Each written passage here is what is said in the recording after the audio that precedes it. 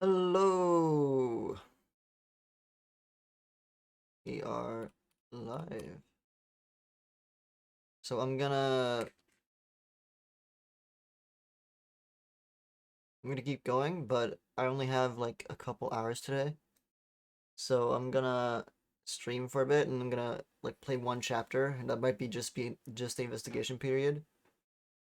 So if that's the case, then I won't be doing a trial today and I apologize, but I'll be back tomorrow continuing. I might be doing shorter streams because I have work to do, so just so we're clear on that. So I'm gonna start just immediately. We have no reason to not start immediately. Wakey wakey, 201. Got some more questions. Sound the alarm! Prisoner 201's escaped! Well, you know, with Dad's back on the streets, things will be on the up and up for us. Keep your voice down. You want that rebel hunter to find us or something? Come on, we're small fries compared to... Huh?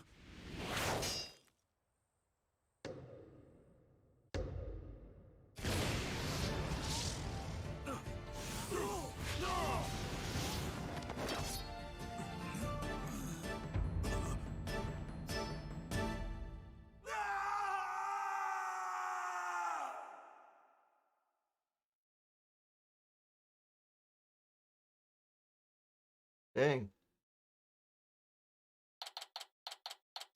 May 9th? Wait, you're still in Karine? Ah, another fine day in the kingdom of Karine. It's so peaceful here.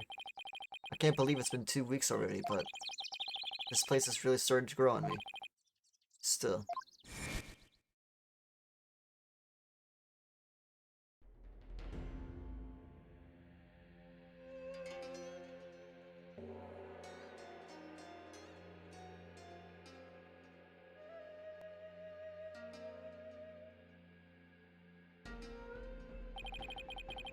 Sure was a rough start.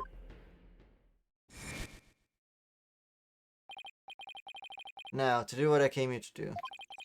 See Maya! Her long ascetic training is finally coming to an end. Before it does, she says something about one last rite she has to perform today. Mr. Wright!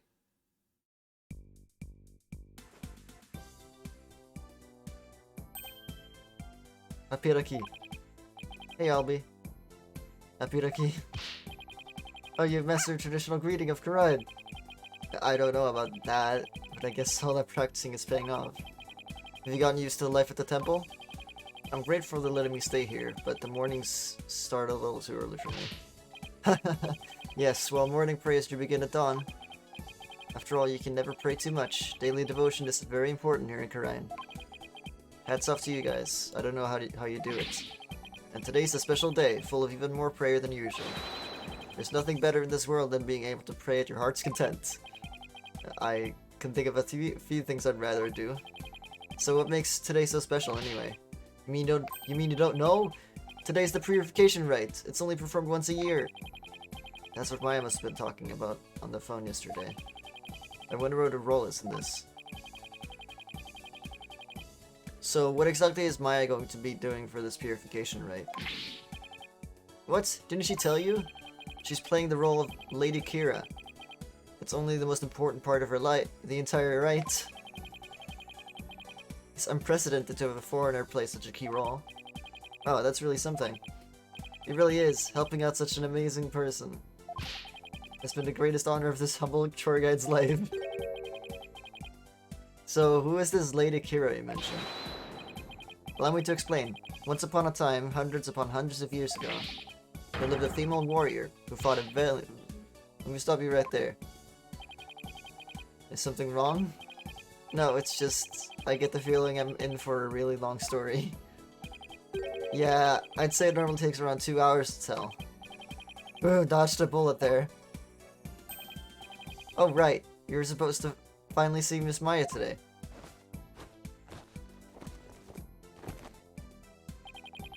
The story can wait then. In the meantime, you can read up on the Rite with this. An English guidebook? Where did you dig this up from? Found it just lying there in the temple library. I figured no one's using it, so I borrowed it. Hey, this book belongs to Maya. See, there's her name on the back. Guess there's no harm in keeping this for a while then. We're not gonna see Maya, are we? Miss Maya should already be at the site where the rite is to take place. Let's go to the Plaza of Devotion. I wonder if Maya's matured any since I last saw her.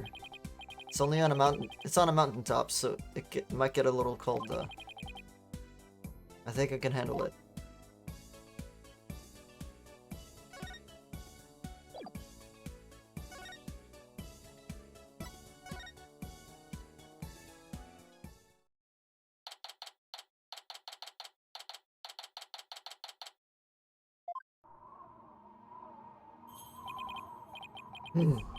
It's so cold. It's like the air itself was made of ice. But look at all these people. Well, this is the day we come to offer prayers to Lady Kira, the protector of our land. It's amazing to see how devoted everyone is. Devoted, right. But couldn't they just easily do all this praying someplace warmer? This too is a part of our religious training. It helps us build strength of spirit and willpower. Further up, at the end of the stairs, is the inner sanctum.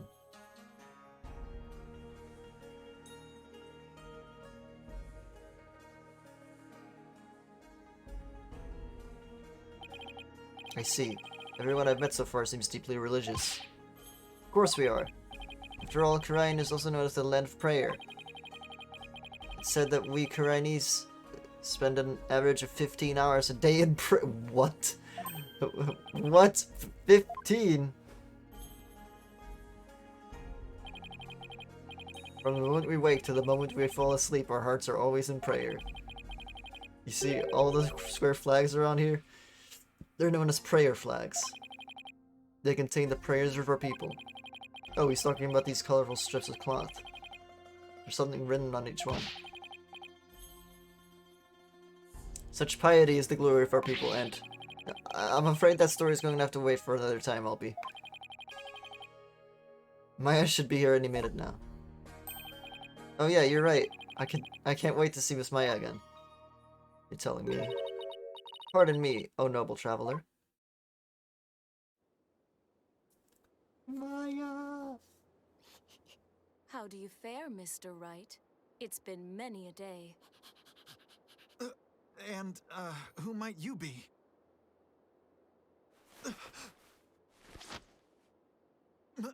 Maya? Maya! Miss Maya, Hapiraki! Hapiraki, Albie. And you, Mr. Wright. May the Holy Mother guide you on your journey. Oh, thanks. Are you gonna say anything? Long time no see, Nick. Well? Oh. God.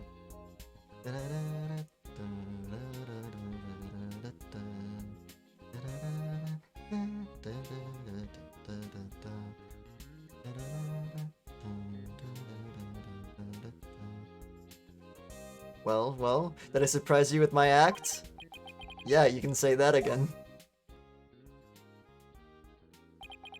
This is Maya Fey. She's a spirit medium from Rite Village back home. She was also my assistant for quite some time. But that was many years ago. Her ability to channel spirits saved me more times than I can count. I sure miss those days. It was a ton of fun being the real boss of Rite & Co. law offices. Now she's here, training to be the leader of Rite Village and the master of her craft. Apparently, to become the master of the Karain channeling technique, you have to train here in Karain, since this is where the technique originated.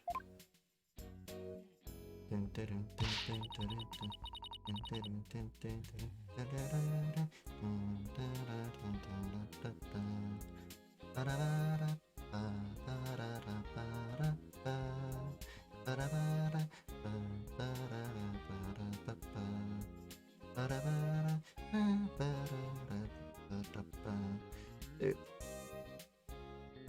This was worth the wait. Didn't I sound just like a pious nun when you saw me just now? Too bad that's about all I learned from all the training I did. You haven't changed a bit, Maya. Huh? And what's that supposed to mean? She may look a little more mature on the outside, but inside she's the same old Maya.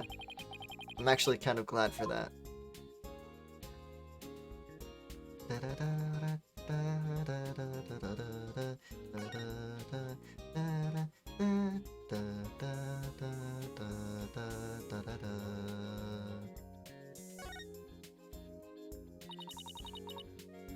I heard what happened, Nick.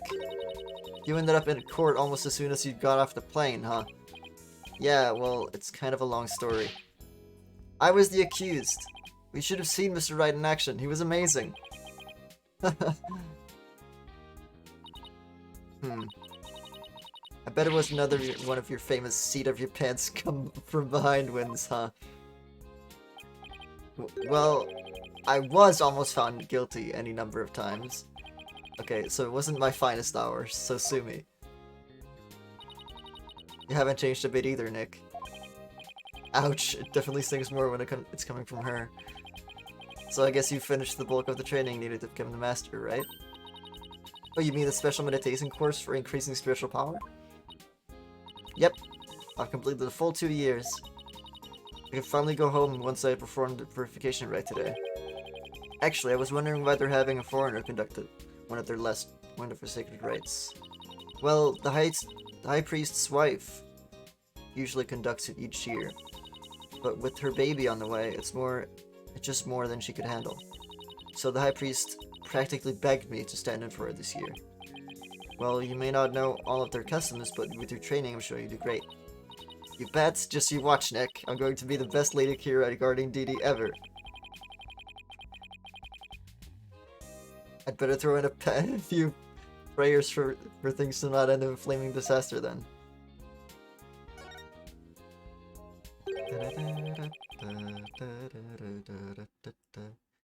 So about that guardian deity you'll be portraying today. What exactly are we talking about here? Well, first of all, Lady Kira isn't really a deity in the way we think of them back home. She's a real person who fought to establish the Kingdom of Khura'in a long time ago. Oh, so she actually existed.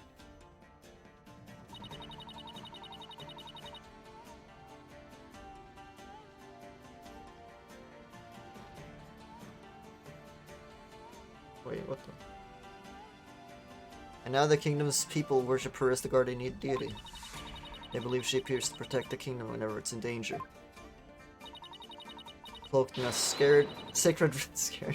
cloaked in a sacred robe, she's a champion of justice who defeats the kingdom's enemies. That sounds like something you'd be into. I know, right? Who wouldn't want to be a kick-butt warrior who takes on evil with a wicked dagger? Right. Whatever floats your boat. Still, Lady Kira must be a really popular deity if all these people are here for her. Yep, but there's more to it than just her popularity this year. There's more?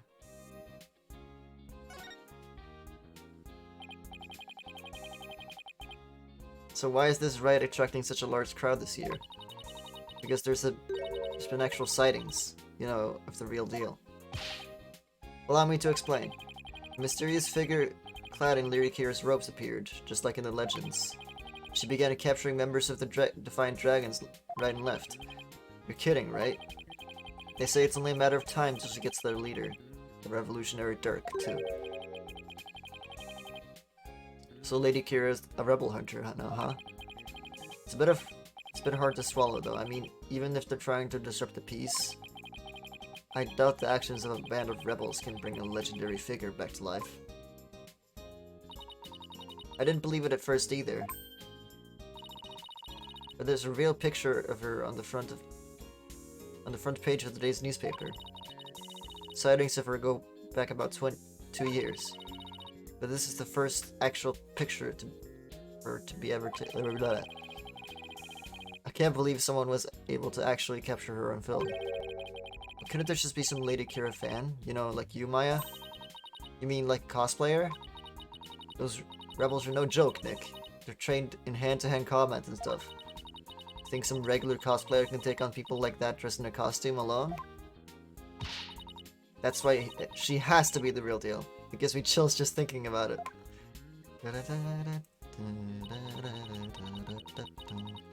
I bet Lady Kira's spirit possessed the sacred room or something. Spirit possessing a piece of clothing? Maybe you should cut back on all those action superhero shows, Maya. Hey! What's that supposed to mean? You're just jealous that I'm still young at heart. I've got a real office to run now, so I've got to keep it real, right? I don't know what you're talking about, but that's definitely not me. You've really lost your edge since I last saw you.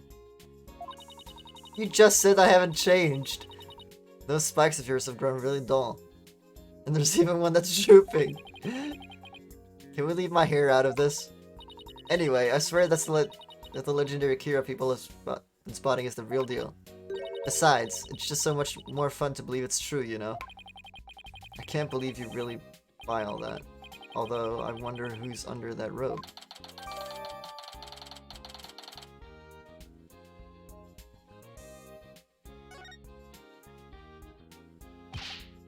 But Mr. Wright, she's the talk of the town. She even gave me this great new food idea. It's gonna be like a soul bun, but based on Lady Kira. I'm calling it the Kira bun. Talk about a Kira business strategy. Come on, Maya, just admit it's you running around dressed like Lady Kira already.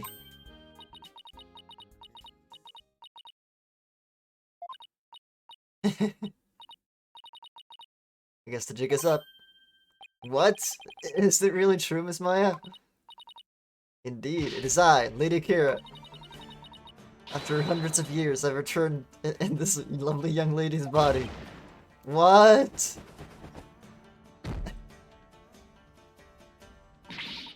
Only a minion of the Defiant Dragons could see through my disguise. Now, feel my wrath, foul lawyer. Yeah. Ow. Mr. Wright. Just kidding. I mean, come on. I may be dressing up as Lady Kira for the Rite today. But there's no way I could ever beat up one of those rebel types. I don't know, that was a pretty solid left hook she just threw. Oh, you were just trying to be funny. You really had me going there for a second.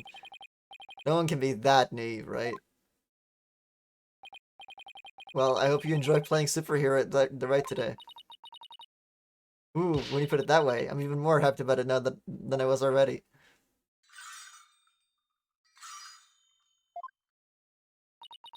Ooh, I heard the sound of the High Priest's footsteps. I better get going. His footsteps? During the Rite, he wears these really big bells on his ankles. That way I know he's coming. Pretty handy, right? Well, see you later. No, don't go.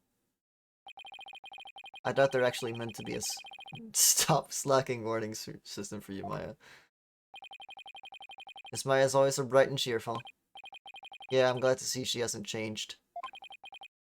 As in, at all. I wonder if this means her training's been all for naught. I hope not. Ah, it's Acolyte Zealot. Acolyte Zealot? What? Look, he's the one praying in the red and saffron robe. He's a disciple of the High Priest. Abbot in me. Abbot in me. He's a robot. Abbot in me. And lives in trains at his house. See how he prays in the cold without moving a muscle? Yeah, I could never do that. It's Abbot in me. The purification rite is about to begin.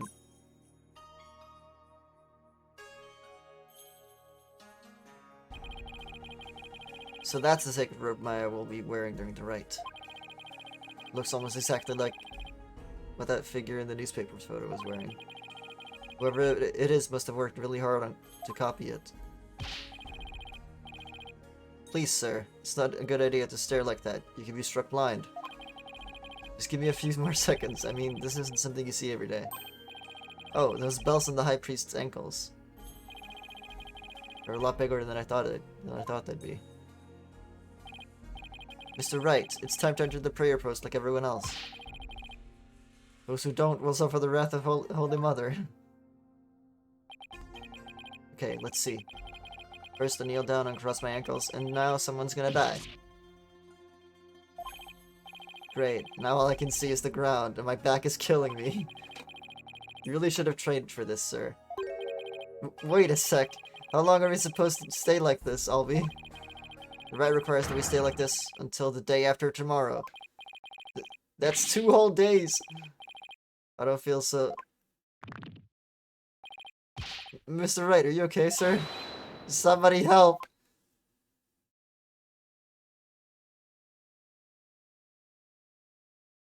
Yeah, he's close to 40 years old. Sir, Wright, Mr. Wright, please, you have to get up. Ugh. Ouch, my aching. Huh? Albie? Where are we? The High Priest's house at the foot of the Plaza of Devotion. I guess I passed out from that back pain. They must have carried me all the way here. Something terrible has happened. It's Miss Maya. She's... Oh, just follow me to the Plaza of Devotion. Something must have happened while I was passed out. Miss Maya, she's been arrested. What? We're defending Maya again, just like the old times. Okay.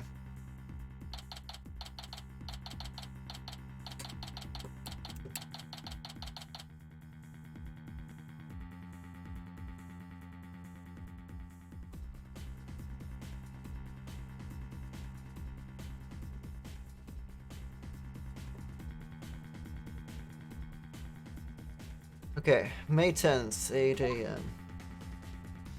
Wait, so this is the day after?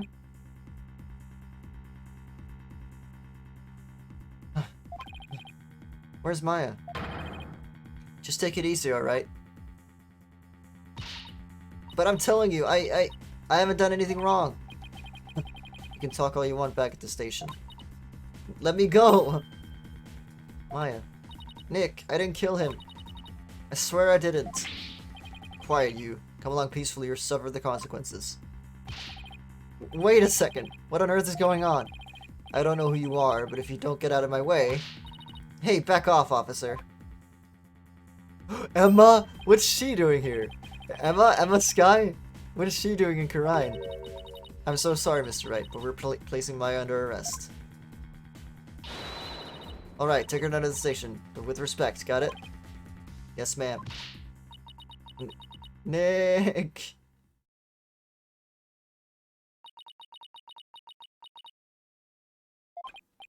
So, what are you doing in Karine, Emma? It's a long story. Anyway, what are you doing in Karine, Mr. Wright? Same here, it's a long story. But we can get caught up later. Right now, I need to know what happened. Maya's, well, under arrest for the murder of the High Priest. Wait, the High Priest was murdered?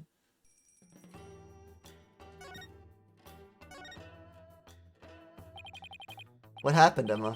Please tell me everything you can. Well, basically, there was a murder during the rite as it was being performed last night. The victim is Tarust Imni.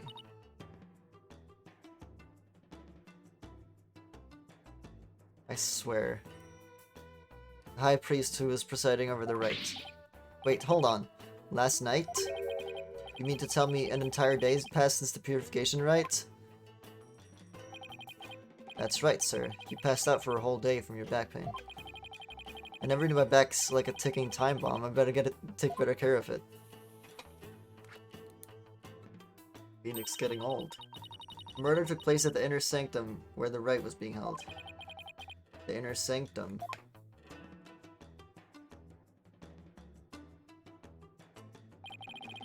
It's the place where the spirit of Lady Kira is enshrined.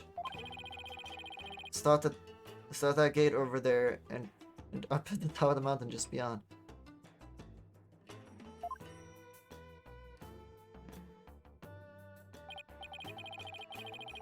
So that's why everyone is offering their prayers in that direction.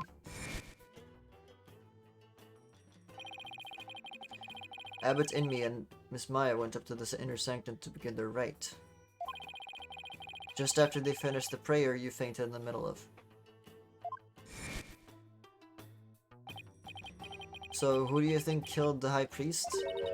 Unfortunately, Maya is our sole suspect right now. During the rite, the inner sanctum was off-limits to the general public. So then, only the High Priest and Maya could have been there when the murder occurred? Right. Plus, the inner sanctum is on the side of a very steep mountain. The only way up there is the stairway. It starts here at the Plaza of Devotion. So that's why she has been arrested. Also, the crime scene was only discovered after Maya came down alone. She's the one who told the worshippers in the plaza that the High Priest was dead. And she made a police statement to that effect. So she was the first one to discover the body. Well, that definitely doesn't help. That makes it even less likely that someone was there at the crime scene. Mr. Wright, sir, are you going to defend Miss Maya? Yes, of course. There's no way she killed anyone. Yeah, I don't believe it either. She's been framed. This was really something else, Mr. Wright. I mean, who would have thought you'd have to take on that horrible court again? Yeah.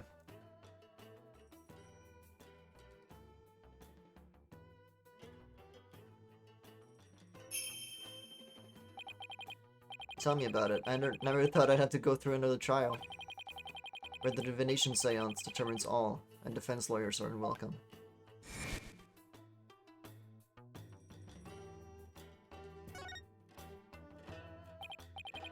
So what brings you here, Emma?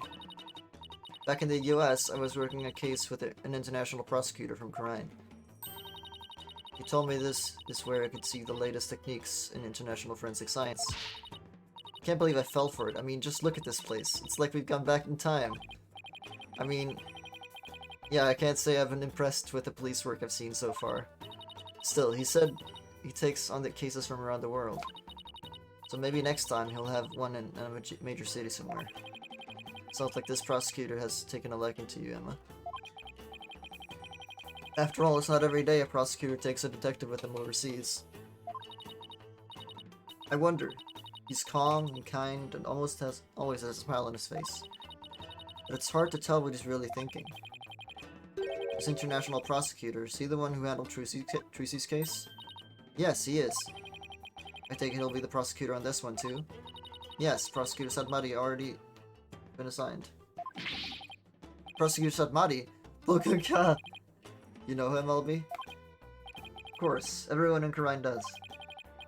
He's a highly revered individual, both as a prosecutor and a monk. If you go up against Prosecutor Sadmati, you'll incur the Holy Mother's wrath. But it's my job to, as a lawyer. Oh, right. Sorry. Just great. A prosecutor is also a revered monk in a deeply religious country. This trial is shaping up to be even more uniquely Chinese than the last one. I'm not sure I should be saying this, but he's a formidable opponent. Yeah, I heard Apollo had a really tough time, so I'd better give it everything I've got. Anyway, I'm glad you're here, Emma. They treat lawyers like criminals here. Come to think of it, Prosecutor Sadmati mentioned something to that effect. I'm not sure how much I can help, but I'll do what I can. Really? Are you sure you aren't going to get in trouble for helping the enemy? It did come down on me pretty hard when I tried to help Trucy in that last trial. Let's just say, I'll help where I can. Thanks, but don't go getting yourself in trouble on my account, okay?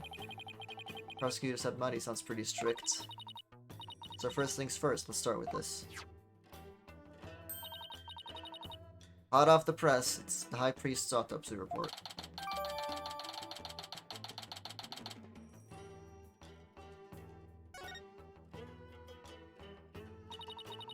The victim bled to death from a deep stab wound to the abdomen. The murder weapon is believed to be Lady Kira's Warbod dagger.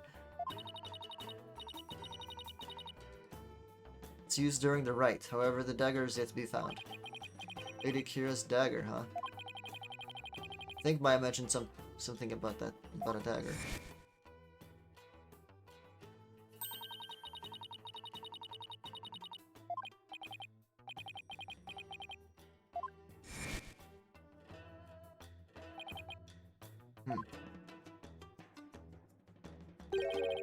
And isn't that rebel hunter posing as Lady Kira also armed with the dagger? Of course, hers must be a replica, right? Would it be okay for me to go take a look at the crime scene, Emma? The police have already wrapped up their investigation. But the location itself is off limits to the general public, so I'm not sure. Emma, please, I'm begging you. Just like the police, I need access if I'm going to mount a viable defense. Alright then. Leave it to me. I'll explain the situation to Prosecutor Sadmati and the police later. Thanks, Emma. You have quite a climb ahead of you, so be sure to watch your step. Wait, you're not coming with me? Oh no, I'm not climbing up there again. No way. Is it really that bad? I wonder if my back can handle it. You get to go to the inner sanctum? Oh, you're so lucky, Mr. Wright. Why don't you join me, Albie? That's crazy talk, sir. If a commoner like myself were to set foot in there, I'd surely get cursed for all eternity. Because the inner sanctum is off limits for you, huh? Oh well, I guess I'll just have to face this all by my lonesome. By the way, what about all the people still praying here? Aren't they going to go home? The customs of this rite require that they not move from this spot until tomorrow afternoon. It doesn't faze them to have police milling about. Some of them are even off-duty cops. Wow, I guess this is what it's like to live in a deeply religious Is that it? Okay.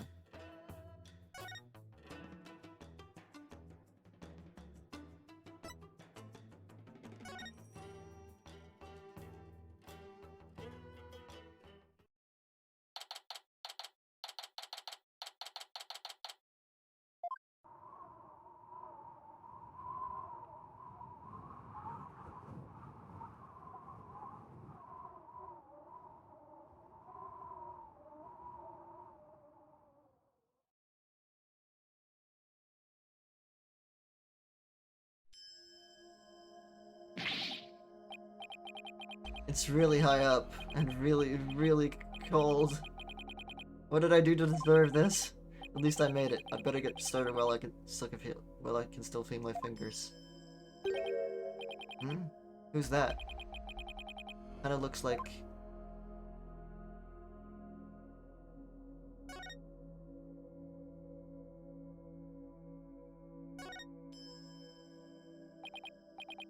excuse me. Ah! It's you! Do you even know where you are? Barbed head? Of course I do. May I ask why you're here, your benevolence?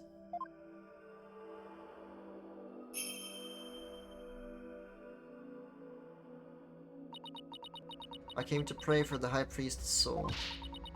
But what are you doing here? This is one of the most sacred spots in Koreanism. Unscrupulous lawyers such as you have no business being here. But I'm not unscrupulous. Quiet! You dared to find fault with my insights at every turn the other day. She's still sore about that trial.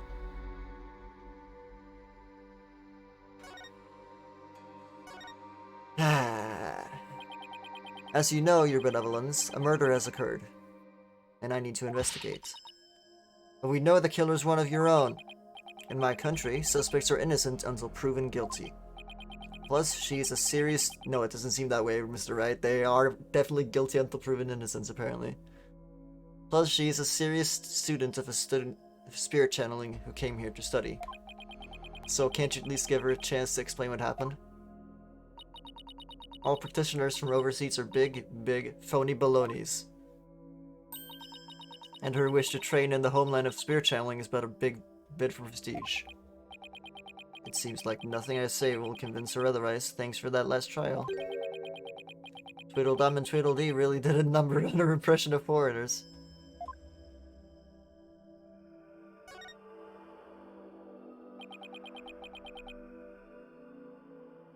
As the defense attorney on this case, I really need to investigate this crime scene, and I need to do it now.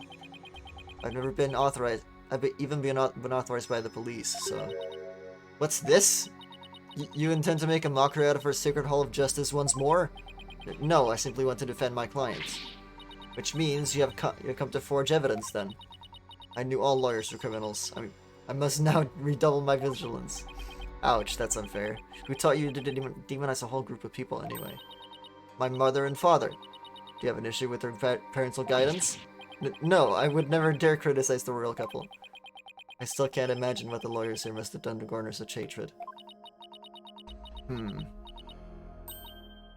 Oh! I just had the most wonderful idea, Barmed Head. Why do I have a bad feeling about that glint in your eye?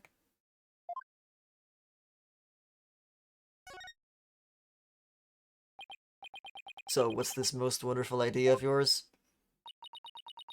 If you are to investigate this murder, then I shall oversee your every move, so as to prevent any misdeeds, naturally. What? You want to follow me around the entire time? Of course. Not that I want to, mind you. And I will not tolerate any objections. Understood? She can't do this to me. Oh, is that Barbed Head? Oh, no, it's nothing. Very well then. Let us get this investigation over with. We mustn't stay here in the inner sanctum a moment longer than necessary. Please don't rush me. It is not without reason that I insist on a speedy investigation, Barbed Head. I am a direct descendant of the Holy Mother, you see, who guides the people of Khura'in. So if this is what the Holy Mother is, I don't want to live in this country.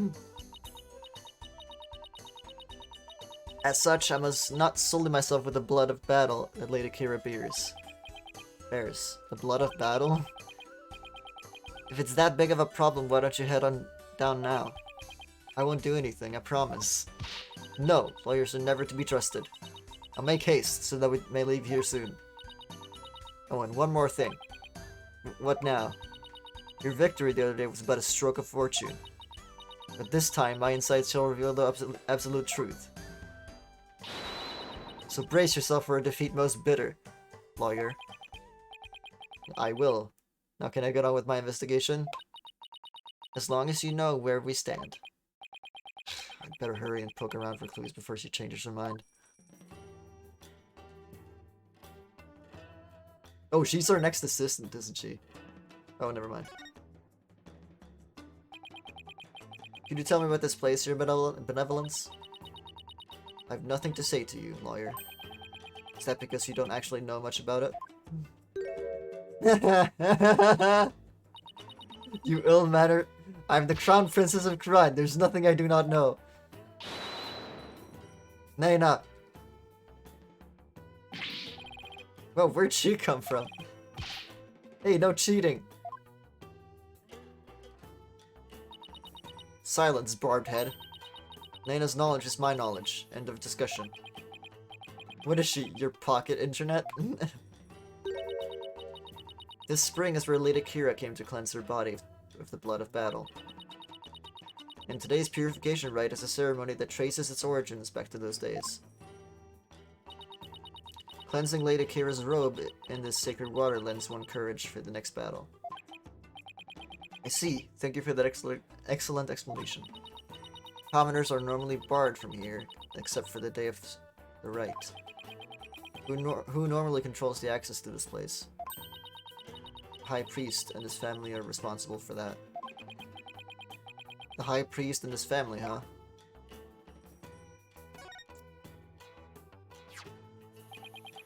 Can you tell me more about the High Priest and his family? Abbot Inmi lived with his wife and his disciple, Acolyte Purai Selot. A young man the couple took into their home upon finding him near our kingdom's border. Speaking of his wife, isn't she the one who usually plays the role of Lady Kira? Yes. But as she is with a child, the role was appointed to someone else. The killer no doubt offered to stand in, as she sought a chance to slay the High Priest. No, you have it backwards. He was the one who asked Maya to stand in. And that braggart must have embellished her qualifications. I'm really not sure how she could. Besides, why didn't you stand in for the High Priest's wife then? Did I not tell you before? As a direct descendant of the Holy Mother, the role of Lady Kira is forbidden to me.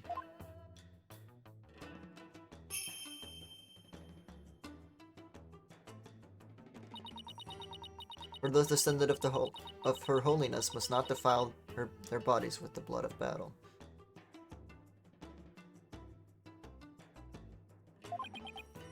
Oh yeah, you did say that, didn't you? I don't remember that. I should probably talk with the High Priest's wife and Acolyte Zealot later, too. Okay.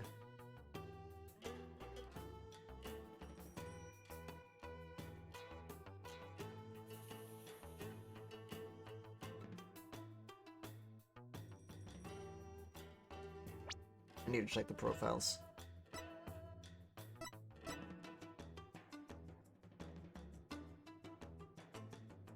This industrious young man, he's 9. Maya's 28. Dang.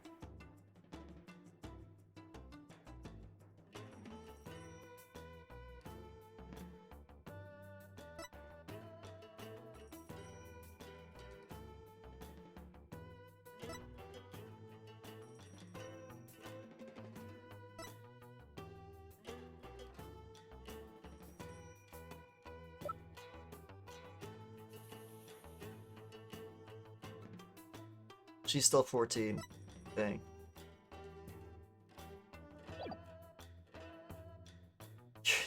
Phoenix is 20 years older. And Maya's double her age.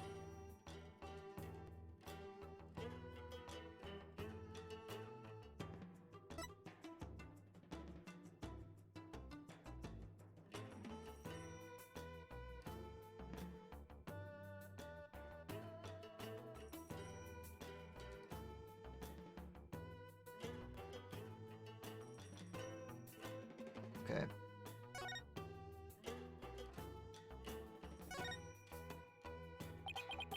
Let's take a closer look, shall we?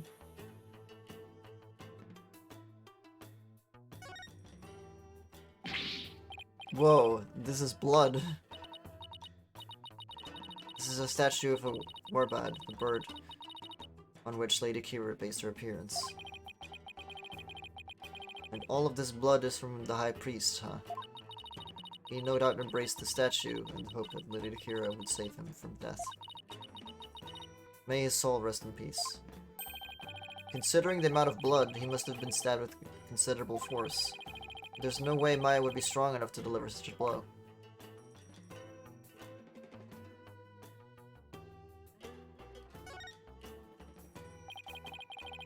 It's been stained red by the High Priest's blood. The spring shall run red upon Lady Kira's return. What's that from? An old legend. Wait, does that mean that the rebel hunting Lady Kira in the newspaper is the real deal? Nah, that's crazy talk. It's just been stained red from his blood, right? It has to be. Because he was lying in it, so blood would have seeped out. Hey, isn't this Lady Kira's robe? Oh, Holy Mother, Lady Kira's robe is... I know how you feel, but we should leave it as it is to preserve the crime scene. You imbecile! This is the actual robe of Lady Kira once more. It is? What the heck is it made of? I mean, nothing should look this good after a few hundred years. Enough! If I say it's the actual robe, it is the actual robe. A foul murderer shall not get away with this. Is it tough to see a piece of history sloppily tossed? It is tough to see a piece of history sloppily tossed on the ground like this, though. It even looks like it's been mended a number of times. Huh? This robe kinda smells. How dare you insult a sacred piece of clothing like that? No, I meant it smells like incense. Oh, I see. The scent you detected is from the sacred incense used to purify Lady Kira's robe. Whenever a rite is to be performed, the robe is first scented with sacred incense. This smells like incense now. The scent must have been much stronger last night when the victim was killed.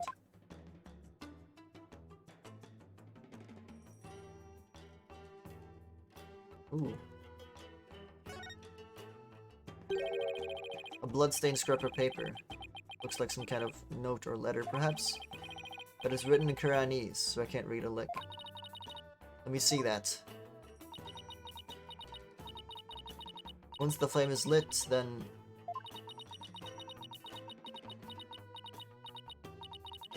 will be... This is simply impossible to read. Wait. What is it? The stamp in the lower right. It's the mark of those insurgents, the Defiant Dragons. Rebel group? What's it doing here? Is there some kind of connection between the High Priest and the rebels?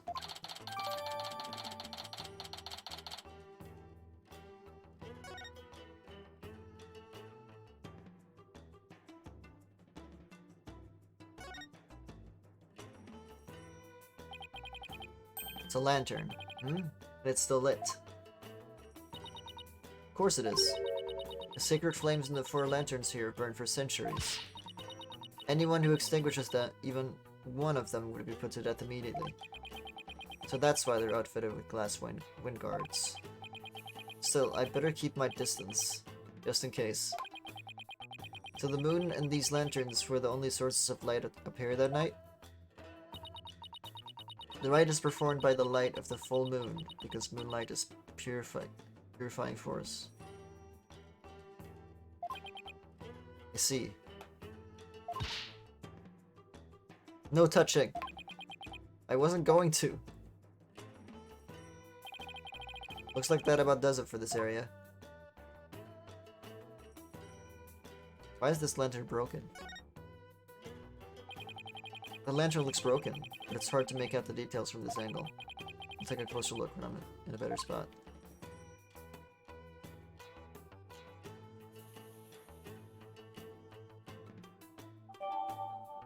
That's my phone, sorry. I don't know if it was hearable on the thing though. Let's check.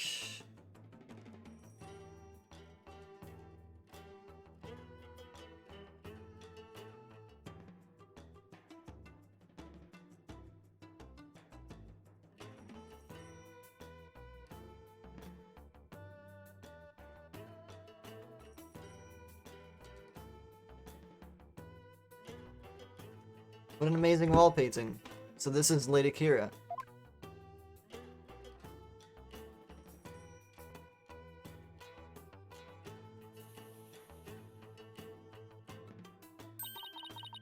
Do you see that red mark upon her brow? That is the character for death in Quranese. It is a mark of resolve to fight to the end. There are many different marks we make on our bodies, each with a different meaning. Interesting.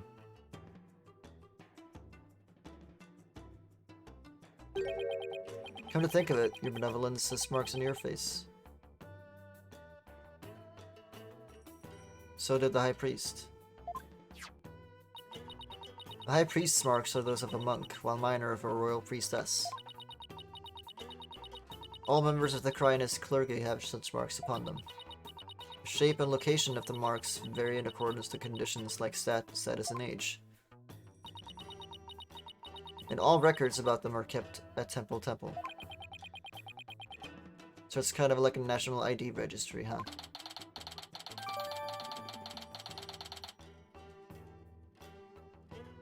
What?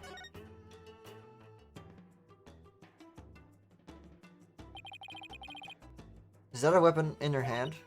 Yes, it is Lady Kira's dagger, the very same one used in the Rite. It is made to resemble a warbod. Or varbad, I guess. The bird Lady Kira fashioned herself after. So that dagger is the weapon that took the High Priest's life. If you wish to know more about Lady Kira, you need but ask. I get the feeling she's going to be super relevant to this case. You should definitely ask the princess for more details later. Okay. Ooh.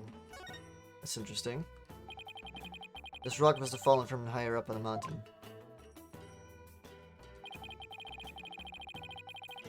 It's like a perfect perch for taking a peek over that curtain. Well, up I go. Wow, what an incredible view. It almost boggles the mind. Get down from there this instant. Right, sorry. I'll be right down.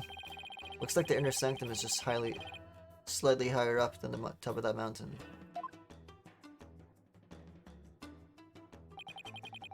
I guess that confirms the stairs from the Plaza of Devotion is the only way up here.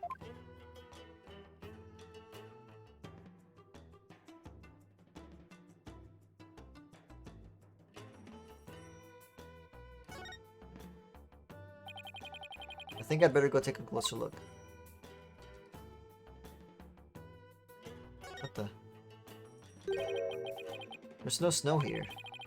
Maybe it was removed because it would interfere with the Rite? The day before the Rite, the temperature in this area plunged below freezing. Even the Plaza of Devotion was covered in a layer of white frost.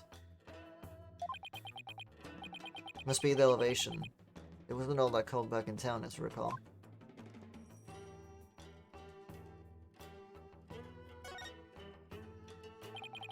This lantern is damaged. The wind guard is completely broken. Damaged? Was this your doing? No, I didn't even touch it. And perhaps a falling rock struck it. I will request that it be repaired when we are finished here. Of course, I doubt you will live long enough to see it restored. I'll be back to take a look, you'll see. The snow has obviously been cleared away here, and the lantern is broken. I still have that camera I brought to take pictures of my trip. I should snap one of this area here, just in case.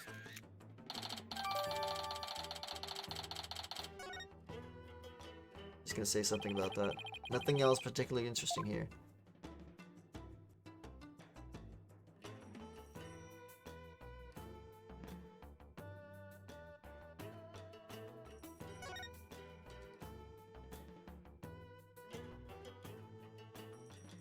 Okay. There's something hanging off the ritual curtain here. These look like those prayer flags down at the Plaza of Devotion. Except they are arranged like no prayer flags I've ever seen. How so? All of these flags have been sewn together. Hey, you're right. It's like they're one big banner now. There's something written on a piece of it. Donated by Tourist and me.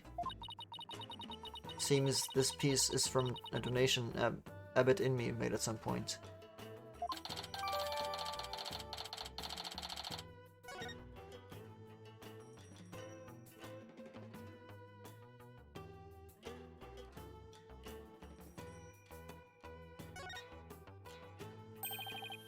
During the Rite, the inner sanctum was fully enclosed by the ritual curtain, making this case something of a locked-room mystery.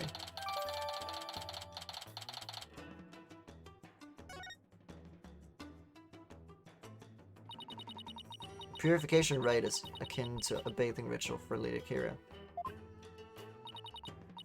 Therefore, it must be closed off from the outside world. Oh, so the inner sanctum is like their private bathroom. Indeed. So see to it that you keep it clean. This flap in the center acts as the ritual curtain's door, but that's about it.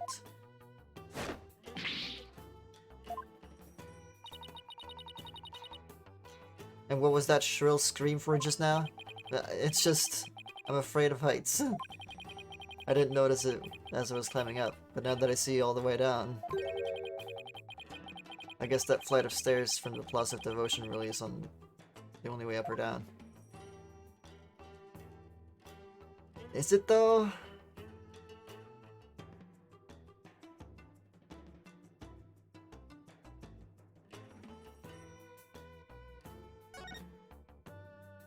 I really checked everything out. Oh. This mountain face is like a towering wall. There's characters carved into it, but I have no idea what they mean. There's a prison at the apex of this mountain. A prison way up here? It is said that Lady Kira laid those she defeated to rest at the top of this mountain, so that their souls would not spawn evil spirits. I'm feeling queasy just thinking about being all the way up there. And the fact that it's a prison just makes it worse.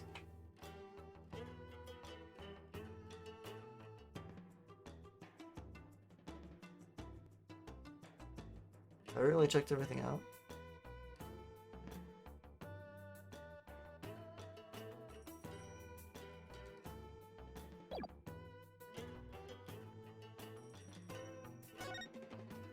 Wait, I should ask her, but I forgot I should talk to her.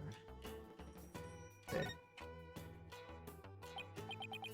So could you tell me more about this Lady Kira? As an outsider, I suppose your ignorance is all but unavoidable. Whatever happened to you need but ask.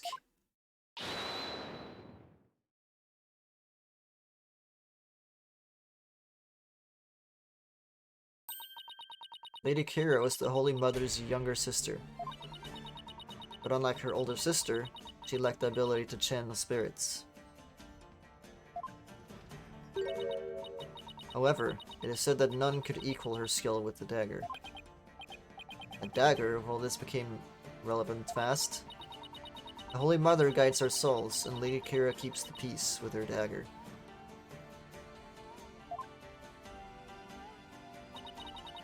Lady Kira was prepared to die for her people.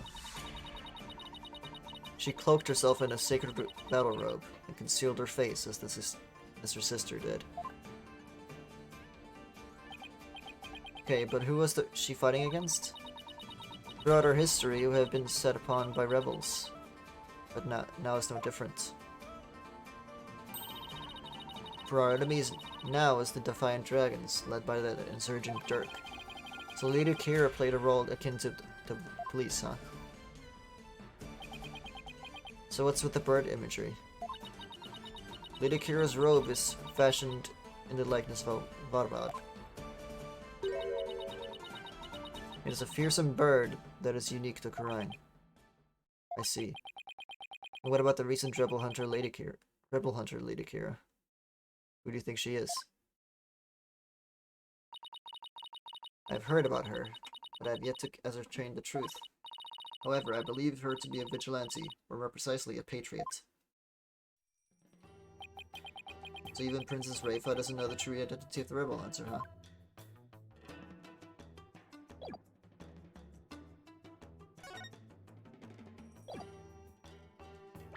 Have I really done everything I need to do?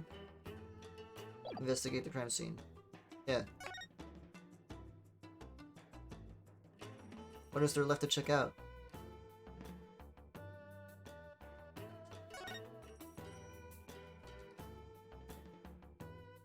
Oh. It's a statue of a bird. Should take a closer look later. What?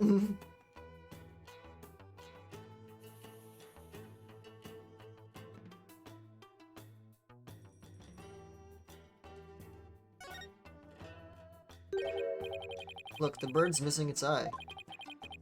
Feel sorry for the poor fella. Are you the one who took it? Of course not.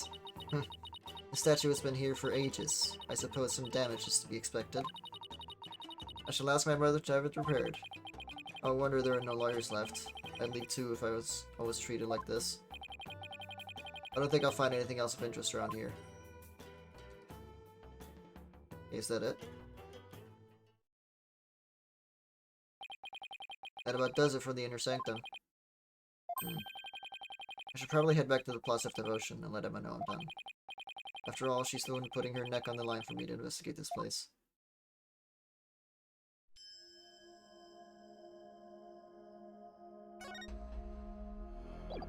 Oh, she's actually our assistant. Nice. Great. I totally hate her, so that's great.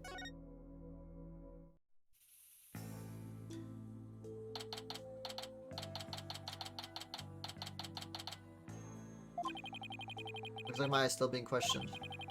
I'll just have to come back again later.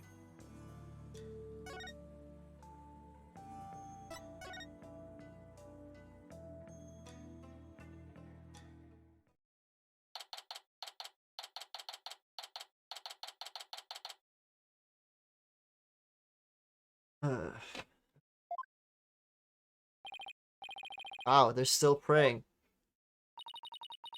Religious devotion of our people is...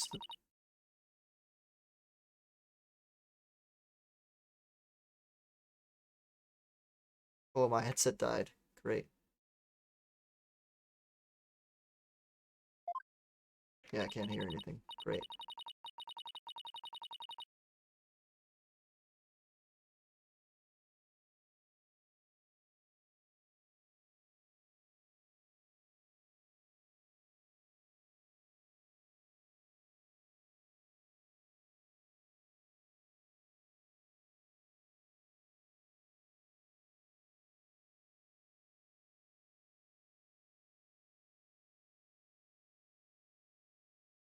And what may, they will continue to pray until tomorrow afternoon. Well, I will say this level of devotion is certain needs to be respected. Now to find Emma. You there, wait. I want to ask you something. Okay. Do you know me? And do I know you? Well, I'm Phoenix. Phoenix Wright. I'm a lawyer. Is that Larry? No, no. I want to know if you know who I am. Huh? How should I know? I've never seen you before. This guy's acting really strange, so I wonder if he has amnesia or something. I should talk to him a little more, just in case he's connected to this case somehow.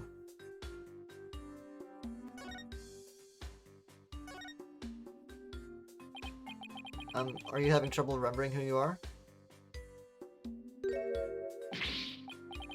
I'm sorry if I offended you. I thought he was gonna pull out a weapon on me. But he's just pulling some snacks out one after another. I'm trying to remember what I'm supposed to do. I know it's something important.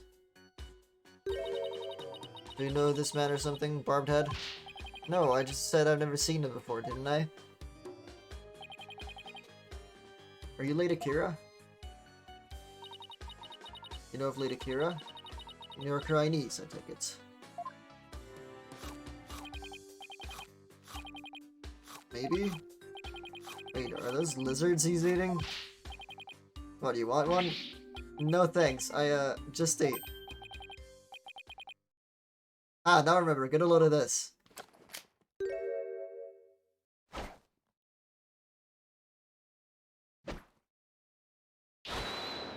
What the... Well? Well, what? I believe he suffers from a far more serious malady than the mere memory loss. No good, huh? Guess I'll try somebody else.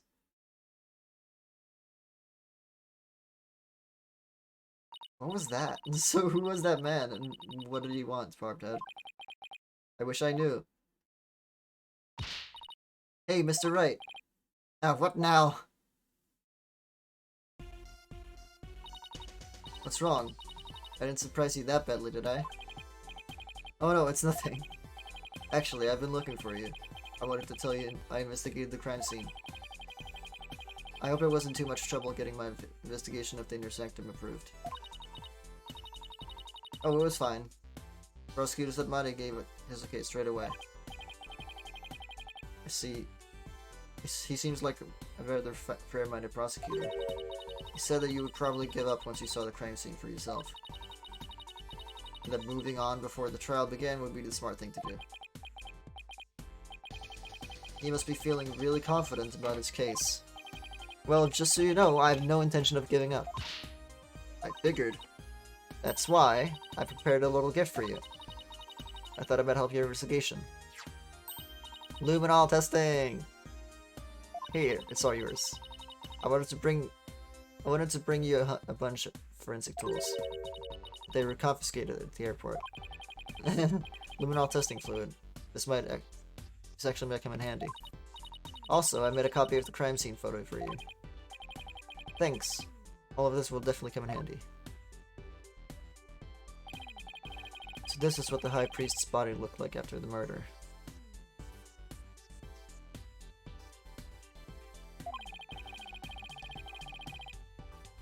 Wait. That doesn't make sense. There's no blood. There's not enough blood.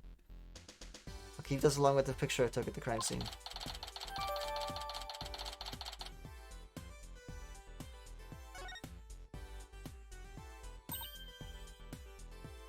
Oh yeah! You're done questioning Maya. Really? I should go pay her a visit then. Poor Maya, she must be feeling pretty lonely. I should let her know that I'll be defending her too. Oh shoot, look at the time. I have to get going. You're sure he's busy? That's because his ephemeral holiness is a real slave driver. His ephemeral holiness? Prosecutor said Muddy. It's like the world's hardest riddle, wrapped in a flowy sash. Keep wondering if it's just a clash of cultures type of thing, you know? Like, he'll ask the most insane things of me without batting a single long eyelash of his. This prosecutor's Muddy sounds like he's used to holding some serious clout. Why do I have such a bad luck with prosecutors? First it was the glamorous fop. And now that I'm finally rid of that thing, rating blind living Europhile, I'll get this guy. Those. Oh no, I'm gonna be really late. Or probably we can listen to one of those really long sutras again. See you later.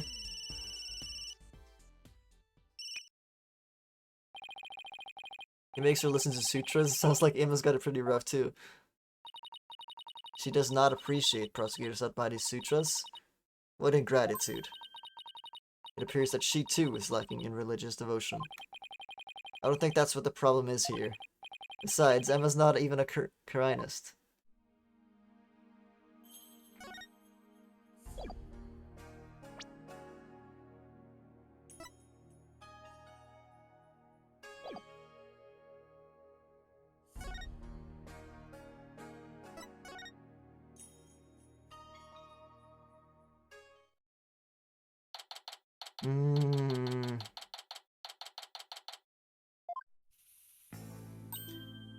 Nick, I knew you'd come. Maya, she sure looks tired. How are you holding up? It wasn't me, but no one will believe me. I have to admit, I'm still a bit in shock. Who'd have thought you'd get caught up in something like this, and so far from home? But I'm going to defend you, so hang in there. We can do this if we work together.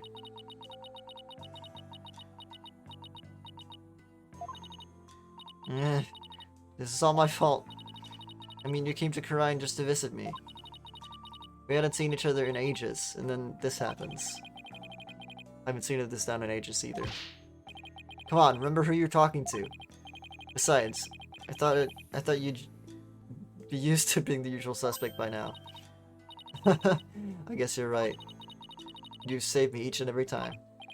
Yep, so just tell me everything you can and let's go from there. Barbed head, stop stalling, go straight to the matter of true import. We know she's the murderer, therefore it is time for a confession. Your benevolence. What brings the royal priestess to a place like this? I'm watching over this lawyer to keep him from tampering with anything in this case. Now, out with it. Confess to your crime. Please, your benevolence. Could you please take it down a notch or 3? Maya, please tell me what you can. I know this must be difficult, but anything you can remember might help. Sure, okay.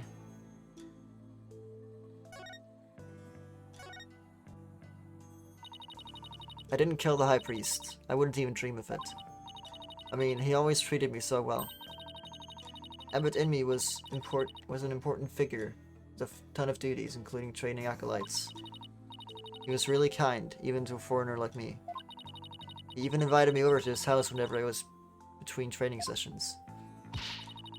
How could I ever kill someone like that? He sounds like a really good person. I think I would have liked him. It was so much fun. I got to enjoy meals with his family and everything. And his wife was a master of Chinese cuisine. I've never eaten better in my life. It's like they were her family, and home away from homes in this foreign land. It must have been a source of comfort, with being here for training all alone. But what? I can't completely deny the charge either. Huh? As I suspected, the snake has shown her true colors at last. Your benevolence, please, I'm trying to figure out what really happened here. Yeah. So what do you mean you can't completely deny the charge? Well, during the purification rites, I suddenly got really, really sleepy. The next thing I knew, everything in me was, you know, you suddenly got sleepy? So then you didn't actually see the High Priest get murdered? No, I didn't, but if I was possessed by some crazed spirit while I was asleep, then what an excuse. How dare you pin your crime on another person's soul?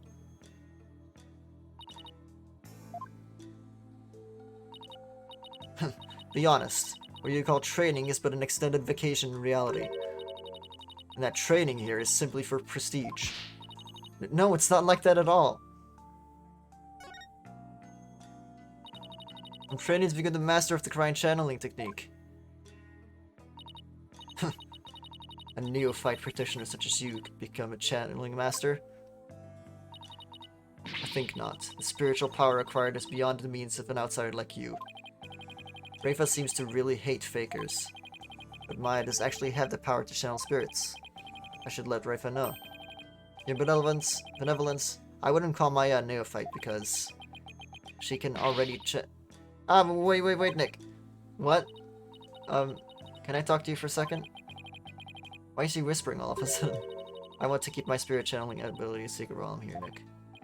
What? Why? I'll, explain later. Just keep it a secret for now, okay? You say so. What's that all about? What is that they're whispering about over there? Oh, it's nothing really. I'll have to ask about this later when Princess Rafa's not around. Oh, I almost forgot. Nick. Yes? About Abbott Inme's murder. There was something I noticed that I thought strange. Oh?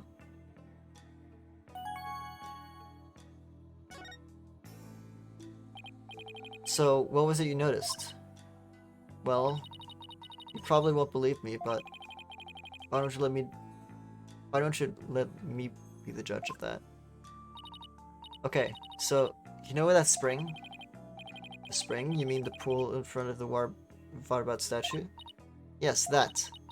The water in there was dark red. And when I say dark red, I mean blood red. Oh, that? Yeah, I saw it too. You did? Yeah, the High Priest's blood turned it red. What? No, that's not what I meant. The spring was red before he was killed. What? Wait, so it was already red? Even before the High Priest was killed? Yeah, I noticed it during the purification rites, just before I passed out. It's just like the ancient legend says. What ancient legend? You already know about this. The spring shall run red upon Lady Kira's return. That's how it goes, anyway. Hold on. Yes, there's a legend about the inner sanctum that says just that. But the water runs red this time thanks to the murder. The police investigation confirmed it. Perhaps your eyes were deceived by the lantern light reflecting off the water. I don't think that was it, though. An ancient legend, huh? I wonder if it's connected to this murder somehow. Okay, on the day of the rite, the water in the spring was already stained red when Abbott and me was in my road. Okay.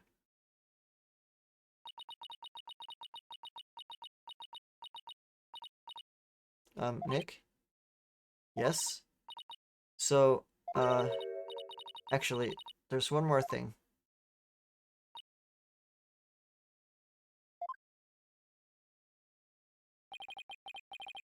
What's up with Maya? She keeps looking over at her benevolence like she's worried about what Rafa will think. There's something I want to show you. There is? I found this at the inner sanctum after I came to. Is this a letter? It's in Chinese. See that stamp on the far left at the end of the letter? Does it look familiar? This red stamp here? That's the mark of Lady Kira. Oh, right. Looks just like the mark on her forehead. Lady Kira, you say? Let me see that. Why, this is... What? What does it say?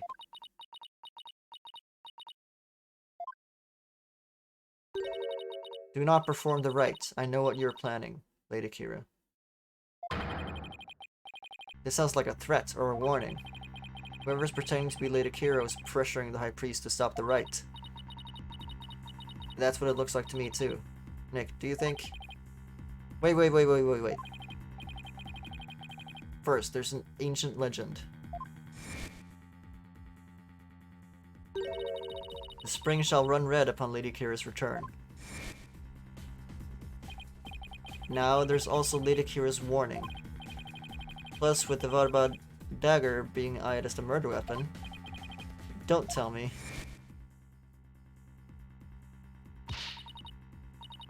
That's why she has to be the real deal. It gives me chills just thinking about it. I bet Lady Kira's spirits possess the sacred roam or something. Don't tell me. You actually believe that the real Lady Kira returned to kill the High Priest? Don't be silly, Nick. Huh? Historical figures don't come back to life. I mean, give me a break. But you were saying only yesterday how it was more fun to believe that she's the real deal. Yeah, yesterday. I wish I could keep on entertaining that fantasy too. But the fact is, we're dealing with a murder here.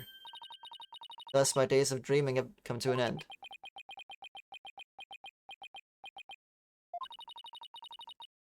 I'm going to keep it real from now on, and you should too, Nick. I thought you said I was the boring one because I was keeping it real. Sorry, I guess I've outgrown that stepladder argument we always have. You mean... I think you mean ladder, Maya. That's funny. So what do you mean by keeping it real?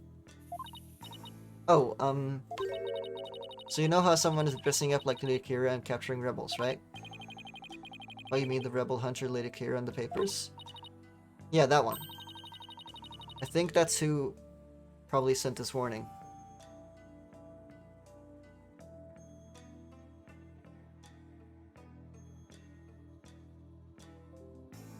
Hold on.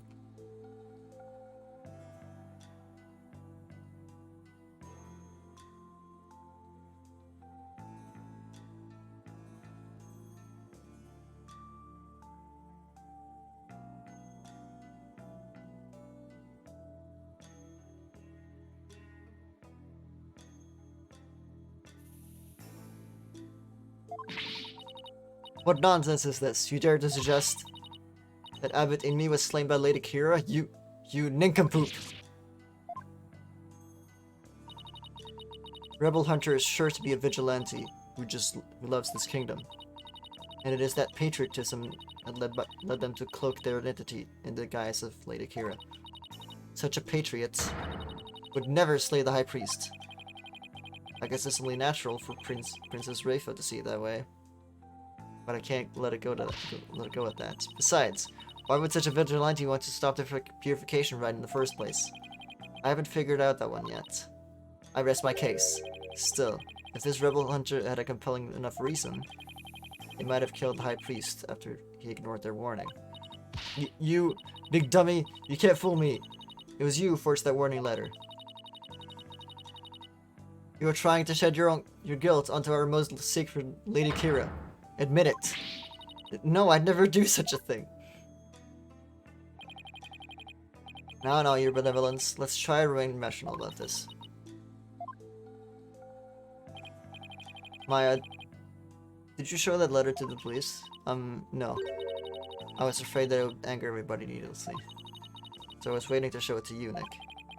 And judging by our benevolence's reaction, I'd say Maya was right to be worried.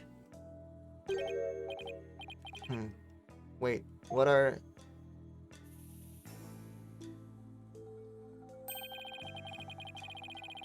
There are a number of places on this letter where there are 3 holes in a row. Are these supposed to be some sort of a message too? Not that we'll be finding out anytime soon, I suspect.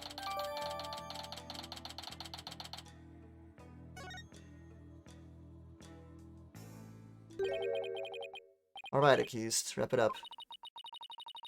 I guess they have more questions for me. Yeah, at least I have a better idea of what we're up against now. Nick? There's something I've been meaning to say. I don't need a lawyer this time. What are you talking about? It's just, they have that Defense Culpability Act here in Karain, right? Well, if I'm found guilty, you'll be charged with abetting a criminal. Maya, thanks for thinking of me, but don't worry, Maya. We'll pull through this together somehow. We always have, haven't we? Yeah, but we're not in Kansas anymore. It's in Kansas! Oh, wait. That's a saying, isn't it? Is that a saying?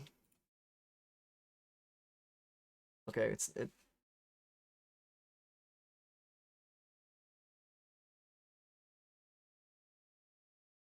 Okay.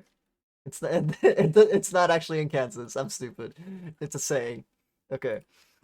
We're not in Kansas anymore, True, but I've been through one trial here already, so I know what I'm getting myself into.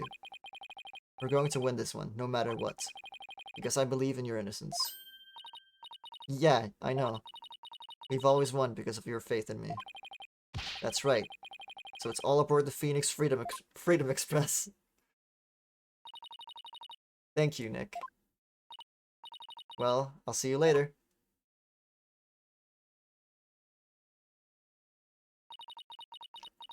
Bravado will not save you tomorrow, and by then, it will be too late to ask for mercy. We're going to beat this charge, you'll see. I don't care to understand every single word that was spoken. But I don't like the sound of the Phoenix Freedom Express one bit. Wait, don't tell me you don't know what Freedom Express refers to. Of course I know. Do not presume to what I do not know. She's cute, but I hate her still.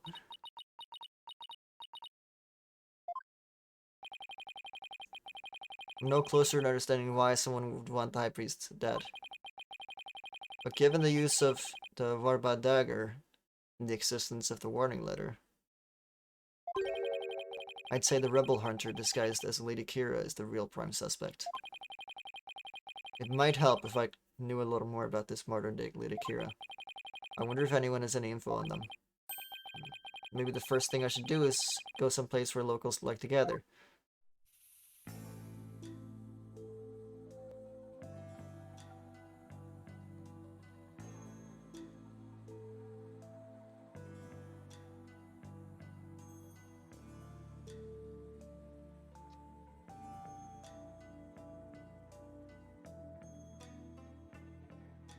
Okay.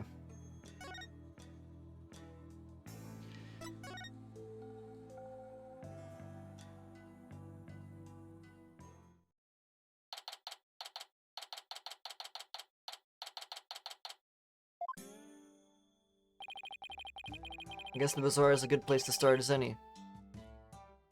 Now, who should I...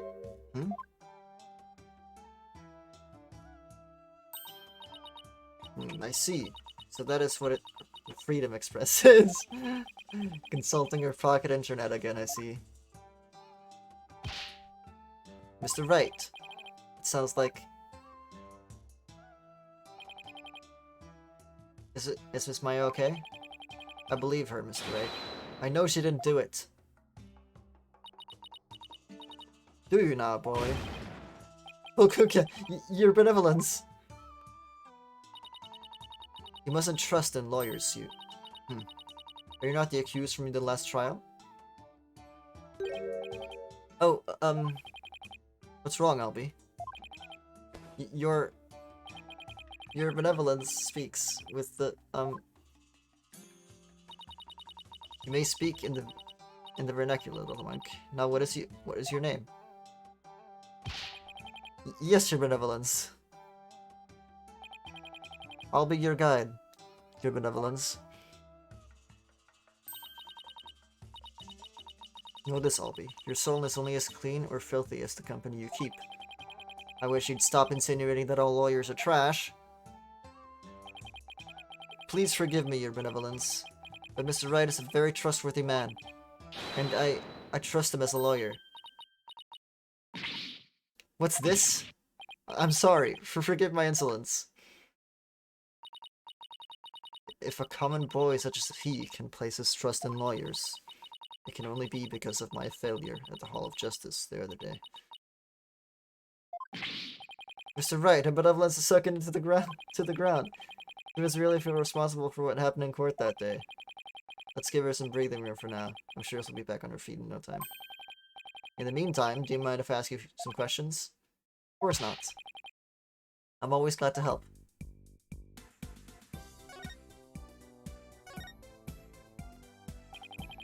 So what have you heard about the rebel hunter that was in the newspaper? Everyone's overjoyed at her appearance. They say she's the modern-day Lady Kira. So they're treating this rebel hunter like a mysterious protector of the people, huh? People have been on edge recently. What with that jailbreak and stuff. I sure hope they catch that escaped prisoner soon. Escaped prisoner? Yes, he was one of the vicious rebels that Lady Kira was captured. So there's a hardened criminal on the loose. That is bad news. Yes, but the modern-day Lady Kira is also super amazing. I mean, she takes down big, scary rebels all by herself. Yeah, that's not exactly something just anyone can do. Someone that strong could have easily overpowered and killed the High Priest. And what about that escaped prisoner, Albie? So, what's the escaped prisoner supposed to be like? They say he's a vicious fiend who serves as Dirk's right-hand man. Dirk, as in the leader of the rebel group? Yes, the escapee serves the dreadful master of the Defiant Dragons. They say the prisoner's a former soldier, and that he wields a big scary knife. Rumor has it he's a cold-blooded killer to boot.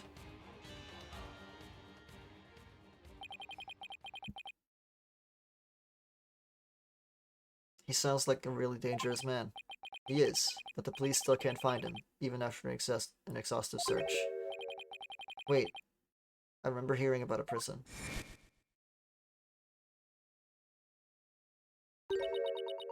There's a prison at the apex of this mountain. Prison? Way up here?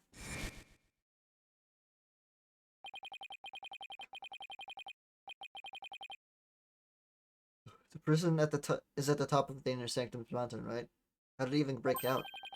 No one really knows. He supposedly did it without any tools to speak of, too. Some say it must have fallen to his death. Personally, I'd like to believe he did.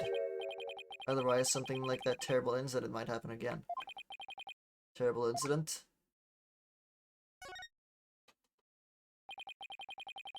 What was that about a terrible incident, Albie? It happened before I was even born, but Queen Amara, the previous queen, was assassinated. And it was the rebel leader, Dirk, who did it. The previous queen was assassinated? That's kind of unsettling.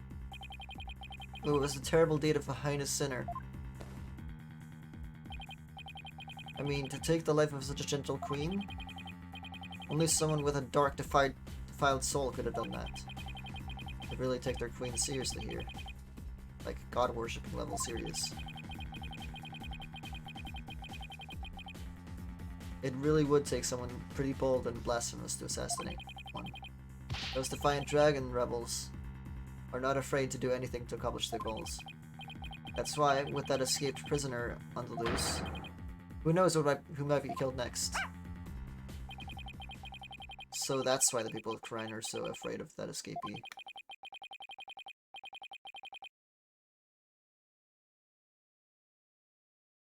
And why they want the rebel hunter to take him out, along with other rebels. So is there anything else you can tell me about the rebel hunter Lady Kira, Albie? I was just thinking there was something else. But what was it? Oh yeah! Here. What is it? Shadow found it. Why, that's the Warbot Arrow. Feeling better now, your benevolence? This is no time to be feeling sorry for myself. For I am the Crown Princess of Rite. Now let me see that, boy. Yes, your benevolence.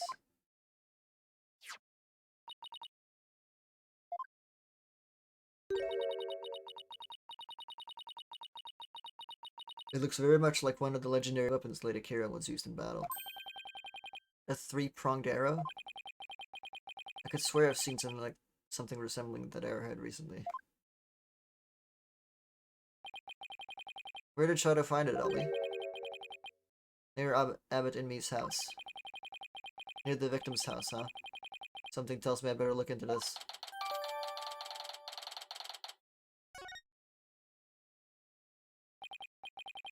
Albie, can I ask you to take me to the High Priest's house?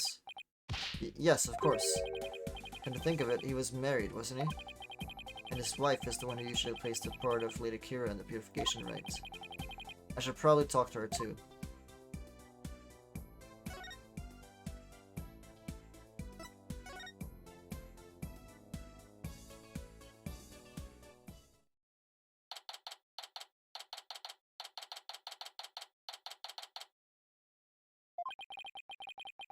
So this is where the High Priest lived. Wait a minute, this is where they brought me when my back gave out. And the woman in front of that altar, she must be the High Priest's wife.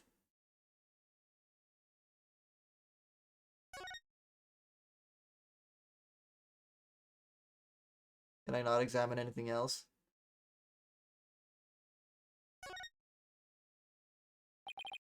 Excuse me. Yes, may I help you? I was hoping to speak with the High Priest's wife. Are you she? Please forgive the intrusion, Lady Bella. Oh my, your benevolence. Please, be at ease. What a terrible time this must be for you. I owe much to your husband. You have my deepest sympathies for your tragic loss. You honor me with your kind words. Look, dear. Look, dear. The royal priestess has come to visit us. Yes, What's that? Oh, of course. She's talking with his funeral picture.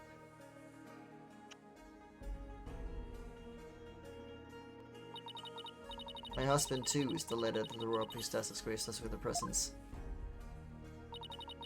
You can speak with Abbot and me? No, I don't possess the power to speak with the dead, but I can feel his presence. What's that? No, that can wait till later, dear.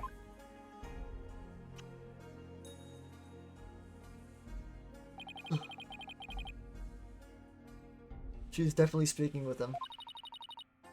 So, your benevolence? What is it that brings you to my humble abode? This lawyer is investigating your husband's death, and I'm watching him to ensure he does not tamper with any of the evidence.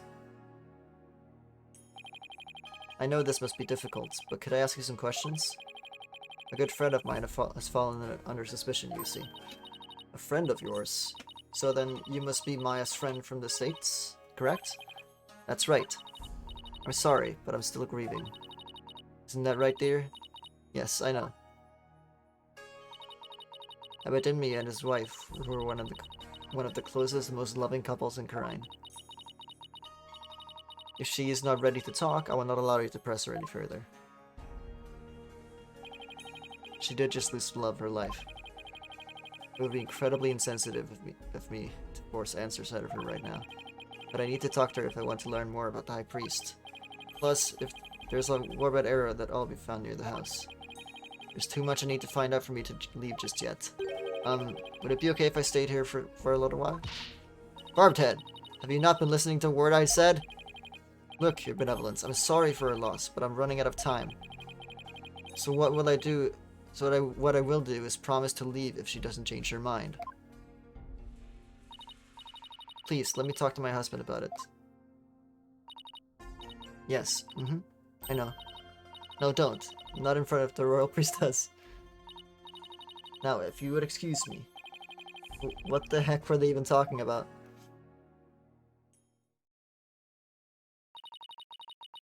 You have poured salt on her wounds. This is precisely why you lawyers are so despised. I was just trying to help Maya's case. I didn't mean to hurt Mrs. Inme. Mrs. Inme? I hate that. I hate that so much. Could it be that you actually possess a conscience? Of course I do. But I'm also desperate for information. So, what do you plan to do now? Pass the time by looking around the room, I guess, and see if she changes her mind. Just see that you do not touch anything you should not. Guess I should watch what I touch then. Just in case Princess Rafa gets mad at me.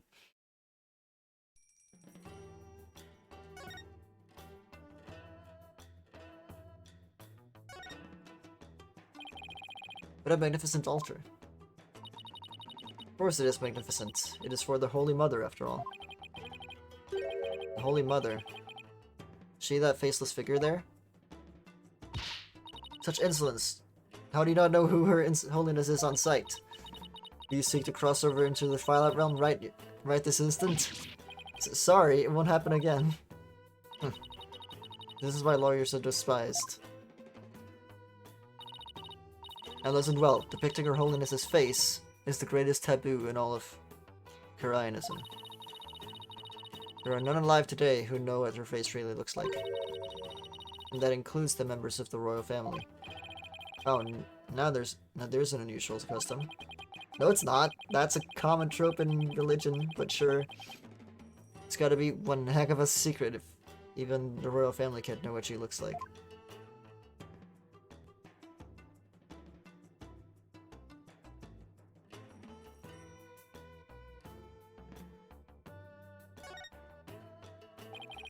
This looks like a waste basket. Hey, there's an envelope sticking out. There are 3 holes in a row near the top.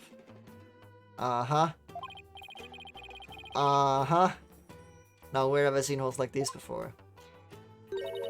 Scrounging around in other people's garbage like this. Like some stray dog. You are a pitiful creature, indeed. What is this? What does it say here?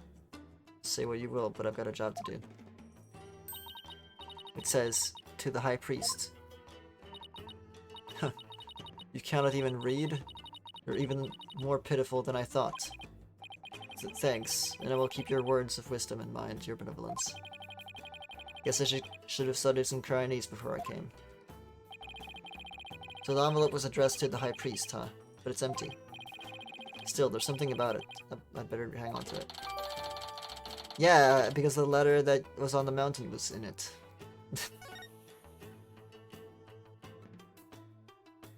Anyone would make that connection immediately. There's a spike mat right there. What is this scary looking spiky thing?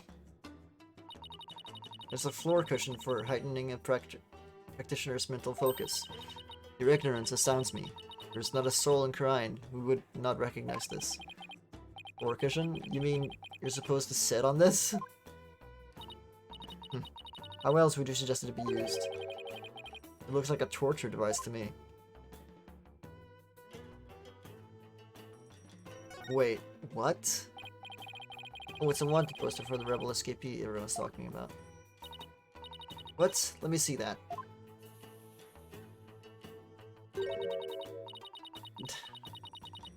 That's our ball.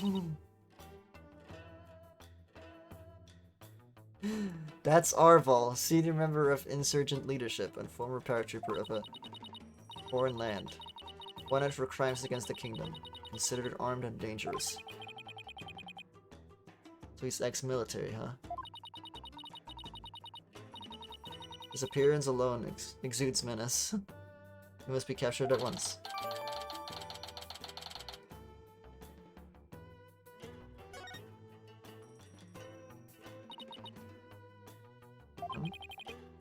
Something wrong? Bounty is $3 million, money that comes out of the people's tax payments. I should have it lowered to about $1 million. You seem unexpectedly concerned with the people's welfare. Unexpectedly? How rude! Naina has always taught me that kingdoms that do not value its people come to ruin.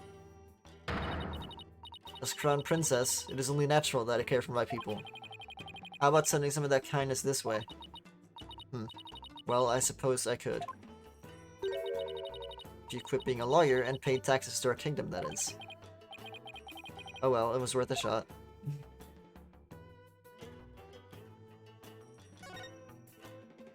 It's a board game. This game looks kind of like checkers or chess. You mean to say you have never heard of Katrudema? Katrudema? I've heard people describe it as Kuraini's chess. So the two players take turns moving their pieces in a bid to capture their other's king? Not quite. Katrudema, the objective is the utter annihilation of your opponent. Furthermore, each piece has a special move that can only be used once per game. Special moves? Sounds like kind of like a game up my alley.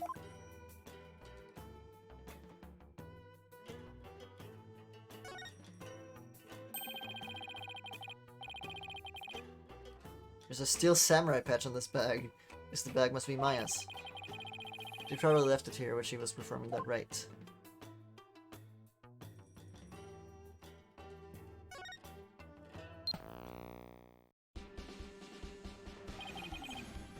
What show is this?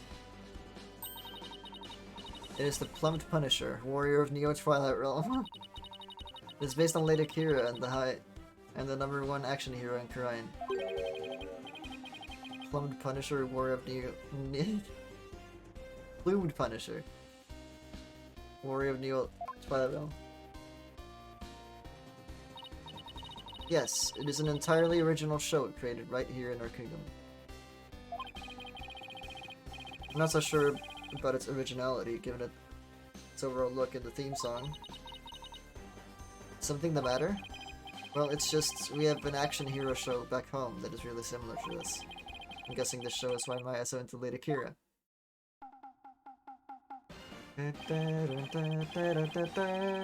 Honestly, the theme song is exactly the same as the one from Maya's favorite show. Steel Samurai, warrior of New Old Tokyo. It's a popular action hero series, filmed right in LA. Set in a city known as New Old Tokyo, it pits the Steel Samurai in Mortal Kombat against his nemesis, the Evil Magistrate. Maya's collected DVDs and merchandise from that series as long as I've known her. The Plumed Punisher seems awfully similar to the Steel Samurai. The Plumed Punisher originated here, in Crying. Is that clear, Barbed Head? Yes, your benevolence. Note to self, never suggest that again.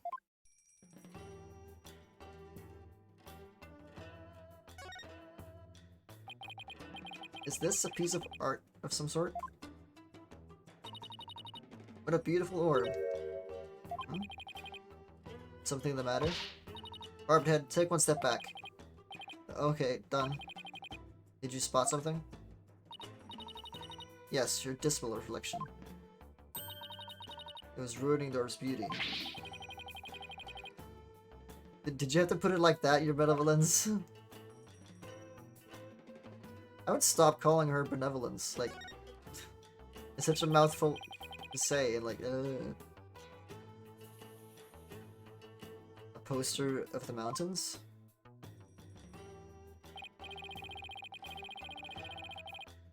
Oh, the Inner Sanctum Mountain is featured against those other towering peaks. Those beautiful mountains are known as the Roof of Kurain. Ah, and I see they have even included Mount Pony in that poster. Mount Pony. Is that the smaller peak to the left? Notice the little sanctum. It is just west of the Inner Sanctum. Is it not also beautiful? But I suppose a lawyer with a defiled soul such as you cannot perceive such beauty. No, that's not true. I think it's absolutely stunning.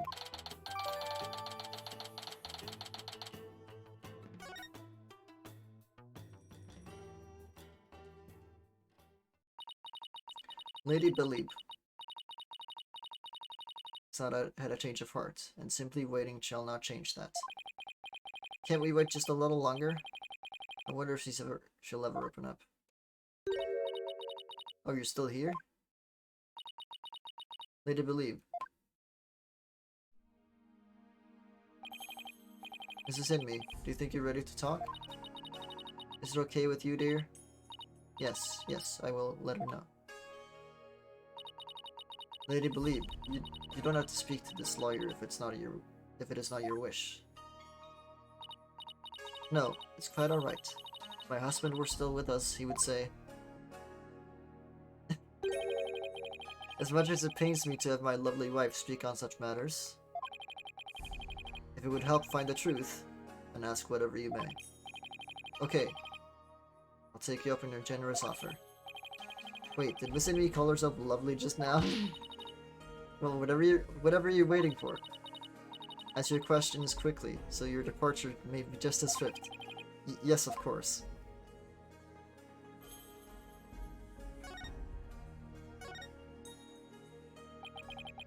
Do you have any idea where your husband might have been killed? Was he acting different or doing anything out of the ordinary lately?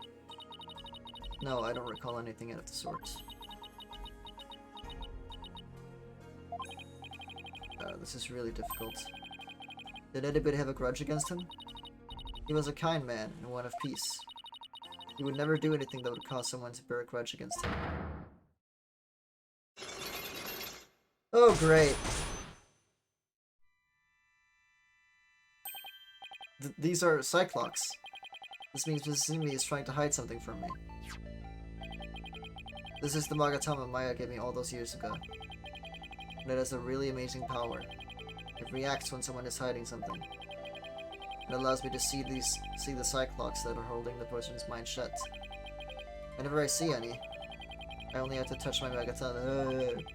Unlocking them all usually allows me to coax the truth out of someone.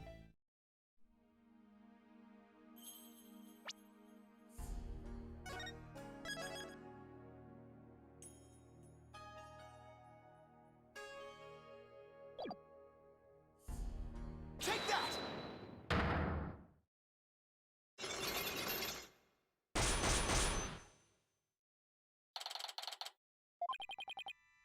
Cyclops. He appeared when I asked her whether anyone held a grudge against her husband. That must mean... Vinmi thought of someone who might have just a grudge. Let's just stir the pot a little and see what happens. Mrs. Vinmi, I have an idea who your husband's real killer might be. That would be Maya, would it not? No, of course not. It has to be someone with a motive to kill him. This is who I believe had a reason to kill your husband.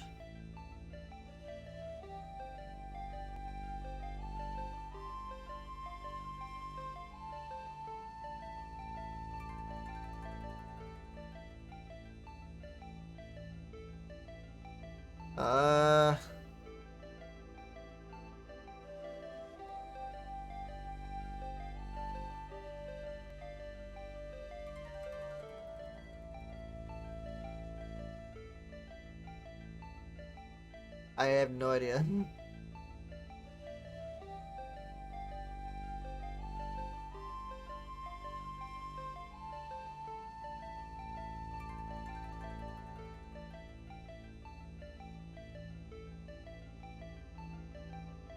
It has to be the escaped prisoner, right?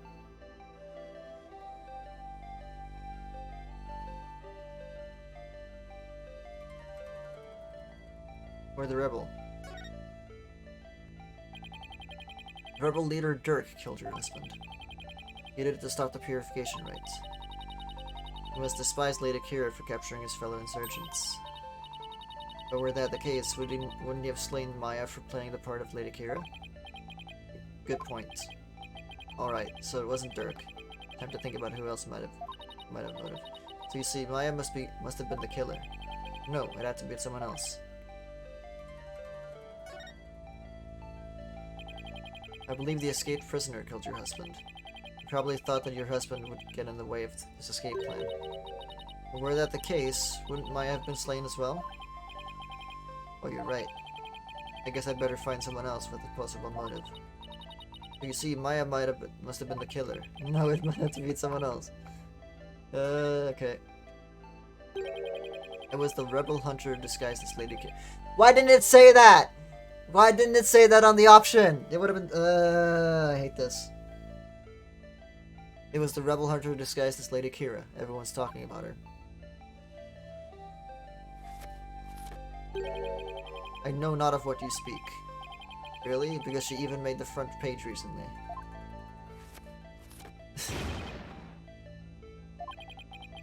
I'm but a humble servant of Lady Kira. What reason would you have to kill someone as insignificant as I? Actually, I have something that just might show why Lady Kira would kill Abby to me.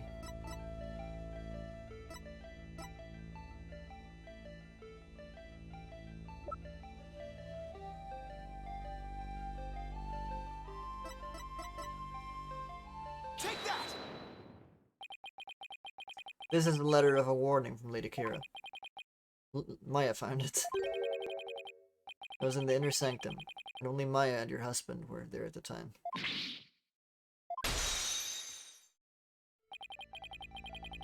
This letter reached its intended recipient, your husband, the High Priest, didn't it?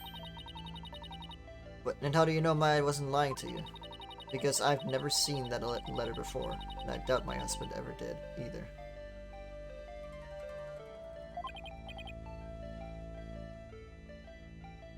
Sorry, but I have evidence that proves this warning was meant for your husband.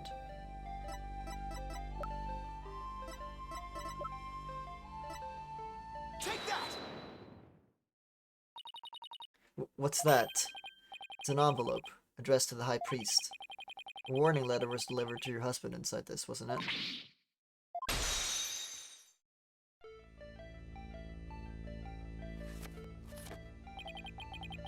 What nonsense is this? How can you prove the warning was delivered in this envelope? There's gotta be some way to prove it. Wait a second. Don't the envelope and the warning letter have the same information? I think there just might be something that links the envelope to the warning letter. There is? Yes, and that proof is right here on the warning letter.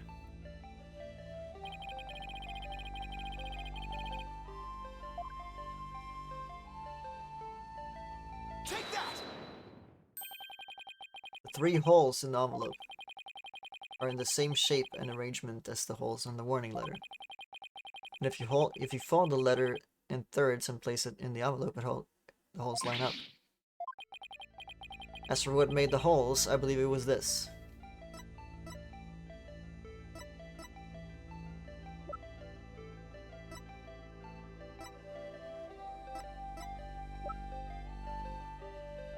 Take that!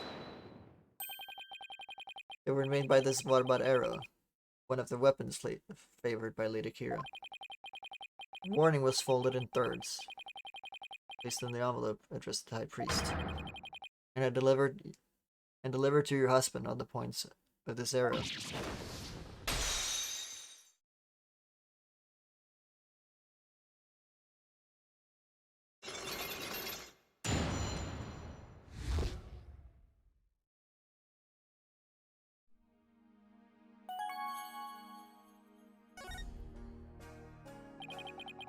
Are you ready to tell me the truth now?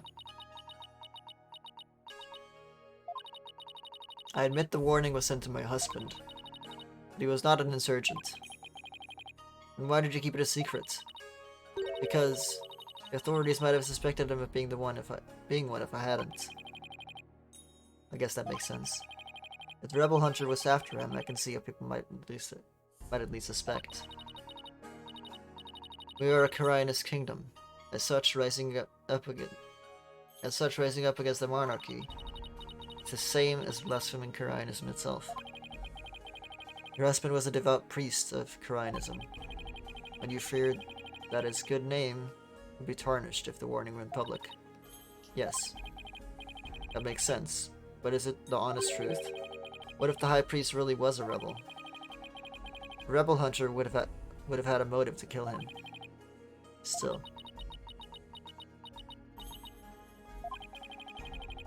This just doesn't feel like the right time to ask her about it.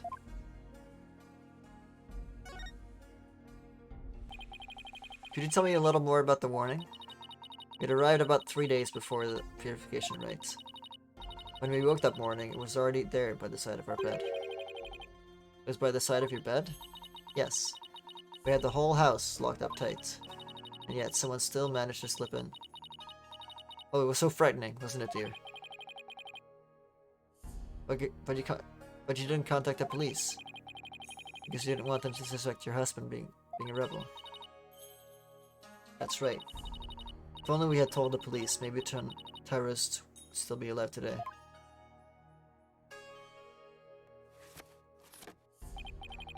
Oh, and lovely wife. No need to fret, my dear. My only regret is that I left you all alone. Barbed head, that is quite enough. Yes, you're probably right. This is in me. I'm sorry to have bothered you at such a difficult time. Don't be silly. I'm happy to have helped. I'm happy if I have helped.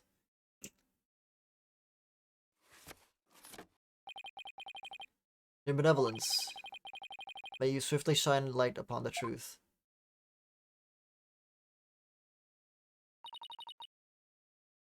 Barbed head. You seem bent on casting suspicion upon Lady Kira. And by doing so, you seek to deflect the blame from the real killer, Maya Fey. That is the only logical conclusion. I'm in no position to disprove her at this point. If only I could find something to support my theory that the High Priest was a rebel. The only other person who might know more about Abbot and me would be Maya. And they might be done with questioning her by now. Maybe I'll stop by the detention center.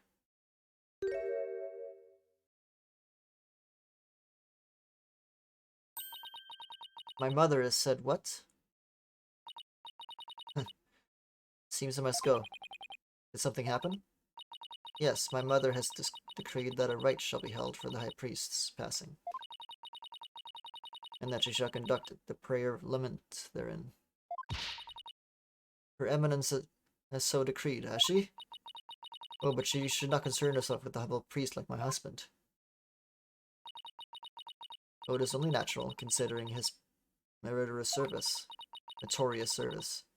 Meritorious. The rite will be held at the palace. You are to accompany me there at once, Lady Believe. Thank you, your benevolence. My husband is most delighted too. How wonderful for you. How wonderful for you, Mrs. Inmee. A direct decree from the Queen. That must be quite an honor. Barbed head, you are coming as well. Huh? But I don't have much time left to investigate. As the one charged with the monitoring you, you must remain within my sight at all times. Besides, it will take but a moment. Now, come along. Ugh, arguing the point will probably just make things worse for me. Better let her have her way this time. No! Escape!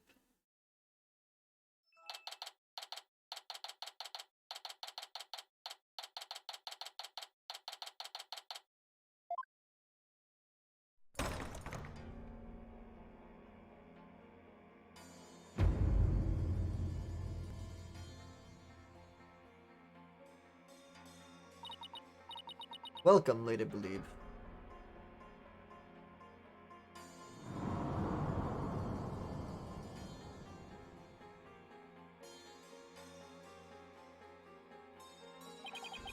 So this is the Queen of Khura'in. What is wrong with you, Barbed Head? Show some respect. Huh? Oh, should I bow? Or prostrate myself? What? What does that mean? No, it is quite alright. Stay as you are. Mother. Your Eminence, I would like to give thanks to you. You honored both me and my husband. His exemplary service deserves to be honored. Oh, but what a terrible trying time this must be for you, Lady Believe. May my prayer comfort your soul, and that of your dearly departed husband. Nothing would please me more. Oh, your Eminence, your words are wasted on my humbled husband and I.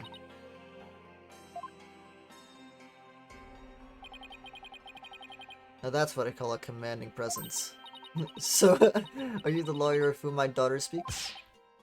Yes, your Eminence, I am so very honored to make your noble acquaintanceship. What? I'm humbled to bask in your splendence. Did I overdo it? I have no idea how to talk to a queen. Oh, may the Holy Mother's blessing be upon you. Now then, Lady Believe, let us go to the Chamber of Prayer. Rifa, you are to accompany us too. Yes, mother.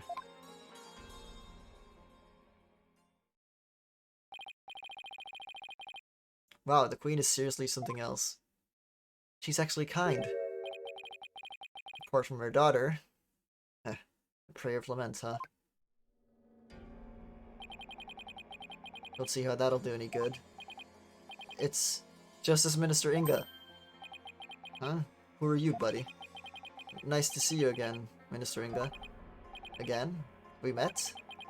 I'm Phoenix Wright. We met in the Keast lobby the other day.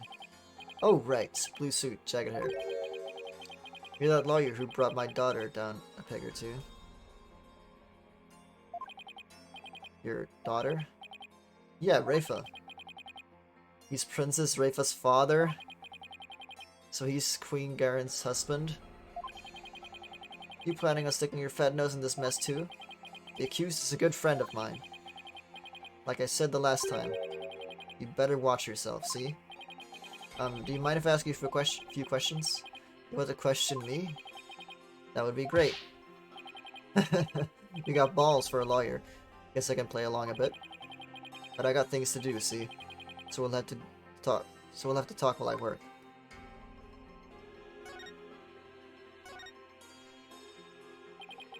I wanted to let you know that I'll be the defense lawyer in this case too.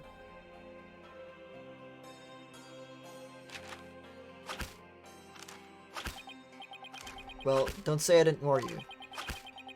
You only won last time because that idiotic prosecutor filed false charges.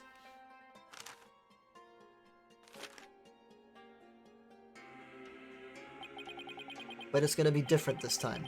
I got Kurain's top prosecutor on this one, see? I don't care who I go up against. I'm going to prove my client innocent. You haven't forgotten that little thing called Defense Culpability Act, have you? Blow this one, and you'll suffer the same fate as the accused. How could I forget? Heh, you lawyers are all the same. You strut your stuff till the DC Act comes down hard. Then you start begging and pleading for your lives. It's really hard to watch, I tell you. Well, I don't plan on letting it come to that. Were you the one who wrote the Defense Culpability Act? Heh, maybe I did, maybe I didn't. What's it to you? Either way, as Justice Minister, I'm gonna enforce the thing. It started as a way to counter the dirty tricks of your trade, like falsified evidence. But it turned out to be quite handy. Efficient, even. Handy? Efficient? Yeah, made my job real easy. Any goons who cross me or the Garen administration are gonna get just what they deserve. Especially those rebel scum. You can get away with that here? Better watch your mouth, lawyer. I enforce the law in Kurain, see? And being that I'm the queen's husband, that makes me king. No. I'm pretty sure the queen is the boss around here. Go on, say what you're thinking so I can charge you with less majesty. Ugh, I can't let myself get myself arrested now. Oh, rip, I just broke my pen. Nice. Listen up, lawyer. We got a low crime rate and a populace that lives in peace. And that's all thanks to the DC Act. So I don't want to hear any more lip about it. But I can't defend my client unless I can speak my mind. Even without the DC Act, Dirk and his insurgent scum buddies' days are numbered. What's that supposed to mean? Let's just say I got a little trick up my sleeve, so I'd better watch it if I were you. Cause you got a defiant attitude, like one of them dragon dupes. My pen is broken. It's broken, look. I guess you can't see that, but I tore off a piece. I can't put it in the thing anymore.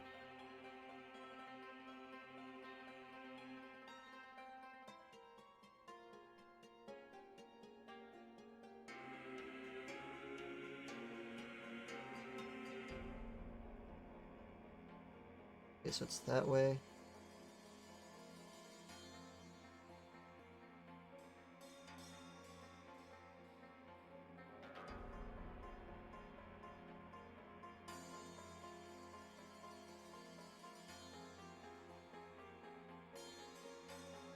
Never mind, I just don't care.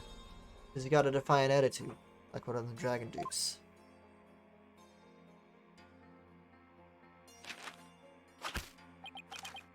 Say White. You know what these are? No, what? Orders of execution. They really pile up if it starts slacking off. What?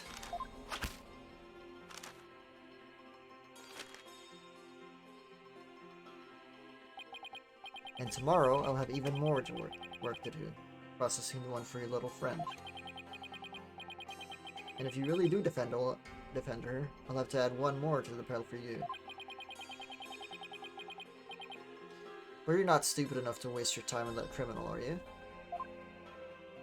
She's not a criminal. Don't worry, I'll make sure to lighten your workload, Inga. I won't give you a single execution order to sign tomorrow. I've returned, Barbed Head. Your benevolence, are you done with the rite? Yes, it was performed flawlessly. Lady Believe stayed behind to speak with Mother. I hope this will help ease her sorrow, even if just a little. So, you have been speaking with my father? Yes, you could say that. My father is a great man. He works tirelessly to keep the peace in our kingdom. Khura'in, as it stands today, owes everything to the efforts of my mother and my father. You should feel deeply honored.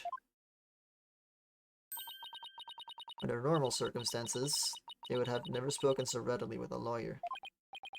Yes, of course. It seems Raifa doesn't know what her father's really like. Well, now that we're done here, let's go see if I can talk to Maya now.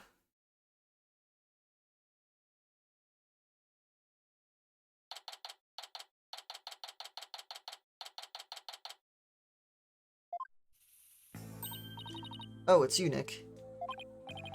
Maya, are you okay? The questioning wasn't too harsh, was it? No, I'm alright. How about you? Make any progress? Well, I haven't found any conclusive evidence that could prove your innocence. But I have a small lead. Really? But for right now, I'd like to ask you about the High Priest. Sure, ask away. By the way, what's the princess doing with you still, Nick? Doesn't she have anything better to do? Doesn't seem like it. I heard that! How rude! Of course I have many other things I could be doing.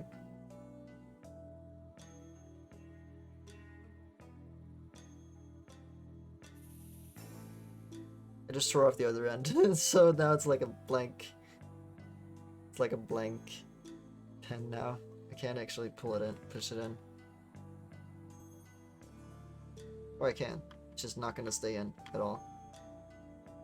Okay.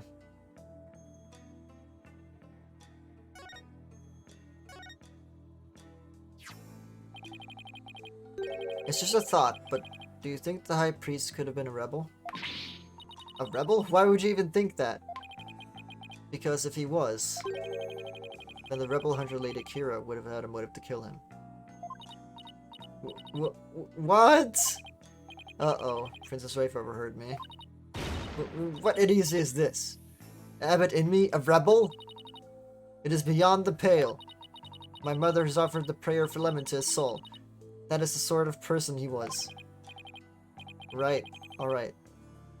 I was just raising the possibility. I will not listen to such tomfoolery. She stormed out. Oh well, nothing we can do about that. You recall the High Priest doing anything suspicious? Come to think of it, he seemed unusually restless during the rite. He kept glancing up at the sky, though I have no idea why. He was restless and kept looking up at the sky? That doesn't really tell us much, does it? Anything else come to mind? Sorry, that's about it. Guess this is all I'm going to learn about the High Priest for now. Oh, but there's one thing I should follow up on. I want to keep my spirit channeling ability a secret while I'm here, Nick. What? Why? I'll, explain later. Princess Raifa gone, this might be my only chance. Maya, about what you said earlier. Why can't you tell anyone you're able to channel spirits? Oh, that. You know how all the queens are also spirit mediums here? I heard. It was kind of a shock at first, though. In Koreanism, spirit channeling is a secret art that can only be performed by the queen. No one else is supposed to be able to do it. I see, so spirit channeling is a symbol of power or authority then, in that sense. I can see why it would look bad if a nobody from another country were able to do it too. Spirit channeling in the Korean tradition was developed from a Koreanist style that was brought to the US via Japan. But it seems like my clan's spiritual power is greater than that of the average Koreanese. It may be a quirk due to how our styles diverged, but I don't really know. So if spirit channeling is a power possessed by only the queens of Korean, and it's a power that someone made its way down the line to Maya, then I guess that makes Queen Garan and Princess Raifa distant relatives of Maya's? Anyway, it's not like there's some kind of rule about it. It's just, I'd rather not have it become an issue or anything. That's why mediums who come here to train hide the fact that they can channel spirits. I see. I had no idea it was this complicated. Either way, training here is a must to fulfill the qualification needed to become the master. And what is this qualification to become the master? To be able to channel spirits of one's own volition without fail every time. Like, remember how my spirit channeling was always hit or miss? I only ever succeeded about 30% of the time. Yeah, and it was more like spirits possessed her, as opposed to her channeling them. So you can do it every single time now, whenever you want? Yep. At least, I think. You think? Well, I haven't actually tried channeling anyone since I completed my training here. But once I get back home, I plan on taking the final spirit medium test. I'll have to try channeling one spirit after another in a marathon channeling session. Only those who pass the test are worthy of becoming the master, huh? Yeah, but I know I can do it. I'm going to ace that test and become the next master. After all, I can't let my clan and the other villagers down. Right. Maya's the next big hope for the Korean village. It's gotta be a lot of pressure. So speaking of similarities, I've noticed another similarity between our countries besides spirit channeling. I saw a show on TV earlier that reminded me of the Steel Samurai. Oh, you must mean the Plumed Punisher, warrior of the old Twilight Realm. So you've already seen the Plumed Punisher? You really don't miss a beat. Actually, it was her benevolence who told me all about it. There's not a single person in Korean who does not know of it. Oh, your benevolence, you're back. As the royal priestess, I am charged with monitoring your movements. So I have changed my mind. For in order to fulfill my duty, I must not avert my ears, not even from your blasphemous theories. Her sense of duty is commendable, but I wouldn't mind if she backed off a bit. Great timing, your benevolence. There's actually something I wanted to show off to the both of you. Show off? Maya sure seems excited all of a sudden. Yep. Ta-da! What's that? It's an ultra-rare Plumed Punisher strap. There's only one of them in the whole world. It was specifically made to promote the TV show. You're the owner of this strap? Don't tell me, you're a Plumed Punisher fan too, but your benevolence? No, of course not. Only little children watch that show. I have no interest in such a thing. Right. No, I'm telling the truth. Sure, let's just leave it at that.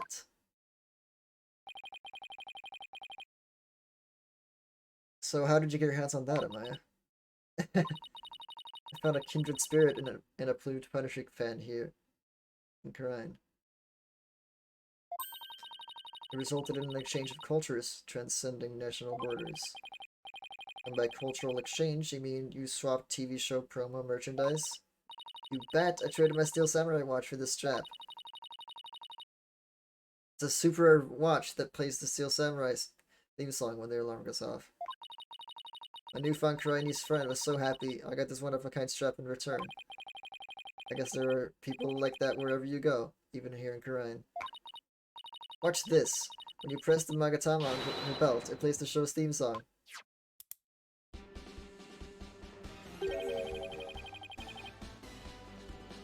That sounds just like the Steel Samurai theme song. What are you talking about? Can't you hear the folk instruments in the intro and the exotic tones throughout? Plus, the Steel Samurai's Japanese taiko drums that go... in the intro.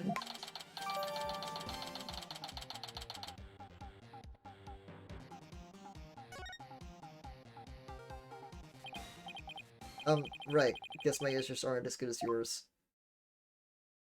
It still like sounds like exactly the same. Anyway, I have this amazing idea for a new show. Plumed Punisher versus the Steel Samurai.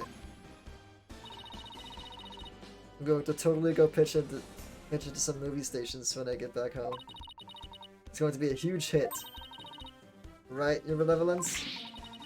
I have no interest in such things.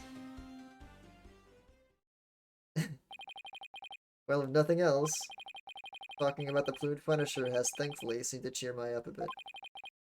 It's getting late. Try to get some sleep, okay, Maya? And leave tomorrow to me. Okay, fine. I'll do the trial too. Okay, thanks, Nick. I think I've covered just about everything. Time to head back to the temple and go over everything I've learned so far.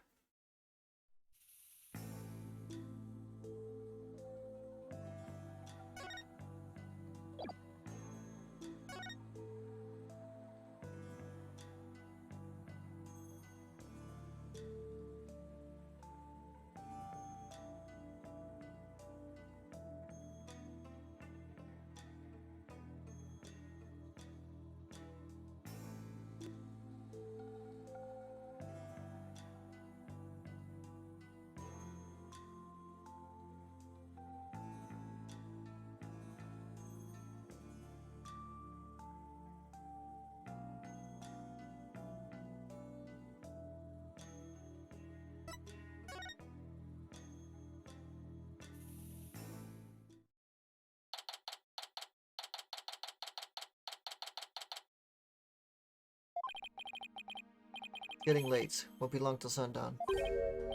Mr. Wright, your benevolence. Are you done with your investigation for today?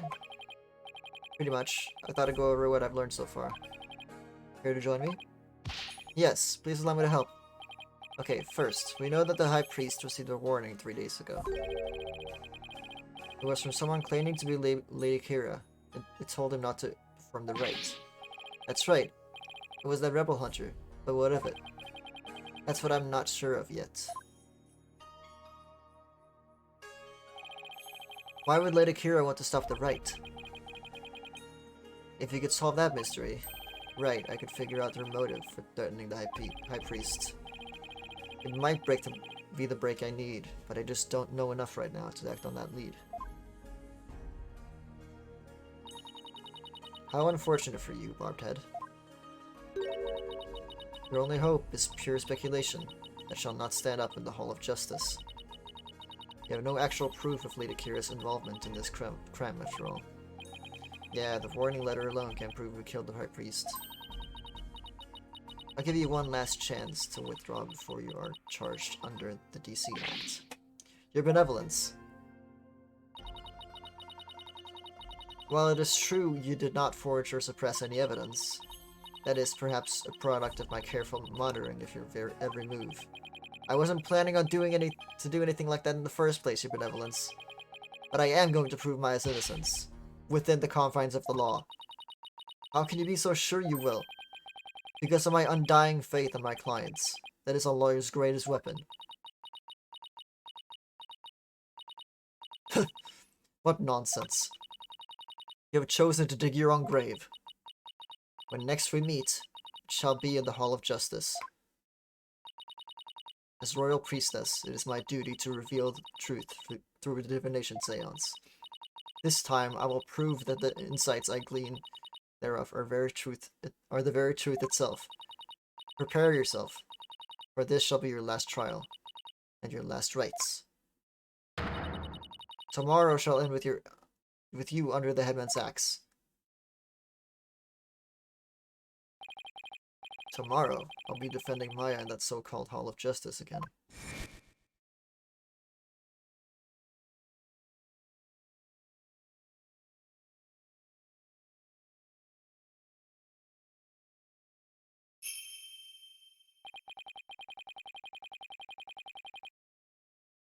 That whole seance thing makes trials here completely different than from those back home.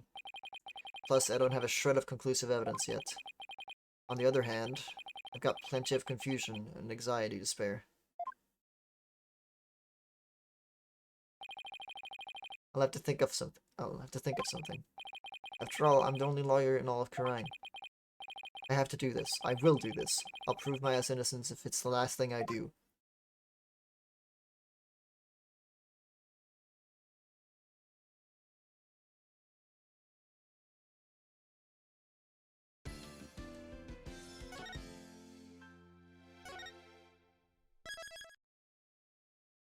Okay.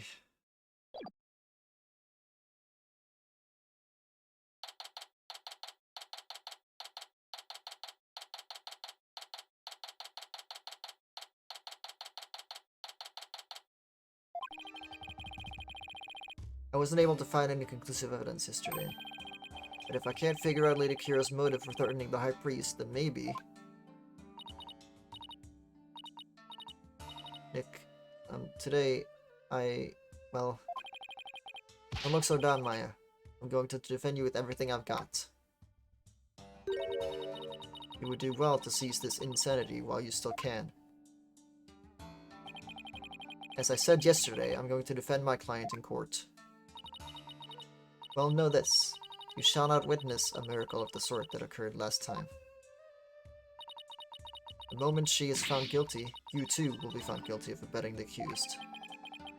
I never claimed to be a miracle maker, but I am good at discovering the truth. And unlike miracles, the truth is always waiting to be found. The truth, you say?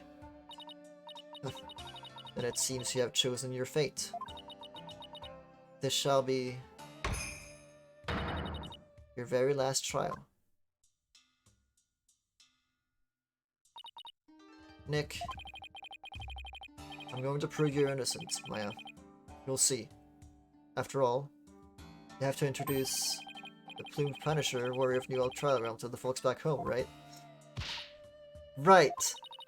I may be a defendant this time. But I'll be by your side like always, Nick. Thanks, Maya. This place is tough on lawyers. I'll need all the help I can get. Plus, it's always good to have you on the team. Well, it's time. Let's go.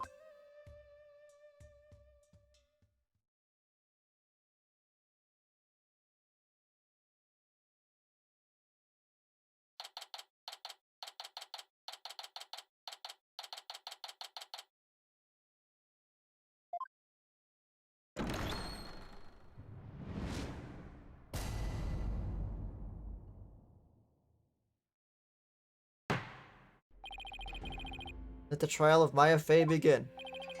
The defense is ready, Your Majesty.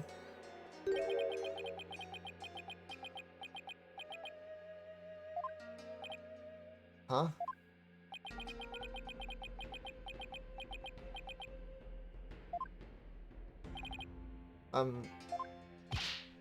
Quiet! Can't you see Prosecutor Sadmadi's absorbed in silent prayer? Great, the trial's barely started and the judge is already mad at me. He's very devout for a prosecutor. Oh, Maya's actually on our left side. Oh, yes. Huh? Why is the accused standing over there? Oh, well, Your Majesty. In addition to being the accused, she is also my assistant. The accused is your assistant, you say? Very well, then. A criminal does indeed make a fitting partner to a lawyer with a defiled soul. That wasn't very nice. Yeah, well, a bad-mouthing lawyer seems to be a custom of sorts here in Karine. I must say, I'm surprised to see you still here in Karine, Mr. Wright. And even more so to find you in the Hall of Justice once more. I cannot fathom why you would willingly risk your life in yet another trial. The answer is simple, Your Majesty. I am a lawyer, and this is what lawyers do. Although, to be frank, I'd rather be anywhere but here right now.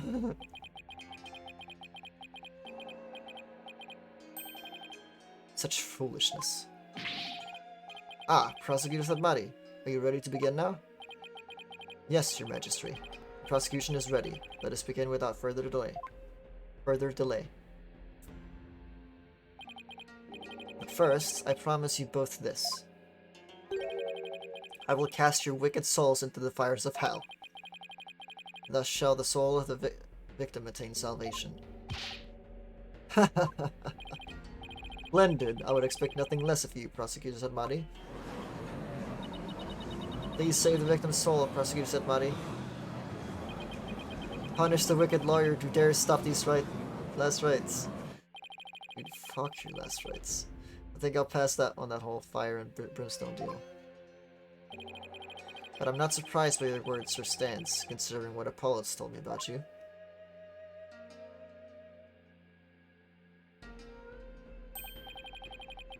So it was you who instilled that putrid lawyerly guile within him. Putrid what? He too must soon face the fires, lest his soul be lost to redemption.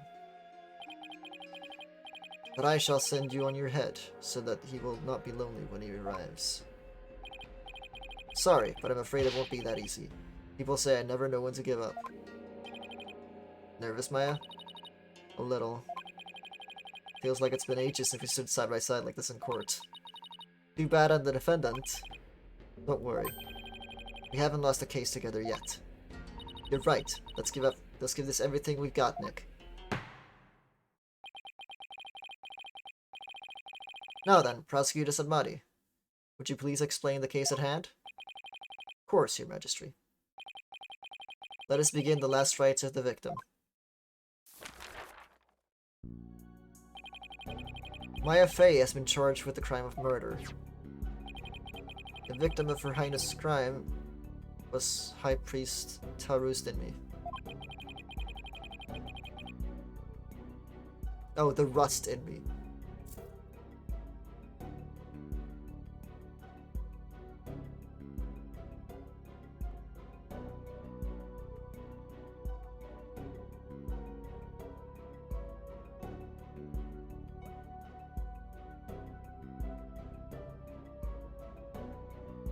He was conducting the purification rite when he was brutally slain. And the cause of death? Let us review the victim's autopsy report and the crime scene photo, shall we? The cause of death was blood loss from a stab wound delivered to the abdomen. The murder weapon was likely the Vadba dagger, which was used in the rite. However, the weapon is yet to be found, though the scene was thoroughly searched. A sacred relic used as a tool for murder? The Holy Mother's wrath shall be most severe. The murder itself took place at the height of the purification rites. The accused had donned Lady Kira's sacred robes, and the victim was there to offer prayers as a high priest of Karianism.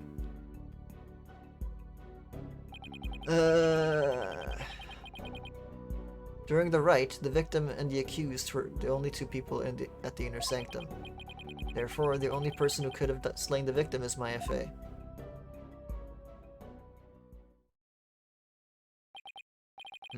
I must say, that does cast a great deal of suspicion upon the accused. Indeed. Now then, allow me to submit this diagram of the crime scene as evidence in this case. The In Quirinianism, slaying a priest is a sin most grave and dreadful. As such, my effaced soul shall be plunged into the lowest level of hell. The hell of tickling. There, she shall be tickled without end for 500 million years. It is a terrible fate indeed. Would the defense care to respond? And here I thought the lowest level of hell was hell of back pain. I don't remember killing anyone, and I don't have that dagger or anything like it. As my client stated, she has no memory of the event as described by the prosecution. But more importantly, she had no motive to kill the High Priest in the first place. Objection.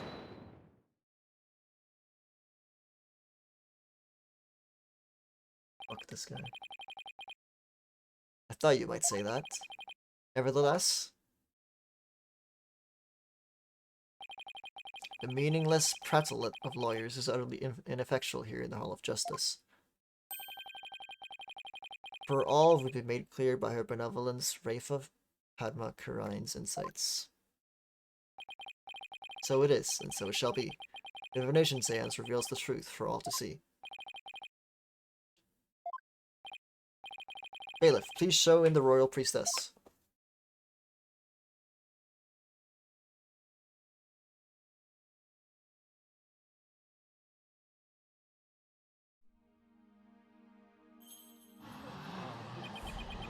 It's Princess Rafa. Oh, how beautiful Benevolence looks again today. Dude, she's 14. Get off.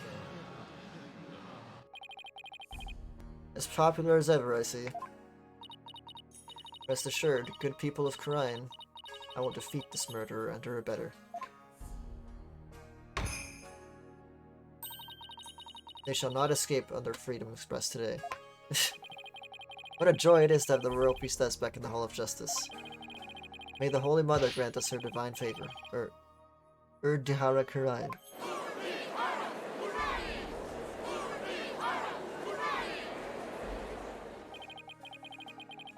She sure looks pleased with herself. Especially for someone who didn't know what a Freedom Express was until yesterday. Is there something stuck to my face, Barbed Head? No, nothing, Your Benevolence. Now then, Your Benevolence, the divination seance, if you please. Very well. Naina, my robe.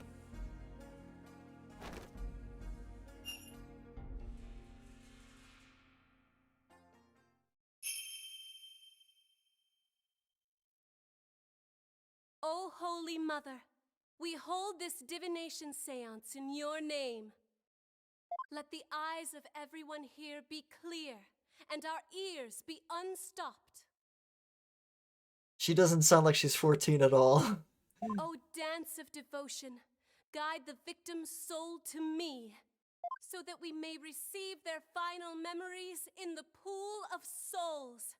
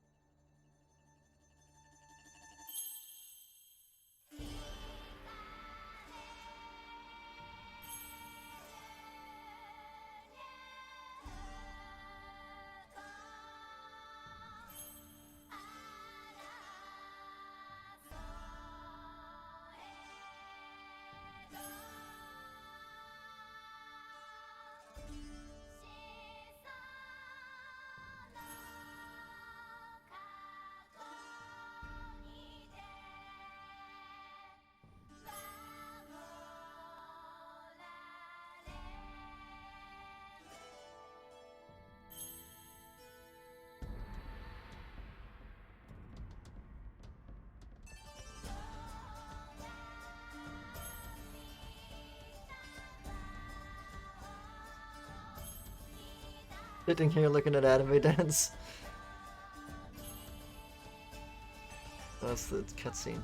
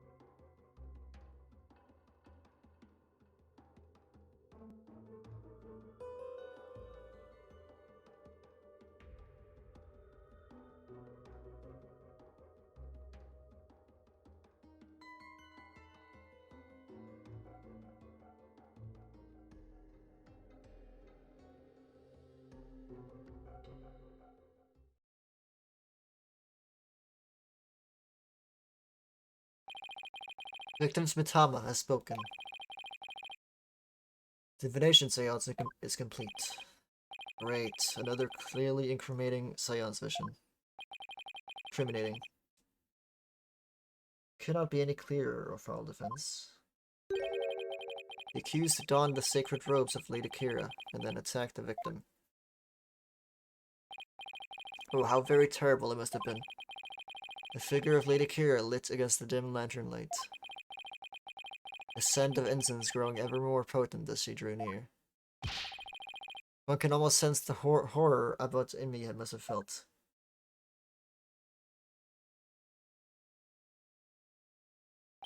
Or is it a bow? The facts is presented.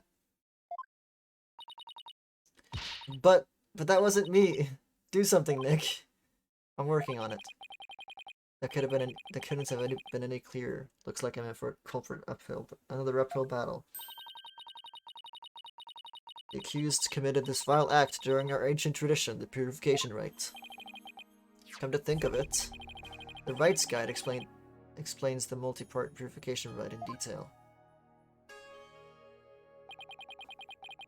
Transformation rite. A high priest reads scripture, while a priestess dons the robes of Lady Kira. The rite of water. Lady Kira enters the spring, and the high priest purifies her, along with her dagger.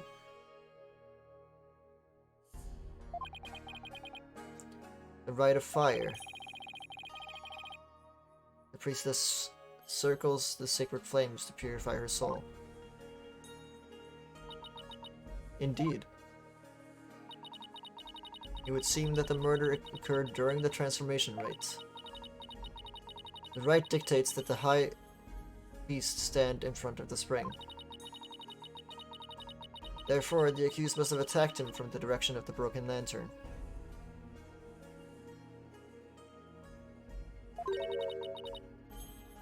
Well, Barbed Head? Would you care to object? Of course, because I know my client is innocent. So you say. You truly do not know when you are beaten, do you? I managed to pull it off last time with Albie. I just have to do it again. You intend to find fault with her benevolence's insights yet again? It would seem lawyers are Pulkanon creatures indeed. Look at that Pulkanon! Pulkanon! Pulkanon! What exactly is a Pulkanon?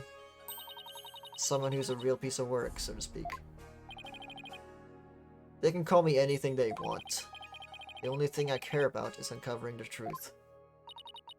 So, Barbed Head, are you foolish enough to risk your life for your so-called truth? Because my insights are the truth. To deny them is to willingly dig your own grave.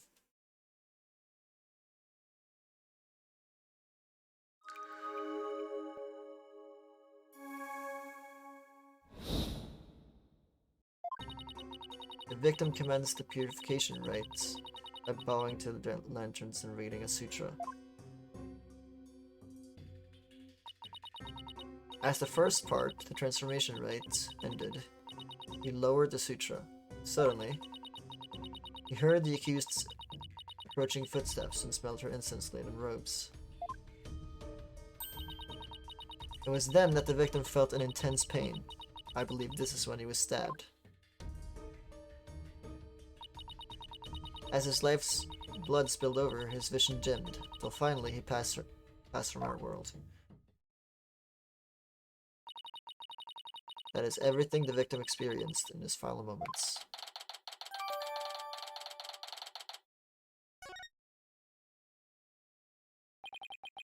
Dressed in the sacred robes of Lady Kira, the accused rushed the victim head-on.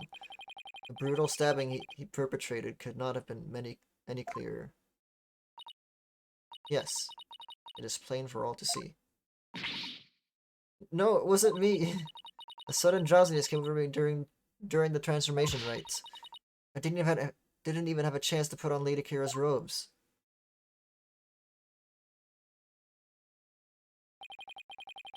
You waste our time with such meaningless statements, accused. You cannot explain away the truths revealed by the royal blah blah blah blah. How did you end up fighting contradictions last time?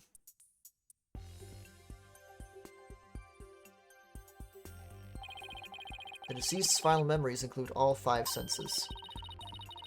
Bring me those words that appear in the pool of souls. It looked to me like the bigger the word, the stronger the sensation was to the victim. Yeah, that's how it looked to me too. The sensations themselves are never wrong, only their interpretations. That's why I tried to point out a mistake in Rafa's insights last time. So there could be contradictions between what Abbott and me felt and her insights, huh? You got it. I'm going to find them this time too.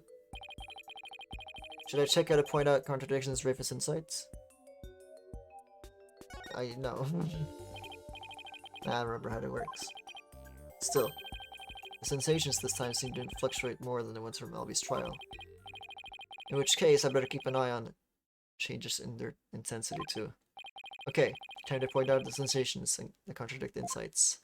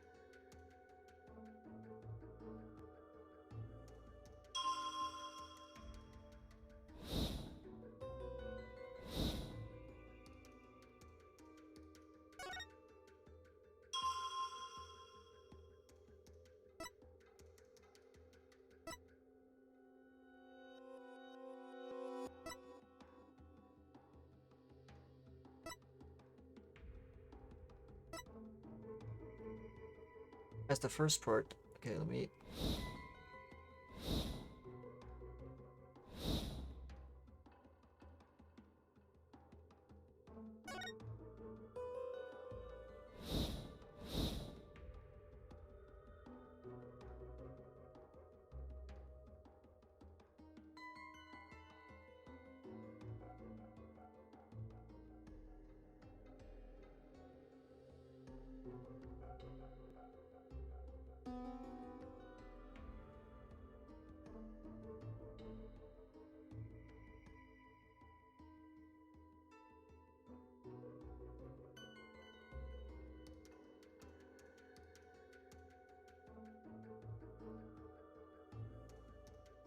I have no idea what to point out, actually.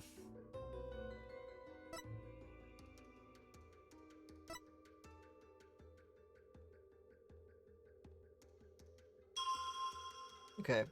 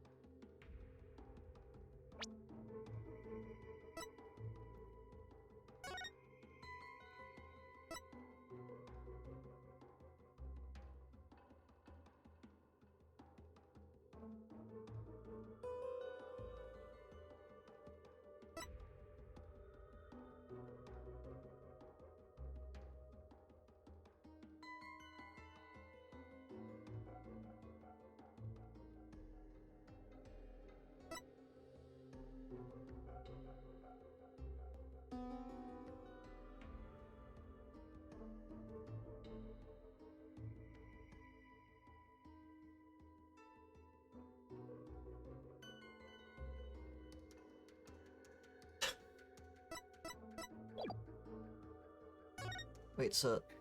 Okay.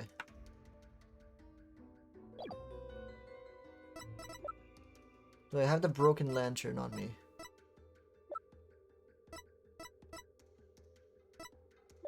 I don't.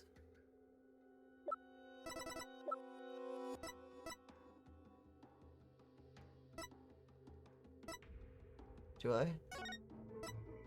There it is, okay.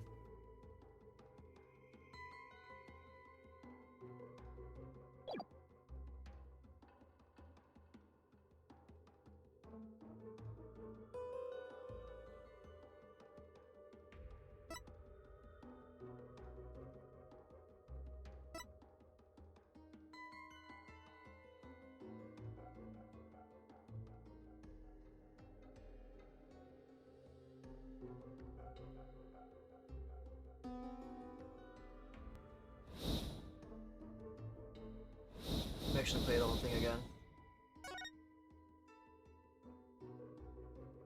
Okay. So he bows, turns right, bows.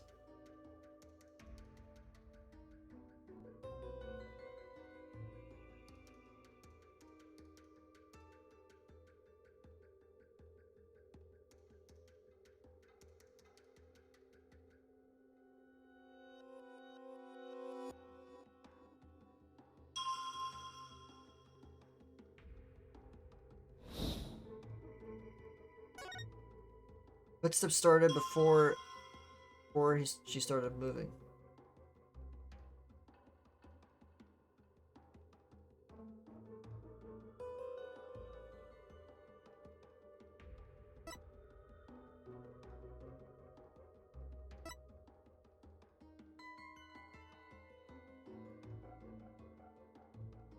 Oh, that's the transformation. Oh wait, never mind. That's the first part. Okay. As the first part, the transformation rite ended, he lowered the sutra. Suddenly, he heard the accused's approaching footsteps and smelled her incense laden robes.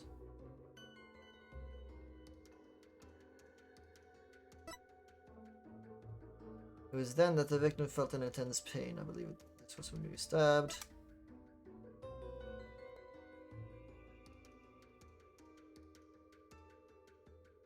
Let me play this to the end, actually.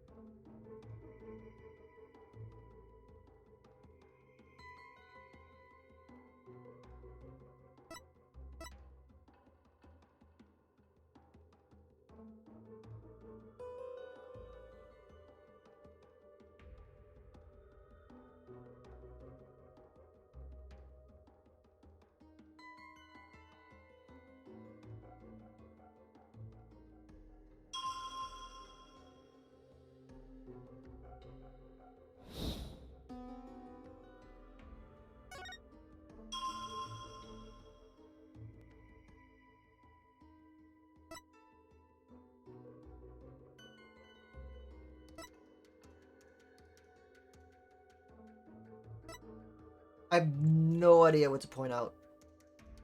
Absolutely no clue.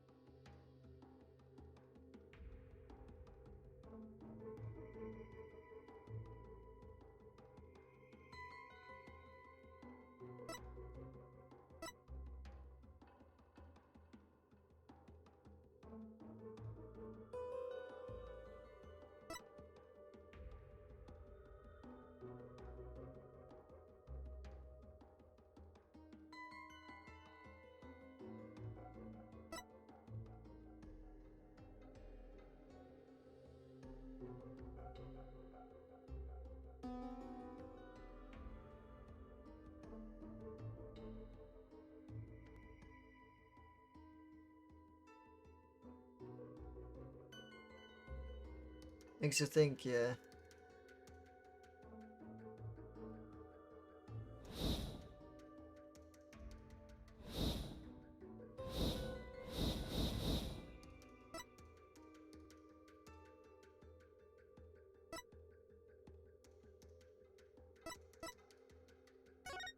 Okay, so the victim commenced the purification rite by bowing to the lanterns.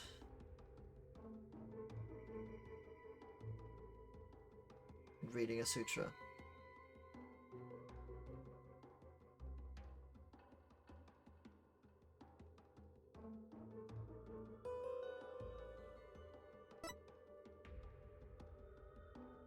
Suddenly, it accused for it was then that the victim felt an intense pain. I believe this was when he was stabbed. As his life's blood spilled over, his vision dimmed till finally he passed from our world.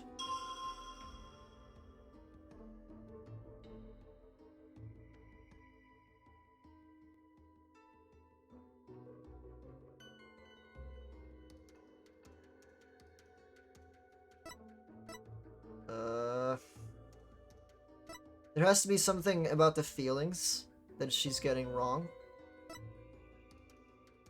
Or the senses, I guess. As his life's blood spilled over, his vision dimmed, till finally he passed from our world. He heard the accused's approaching footsteps and smelled her incense-laden robes.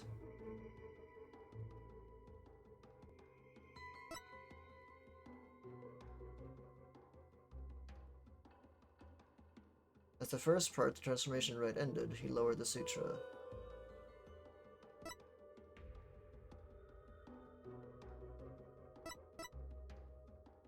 It has to be that part. There's no other way.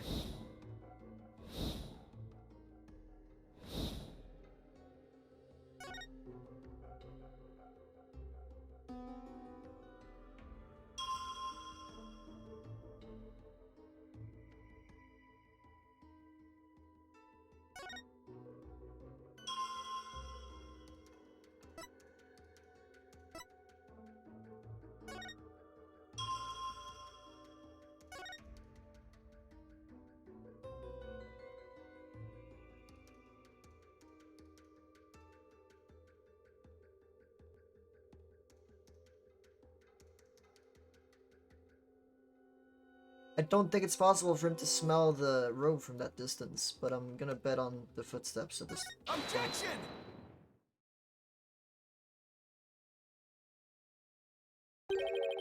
The victim supposedly heard the accused's approaching footsteps. But did he really? What nonsense is this? Is it not abundantly clear? No, it's not. Because there is something strange about those footsteps. Strange? Explain yourself, barbed head. The footsteps are strange because the timing doesn't make sense. They don't get louder? I didn't check. That's me, the timing. The timing doesn't make any sense.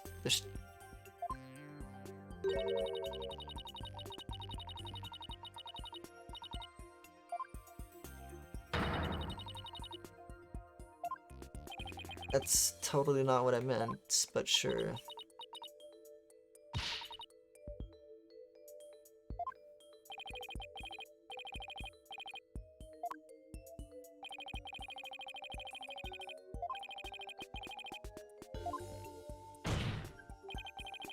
You're not getting any louder. And why exactly does that matter? Please focus your attention on the incense the victim smelled. The scent grows stronger as the accused approaches. If the accused really had approached the victim, the sound of her footsteps would have grown much louder. Would have grown louder as the scent of the incense grew stronger. Why, that makes perfect sense. How can this be explained, your benevolence? Well, there must be a reason. Objection! It is as they say. Even a putrid worm of a lawyer will turn. What does that even mean? He's not exactly singing your praises, that's for sure. Still, we cannot discuss this information solely on account of its lawyerly source. Lawyerly source. Your benevolence. Perhaps you must listen more carefully to the Abbot's Mitama. Listen more carefully? What's he talking about? Yes, it would appear so. I shall try to refine the sensation. Refine the sensation? I can more accurately gauge sensations by deepening my communication with the Mitama. I didn't know you could do that. Why have we never done this before? By refining a sensation, a clearer picture of the truth can be discovered.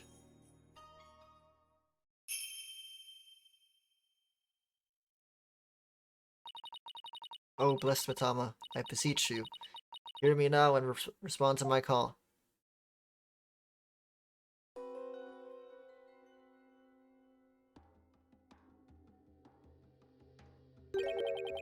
Footsteps changed into bells? What could this mean?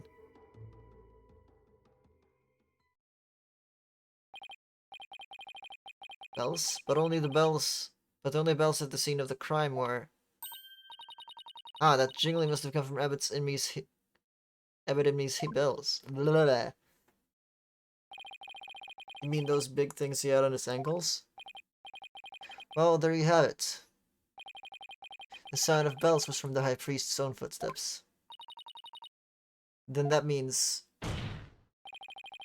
if the footsteps belonged to the victim himself, it means that it was the victim who was moving, not the accused.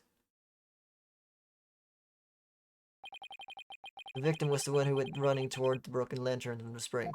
A far cry from what a benevolence this insight would have us believe. The song is always really good. Always.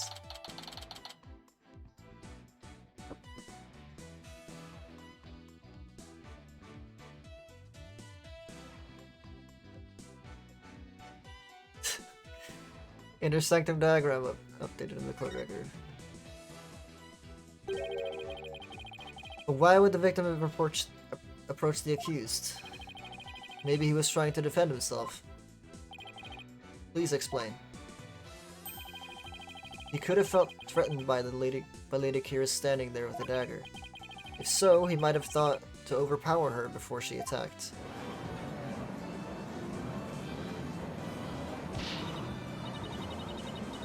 Still your voices. This is nothing but a theory.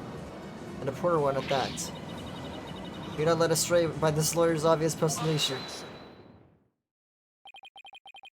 While his insolence is inexcusable, I would ask that you calm yourself, your benevolence. Is there something you would care to say, Prosecutor said Mari? Even if it was Abbot Inmi who moved, it does not negate the accused's crime. What do you mean? The accused was likely waiting for the High Priest to approach. And as he neared, she plunged the dagger into him. It is as simple as that. Oh, right. It really doesn't change much, does it? Yes, it is as the prosecutor said. In fact, it is as I meant to say all along as well. Sure. Right. And that's why you were so shocked when you first heard it. Understand now, lawyer? That contradiction you conjured up has come to naught. Once I hold my insights, I will vanish like the dying rays of the sun.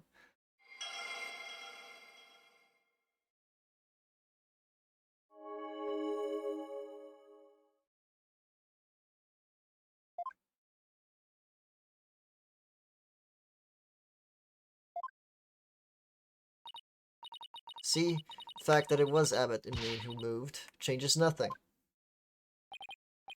Ugh, come on, Phoenix, you gotta keep your cool. The contradiction I pointed out must mean something. That one sensation changed after Princess Rayfa refined her vision. It stands to reason that something else might have changed too because of the refinement. I should focus on any sensations that have changed, while searching for more contradictions between them and her insights.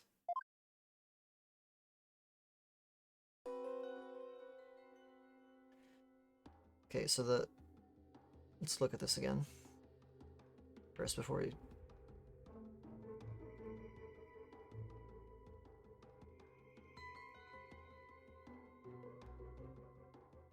There's no feelings whatsoever there.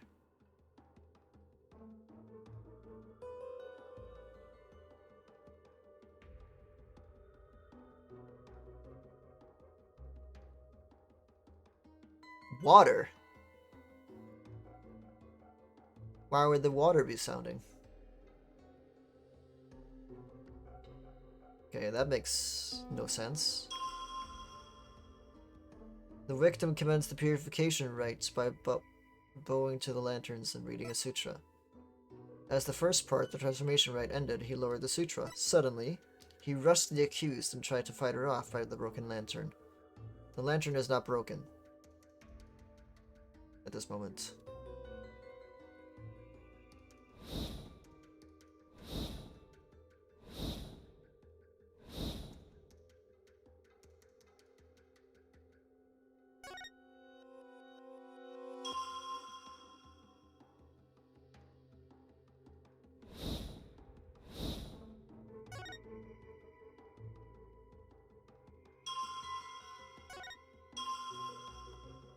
Is the lantern broken? Can you see that?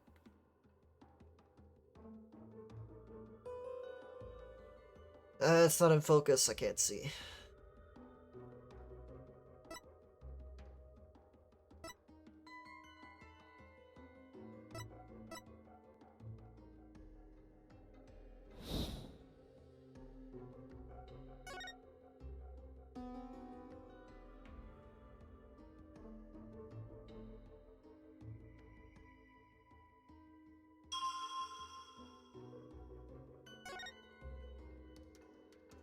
Objection! That has to be it.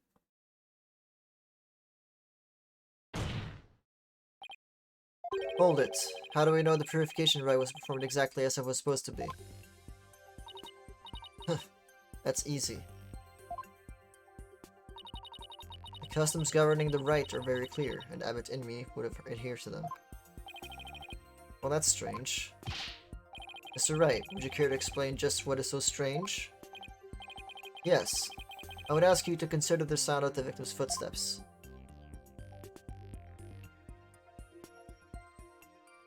The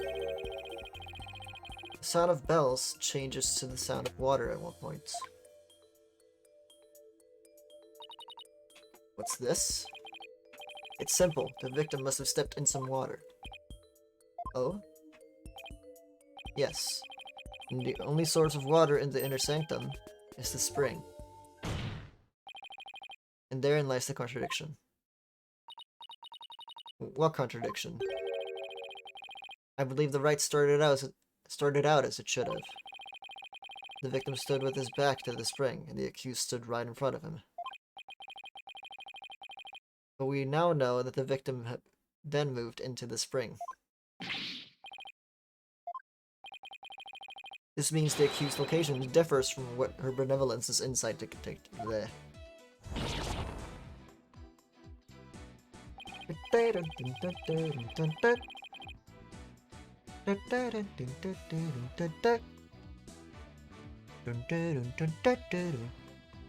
Then, where do you propose the accused stood once she donned Lady Kira's robes?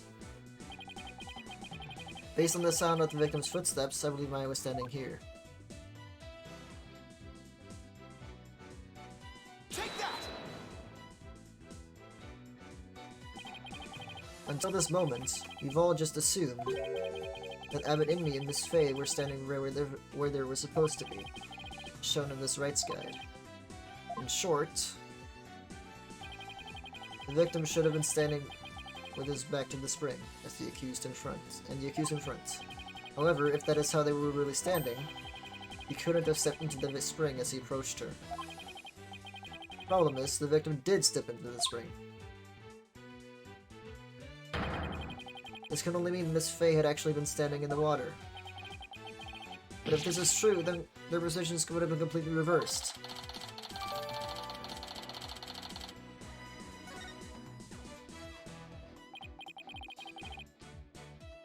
What is going on here, Miss Faye? Were you really standing in the spring?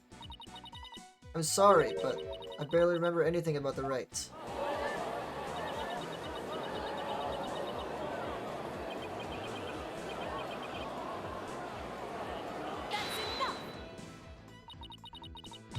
Be that as it may, this does not overturn my insights. It doesn't? Let us say the accused was standing in the spring. So what? So what? This completely reverses their positions is what? That the positions differed from what is customary is rather curious. However, what does that change? It certainly does not erase the accused's brutal crime.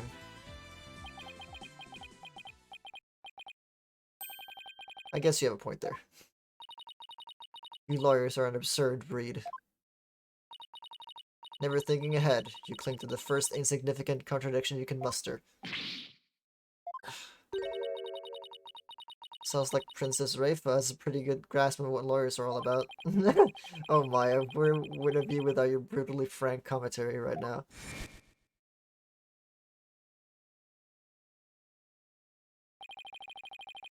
Is this contradiction really meaningless? Something really doesn't feel right. Did I take a wrong turn somewhere?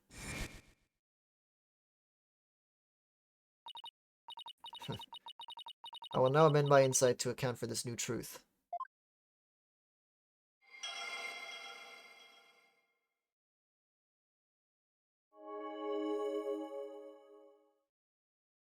He rushed to the accused and tried to fight her off by the pulsate lantern.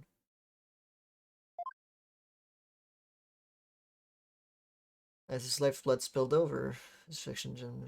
Okay. Now the contradiction is no more. Well, yeah, but there's another contradiction now. But the truth of the matter still stands, no matter how stubbornly you deny it. What do you have to say for yourself now, Mr. Wright? But Nick... Your Majesty, this lawyer may have raised a trivial objection, but her benevolence's insights have no further inadequacies of any kind. Yes, so it would seem. Wait a second, but there is another contradiction. There is. Still you flounder about, wretched beast. Though you racket that putrid brain of yours, nothing worthwhile will come of it. Maya, please tell me you remember something that might help us out here. Sorry. I really don't remember a thing. But now that the place I was standing in has changed, who knows? That alone may cause a discrepancy with Princess Rafa's insights. That's right, we now know that Maya was standing in the spring. A major change like that could very well produce a contradiction. Yeah, because the lantern wasn't broken. What I should take another look at the inner sanctum and confirm where Maya and Abbott and me were standing. And then focus on finding any discrepancies between their positions and their insights. I know exactly what contradiction I need to find at this moment, actually.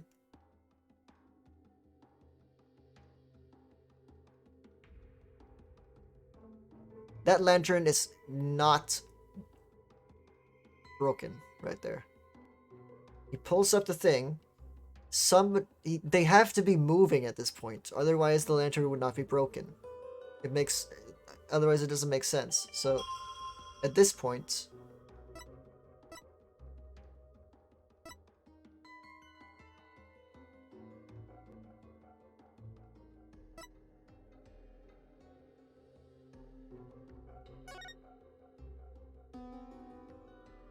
Objection! The music didn't stop. Yep.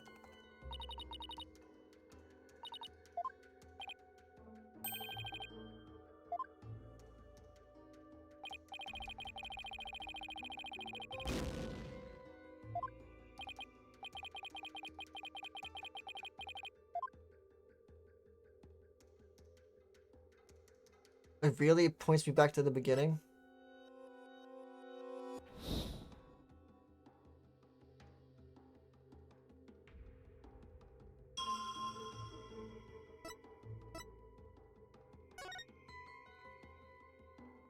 Objection!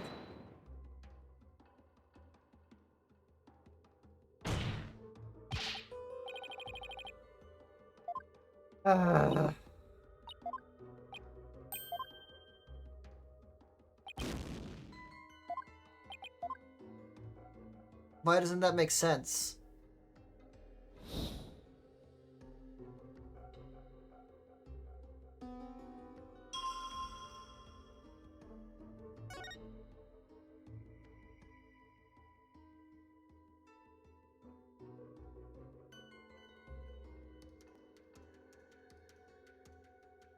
Maybe the lantern itself? Objection!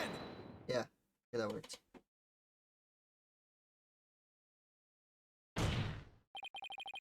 Your benevolence, I found a new contradiction. You did? No doubt it's but another of your vile attempts to slander my insights. Nope, take a good look at what the victim saw. It might just change your mind. The lantern flame behind the accused was flickering. There is nothing unusual about that, especially as the wind had stirred. No, that's where you're wrong. If the accused had been standing in the spring,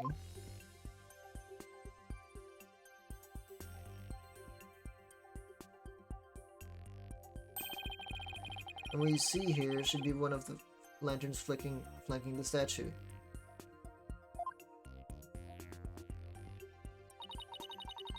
I fail to see your point. My point is, something is wrong here. The two lanterns flanking the statue were both outfitted with glass and wind guards.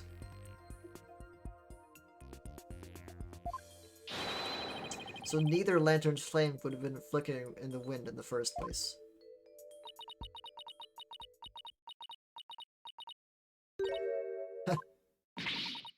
She seems pretty tickled, Nick. I don't remember saying anything funny. I fail to see what you wish to prove here, but very well. I shall refine the vision and reveal the truth for all to see.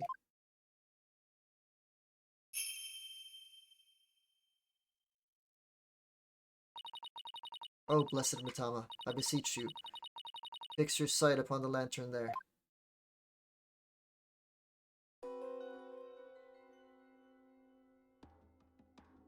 It's not broken. Huh? The lantern's never a wind guard on it. And rightly so. For the wind guard was removed to reveal the sacred flame within for the rite of fire. Therefore, there is nothing odd about the flame flickering. Say what? But when we searched the crime scene, those lanterns had the wind guards on. That's because the police put them back on. The sacred flames have burned uninterrupted for hundreds of years, Defense. We could not risk them being extinguished, even during an investigation. That would never fly back home. Well, Barbed Head, are you done quibbling? If so, then it is time to bow down before this testimony of the Mitama. Nick, don't worry, Maya. I'm just getting started. Alright, let's go over everything we know so far. Maya was wearing the Lady Kira's robes and standing in the spring. The High Priest is thought to have been moving toward her.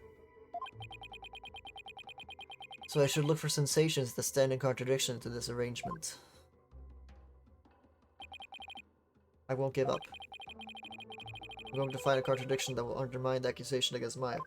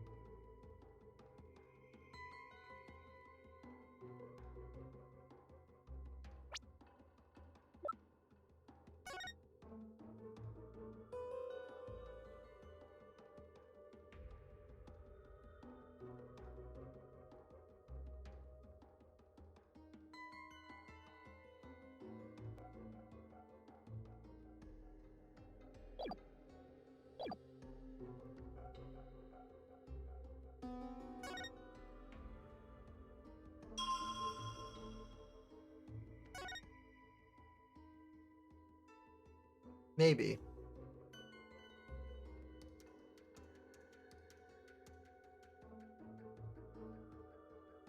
Objection!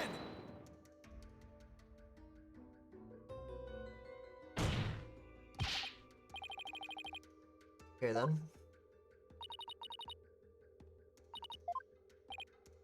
Why can I not skip here? Come on, I hate this.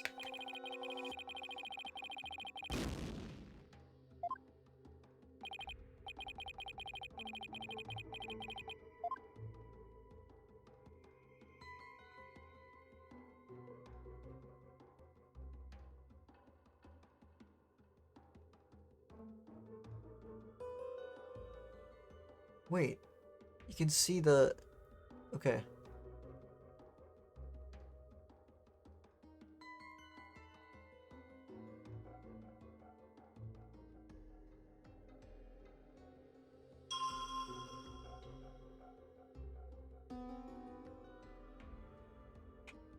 Yeah, you can still see it. Okay, good.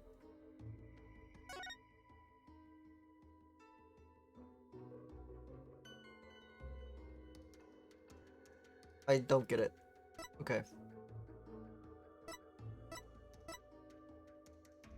The victim commends the purification rite by bowing to the lanterns and reading a sutra. As the first part, the transformation rite ended.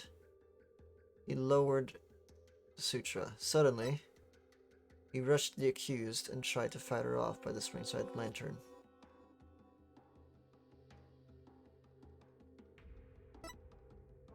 It was then that the victim felt an intense pain. I believe this is when he was stabbed.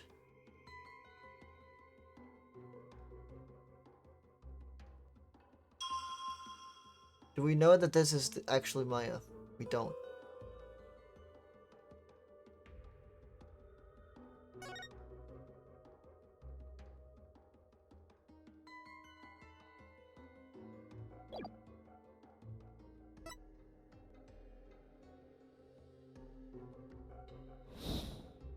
Okay, let's do this then.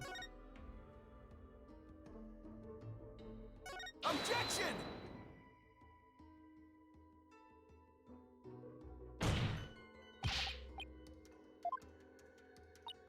Apparently not.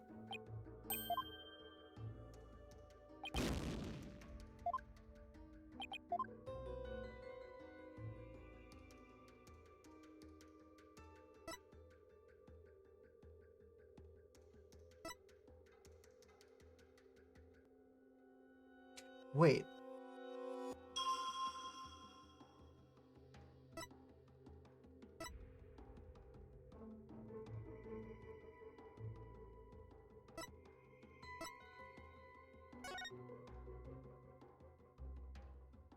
Objection!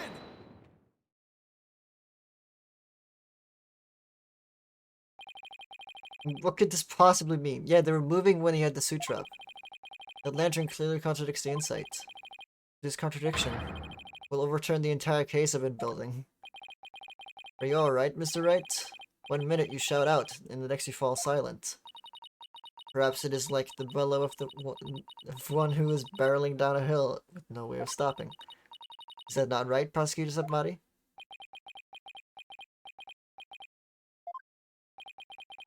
Don't get cold feet now, Phoenix. Even if this overturns the entire case you've built so far, the only way is to keep moving forward, because that's where we'll find the truth. Sorry, but I'm not barreling down a hill. In fact, I'm in full control of everything with the indisputable contradiction I found. Is that so? The lantern behind the accused clearly... No, blatantly contradicts your insights. Does it now? One of the lanterns on the entrance side of the inner sanctum was broken. And if you watch what Abbott and me saw in his final moments...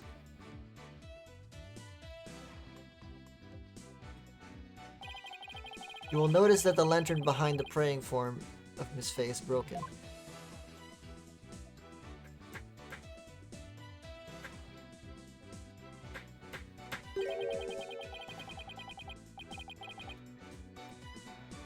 The lantern behind Lady Kira, however, was still intact. In short, we are seeing two different lanterns in the seance vision. How could this be? And even if it were so, how would that contradict my insights?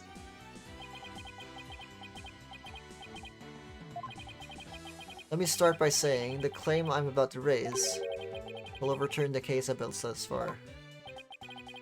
Will the defense please explain himself? Based on the broken lantern, we can tell.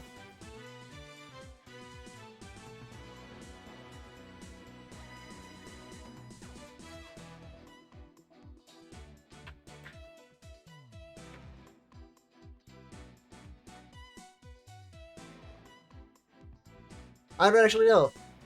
We have everything on the line right now. Wait, I have a ping.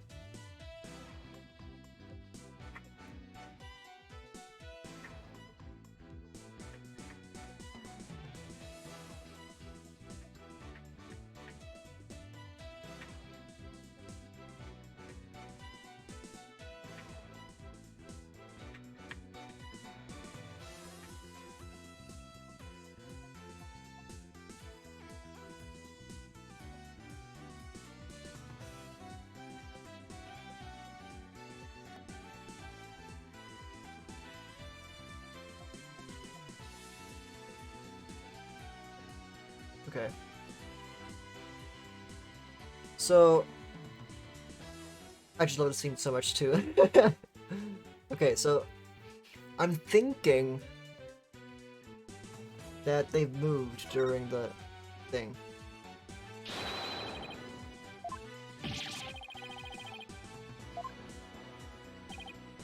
I did. I built my argument on that faulty premise.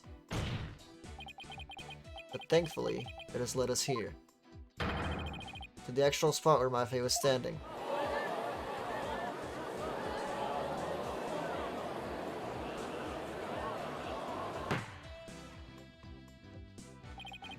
I must say, if the defense keeps changing its assertions in such a capricious manner, its credibility may come into question. I'm willing to take that risk, Your Majesty, because I believe this will be the last time. I'd like to start by pointing out the actual spot where the accused was standing. Very well. Show us where you now believe the accused was actually standing.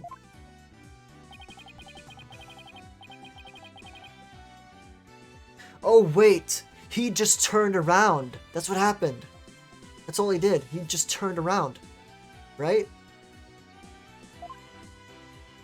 That makes sense. Take that!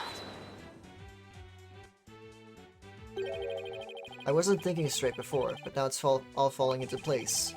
We know the victim had stepped into the spring. That means Mafe had to have been standing in the water as he approached. However, his memory, which has only now become clear, reveals that Mafe was standing by the side of the broken lantern. In other words, she was standing where she was supposed to be standing according to custom. Does that not bring us back to the very beginning? No. This is where things take a different turn, and I mean that literally. The victim had to have been moving toward the spring. That means that while he was moving, he had his back turned toward the accused. What's this? Do you mean to say the victim turned around during the rite? But such an image appears nowhere in the seance vision. Actually, it does appear. It's just that no one noticed until now. No one noticed? How could no one notice something so big?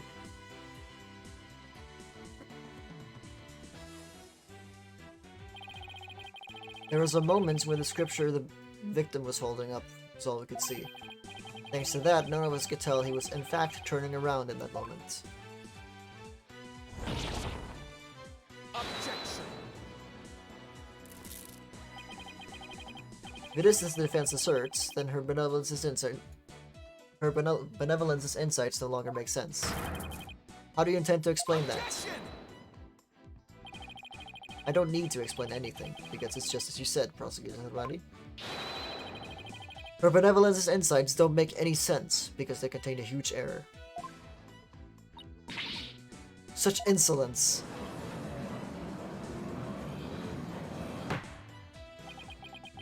A huge error, you say? Do explain. The huge error is...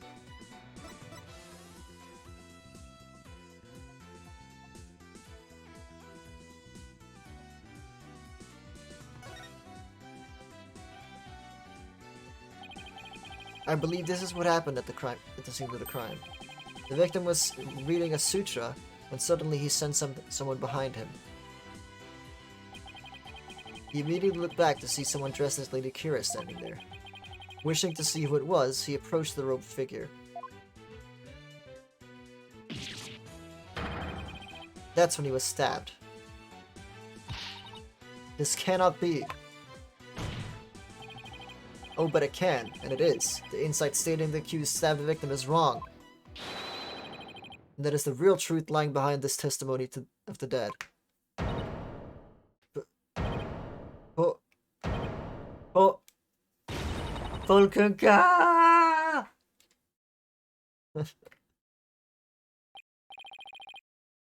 Dude, I can't even... I can't take that word seriously. Why is that a word? Are you suggesting that there was someone else at the scene of the crime?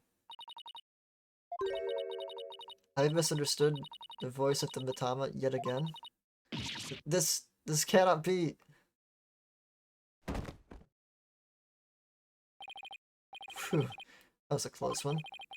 But I managed to divine the true meaning behind the seance mission somehow. I should add these new facts to the court record.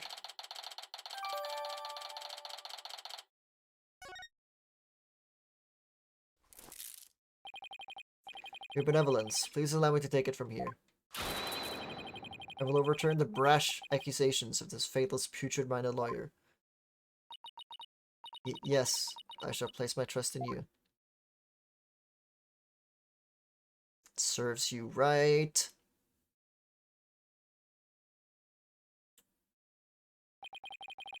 Are you sure about this, Prosecutor Sadmati? My work as an international prosecutor has taken me to courtrooms around the world.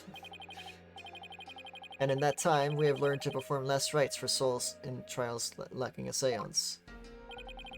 Yes, of course. Forgive my ludicrous inquiry. Moreover, I have with me a forensic investigator from overseas. I will show you all the most magnificent rites I've ever seen. I guess he really does think highly of Emma and her forensic expertise. I'm impressed that he's come to understand their value. And again, he is an international prosecutor who's solved tough cases around the world. Time to hunker down, huh? Now then, let us continue with today's proceedings. Can the defense please tell us who the third party dressed as Lady Kira was? Your new claim has negated the insights of the royal priestess. So I trust you have some evidence to support it, correct? Yes, of course. This third party must have really wanted to kill the High Priest. I might be able to identify who it was, if I had evidence of the murderer's intent. Well, we're waiting, Mr. Wright. The evidence that can reveal the identity of the third party is this.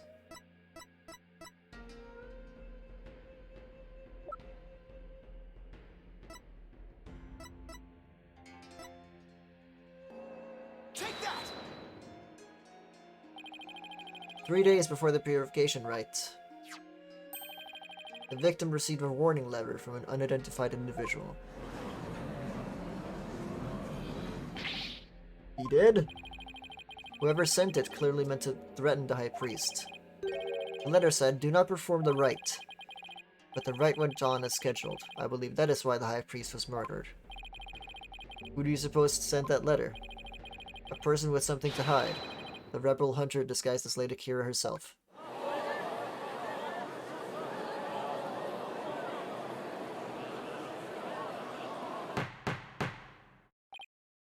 Peace. I don't understand. I had heard the Lady Kira has been in the news of late, only hunted rebels. If so, why would she have killed the High Priest? Excellent question. Maybe it would help to think of it this way.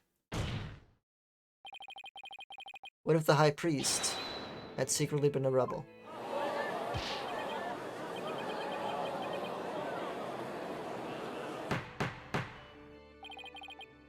The High Priest, a devout follower of Koreanism, a rebel? Do you even comprehend the blasphemy of which you speak? Well, do you? I too found it hard to believe at first. But as I continued my investigation, it started to become more and more plausible. Objection. The third party was the rebel hunting Lady Kira. And the High Priest was a rebel. Your mockery of Koreanism. No. The kingdom of Korean itself knows no bounds. Whoops.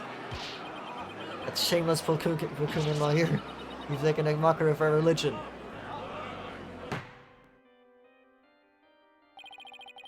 As a faithful Koreanist, I take issue with these claims. And I am loath to admit them in today's proceedings. I don't like where this is going. The defense's claims are but vile blasphemy tantamount to spitting on the Holy Mother. But is it really that big of a deal, Maya? Abbot Inmi was a distinguished monk, and very well respected too, so yeah. Ugh, please don't let this turn into an international incident. But fear not, good people of Korean. The rantings of this putrid-brained lawyer who seeks to sully the soul of the deceased shall come to no avail once I conclude these last rites. The prosecution's assertion is that the accused killed the victim remains unchanged. But the victim was stabbed in his abdomen. How is that possible when he had his back turned to Miss Faye? Someone else must have killed him. Are you sure about that? You may have invalidated the seance, but do not let it go to your preacher head. The karmic flow of this trial is as yet still in my hands. How can you be so confident? Something has occurred to me, you see. And your allegations of a third party are but a deluded fantasy. And I shall prove that by calling a new witness to the stand. Who could possibly... What? Who could possibly been a witness on this frickin' incident? No one was allowed up there. An eyewitness who will deliver a definitive answer that will dispel the defense's doubts. An eyewitness? Very well. Let us continue this. Let us call this eyewitness to the stand. Oh, that guy. Okay.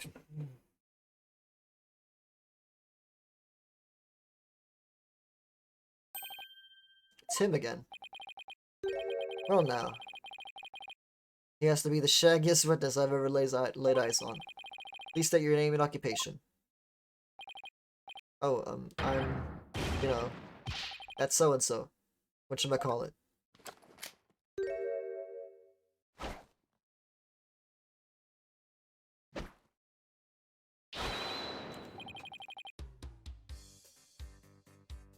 Anonymous TBD. At least that's what they've been calling me. TBD as in to be determined? Can't you just tell us your real name? Witness has suffered a blow to the head, rendering him amnesiac. Therefore, I named him Anonymous TBD in my report. But he thinks TBD is part of his name. Objection! I love how they're making a pun out of anonymous. Anonymous.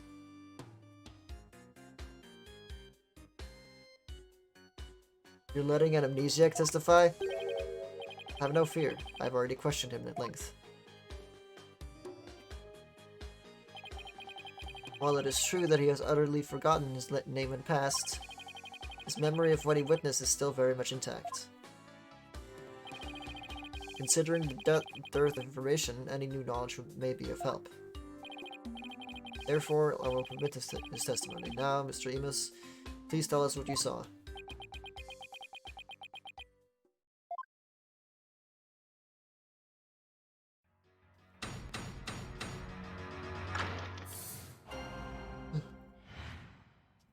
The night of the murder. That night, I was up at the top of Mount Pony Pony, the mountain next to the inner sanctum. I hate crowds, so I climbed up there to pray in peace. I know it's a no-no, but since there was no one around, I used my binoculars to spy on the right at the inner sanctum. That's when I saw the accused stab the high priest with a dagger.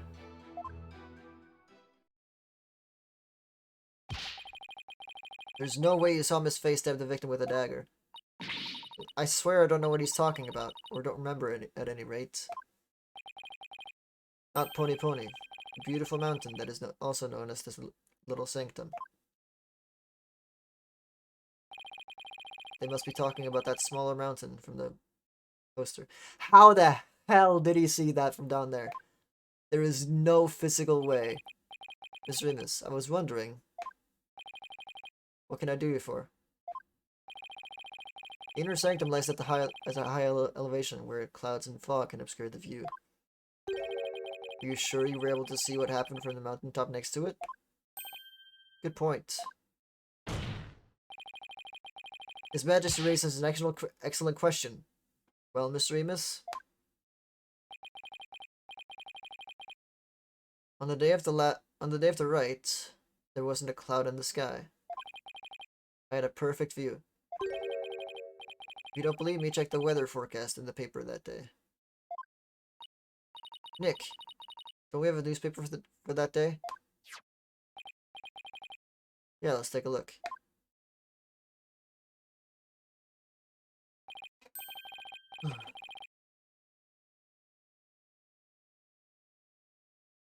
It's a forecast, though.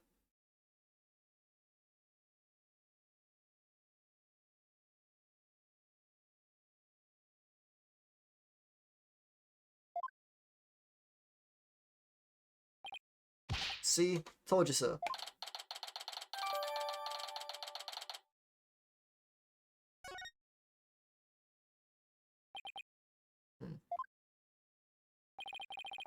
Well, it would appear the witness has offered testimony worth hearing. Miss Remus, I too have a question for you. Didn't you already question the witness? Well, that's what I'm here for, right? Shoot! How was the accused holding the dagger? Was she holding it underhanded, its blade protruding from the bottom of her hand? Yep, I believe she was. Leading the witness. It's called a reverse grip. Ah, I thought as much. Hold it!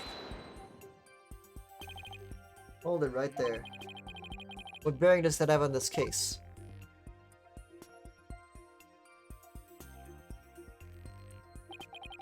Cease your interruptions, you putrid-headed lawyer.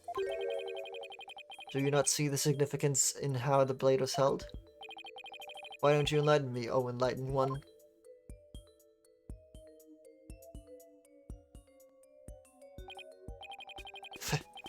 I knew you were a fool. I can already picture you in your next life. Next life? Yes, after your soul writhes for centuries in the pits of hell. You shall be reborn as a witness sea urchin. Witless sea urchin, with barbs limited to your posterior. Oh. You shall live a short, inconsequential life, only to be brutally devoured by sea otter.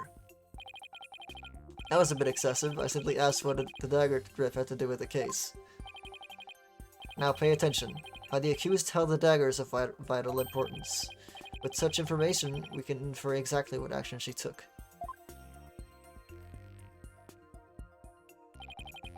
You were saying that the victim was killed while he had his back to the accused.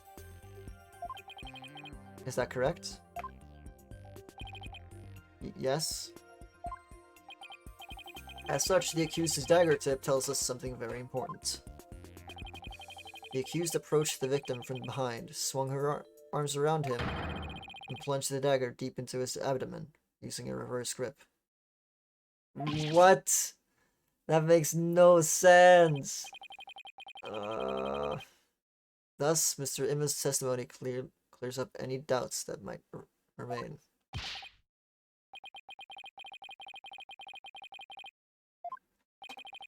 No, it doesn't. It actually doesn't, because he was moving towards her, towards the freaking.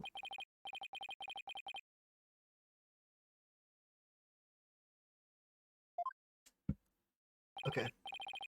Nothing. The defense may cross-examine the witness.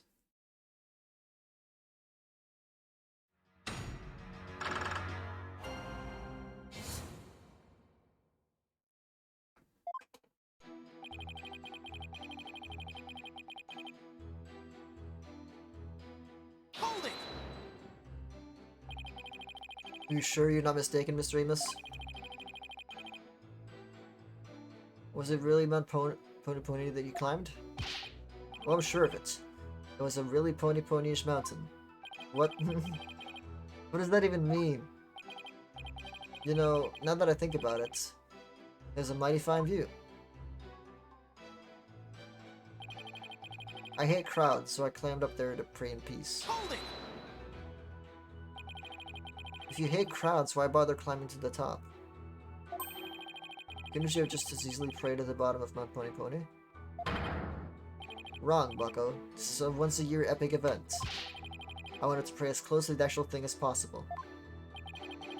If you're so gung-ho about it, why didn't you go pray at the Plaza of Devotion? Like I said, I hate crowds. I wanted to pray in peace.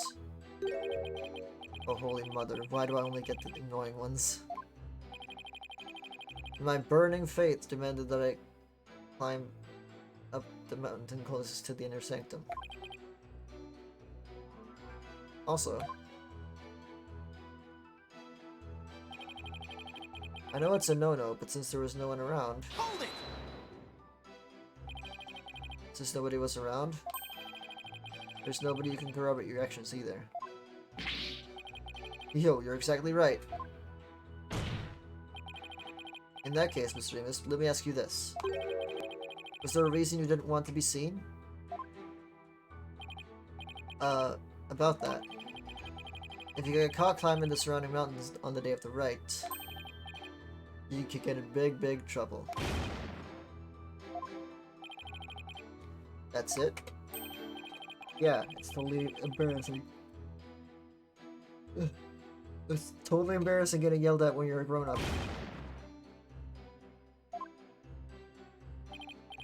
Yeah, you're a real grown-up, alright.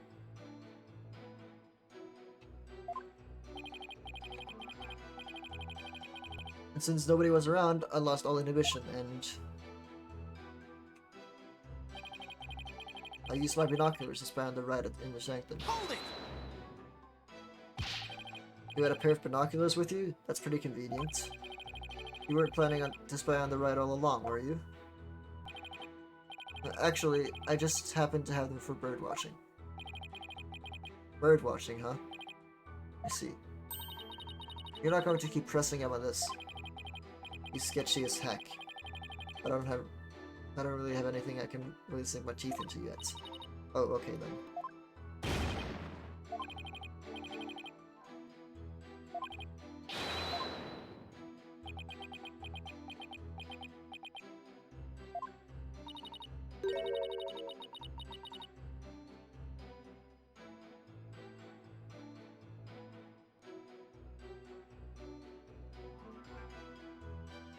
He's really starting to get on my nerves.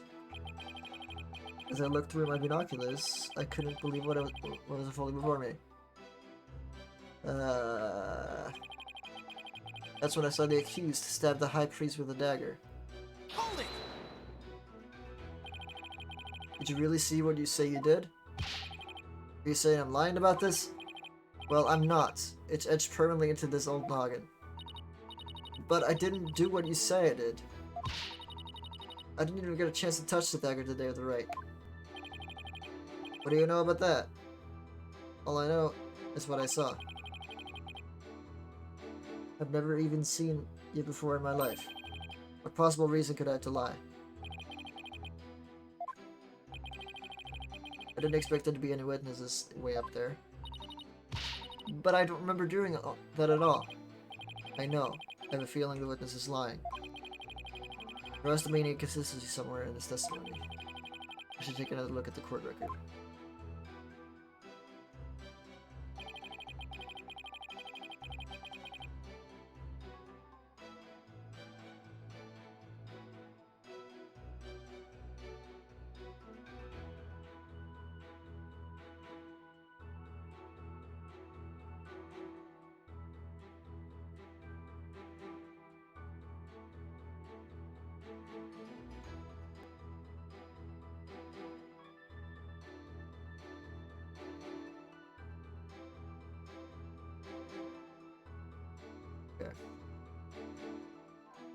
So it was a.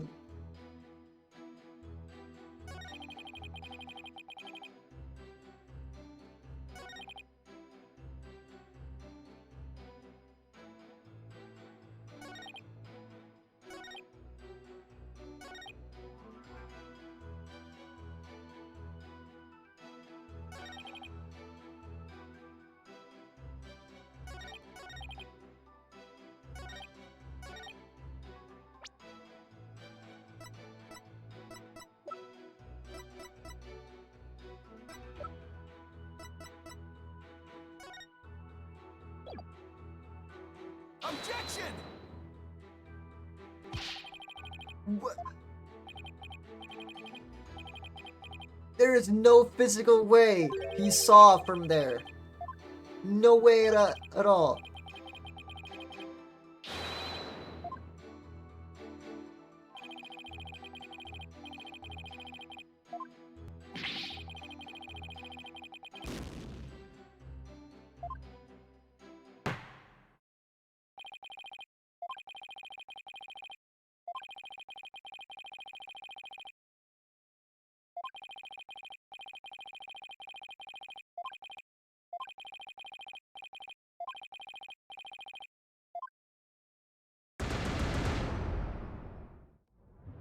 There is no physical way he could see from there, even if he had binoculars. There's no way. And he said the weather was clear?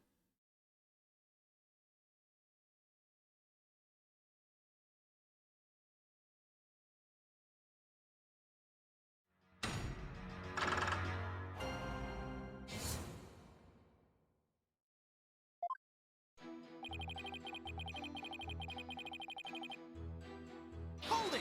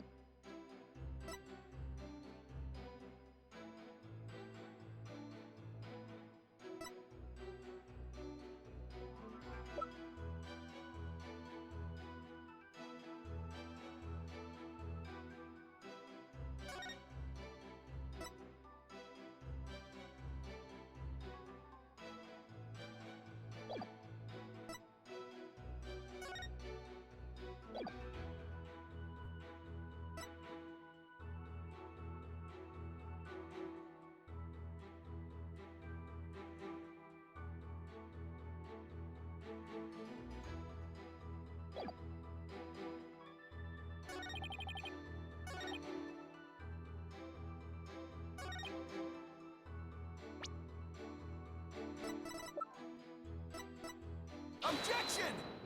Thought so. Your Majesty, I had my doubts about this bushy-bearded witness, but now I know we can't trust him. What? Are you just dodging me solely on my bodacious beard, are you? Not at all, Miss Remus. It's much more than your sketchy appearance. It's your sketchy testimony. His testimony, you say? Yes, recall how the inner sanctum was that day. Specifically, that it was completely enclosed by the ritual curtain. Why yes, I believe you're right. The curtain would have completely blocked the witness's view from Mount Pony Pony. Therefore, he couldn't possibly have seen the murder happen. Remus, have you been known to making false statements to this court?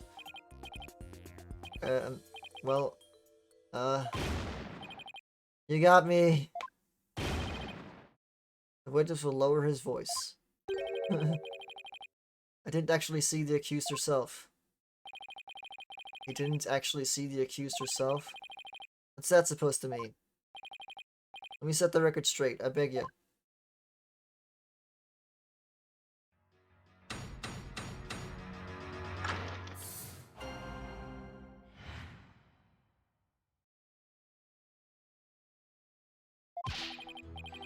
I saw their shadowy silhouettes projected against the ritual curtain. The figures were created by the light of the full moon on that clear and still night. She was just a shadow, but I could tell it was the accused, who was gripping that dagger.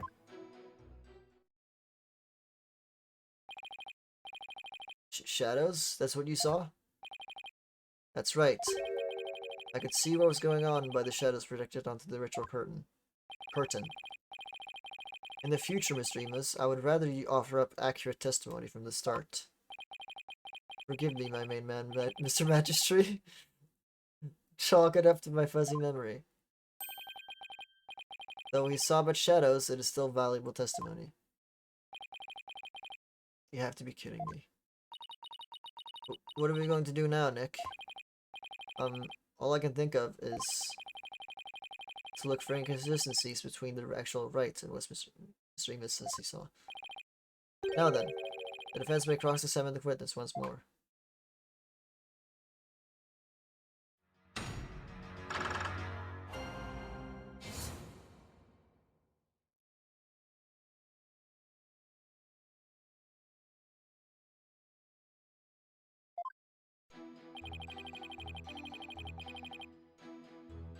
Hold it!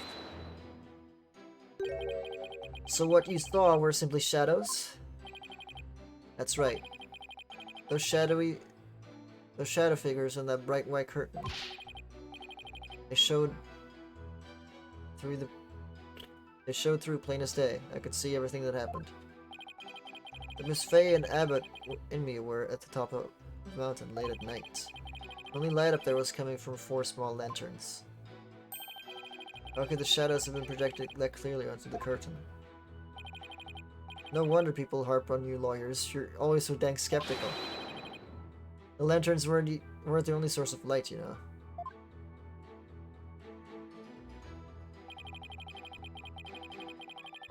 Oh, what?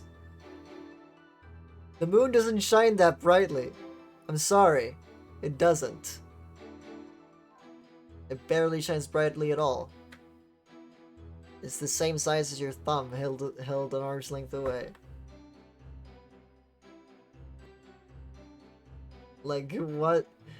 The moon doesn't shine that brightly. You claim to have seen shadowy figures that were projected onto the ritual curtain.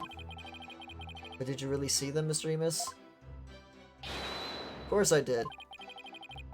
Bright moonlight projected them onto that curtain. Clear as day. It was like watching a scene out of a horror movie from a front row seat on Mount Pony Pony. I guess the moon does shine a bit brighter when you're way up there. No, it doesn't! It doesn't! I hate this. Maya, do you recall how bright the moon was that night? I remember there weren't any clouds. And the moon was definitely out. Okay. But I don't remember if you could cast any shadows. Okay, thanks. We can't deny that the moon was really bright. Which means it's possible that it was bright enough to cause shadows to appear. No, there's no possible way.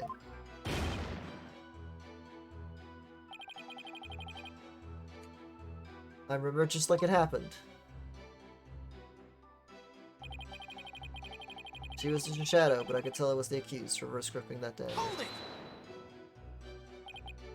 Hang on. How do you know it was Miss Fay, if all you saw were shadows? There's that little bun on top of her head. Didn't need to see her face. The distinctive bob's the dead giveaway. Never underestimate my keen sense of observation. Now that's some funny haircut. It's not nice to make fun of a girl's hairstyle. I like my hair this way. Besides, you're one to talk, you Sasquatch. You're not into this wild, manly look I'm sporting. Shows what you know, little girl. She's 28.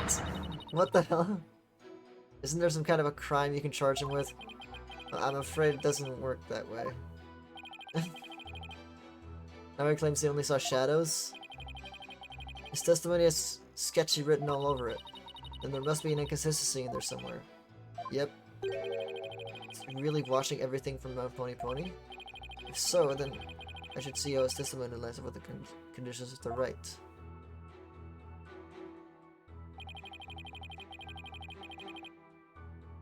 I saw their shadowy silhouettes projected against the actual curtain.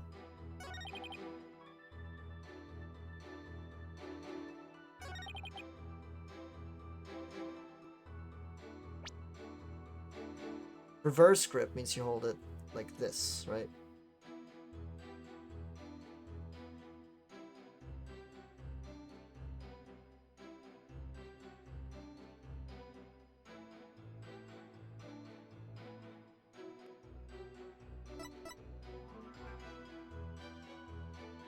Okay, so I need to contradict what the insight was.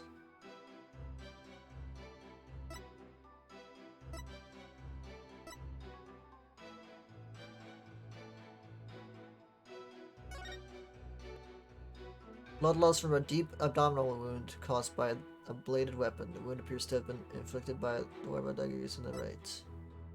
The mark on his face, I take it. The mark on his face is one borne by all members of the community.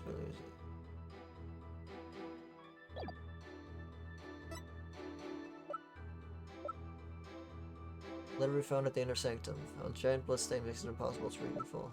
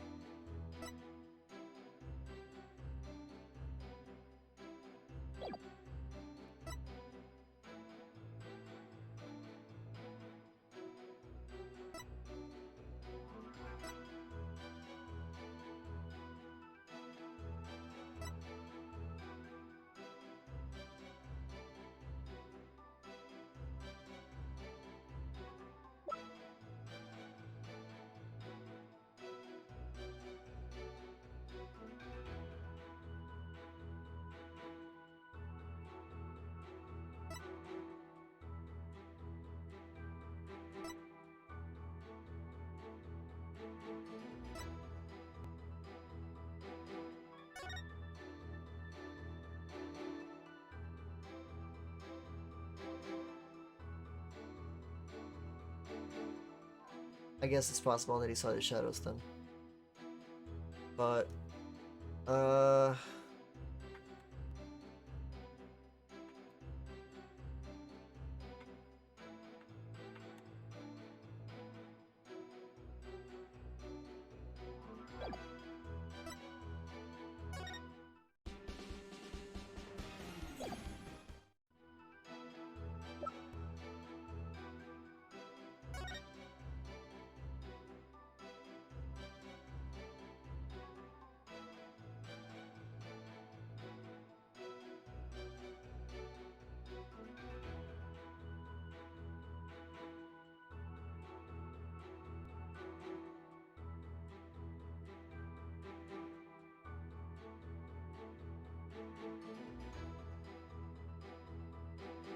Uh...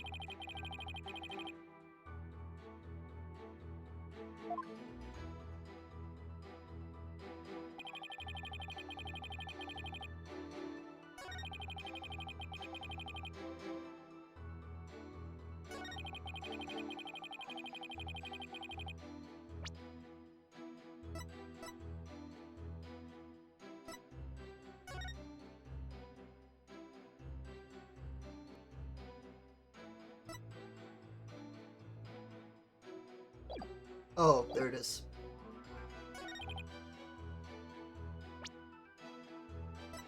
Objection! You saw silhouettes projected by the moonlight? Sorry, but that's just not possible. What do you mean? How is that not possible? It was really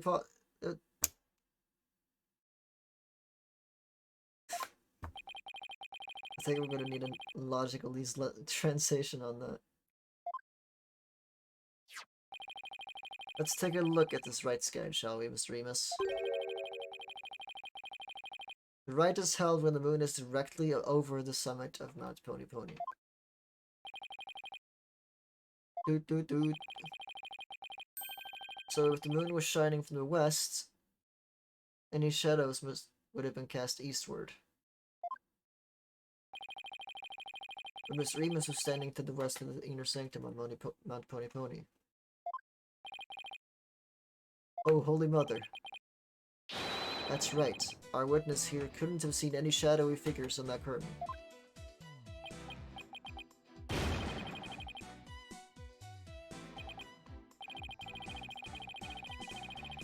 Perhaps it was the sacred flames of the lanterns that cast the shadows he saw. I'm afraid not. I inspected them during my investigation, but the flames were too small to cast the crisp, distinct figures Mr. Remus claims to have seen. But I did see the silhouettes, really. But how could he, Nick? Maybe he was someplace where they were visible. Wait, don't tell me. Your Majesty, Mr. Remus really did see those shadows. It brings a brand new fact to light. And that would be? A brand new fact that comes to light if Mr. Remus really did see the shadows is...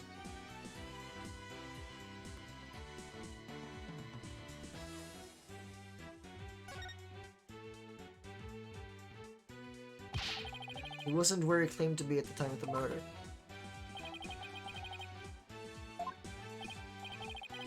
Oh, then where do you propose the witness was? Someplace where he could have seen the shadow figures, naturally. Wait, you mean...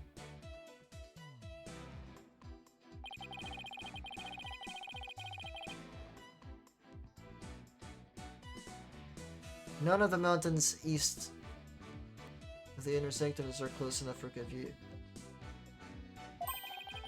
It leaves only one place you could have clearly seen the shadows from. And where might that be? This is where Mr. Remus was at the time of the murder.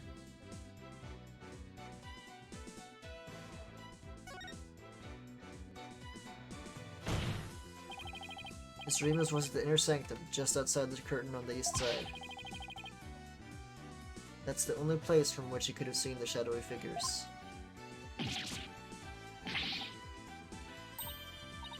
Really? Wow, I didn't even think of that.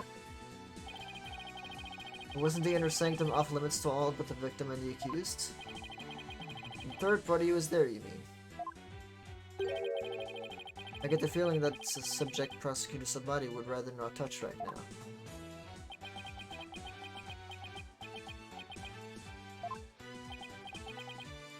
Ah, you mean... That's right, this witness was at the scene of the crime. Which means he is the mysterious third party we saw during the divination seance. He could be the one who possessed Lady Kira and killed the High Priest. What? Objection!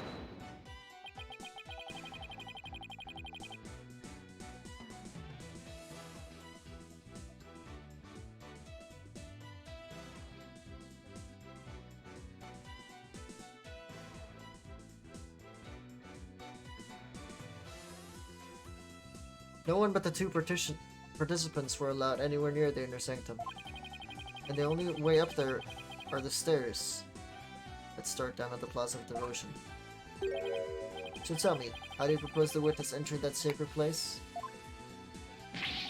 Oh, he must have, I haven't thought that far ahead. The sanctum has sheer cliffs on 3 sides and a steep, towering rock face on the other. No one could have made it there by climbing the faces of those cliffs. His Majesty's the Satan's Remus was at such an inaccessible location, it's but a bit to tarnish his credibility.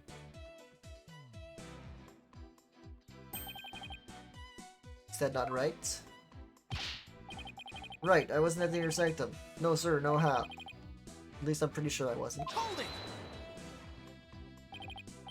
Then what about those silhouettes you claimed to have seen? I'm starting to think I've been imagining things. What? This is insane. I knew we couldn't trust that lawyer. He's trying to frame the witness.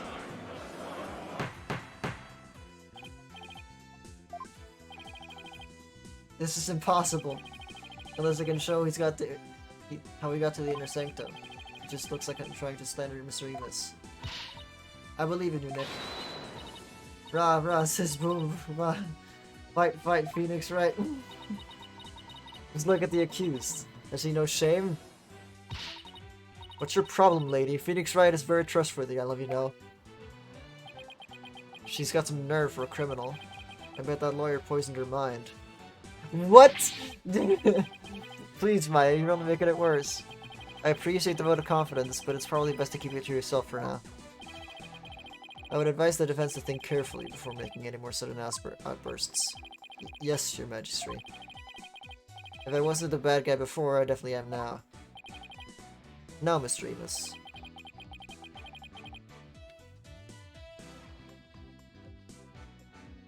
I would like you to think back carefully, before you testify next about where you were that night.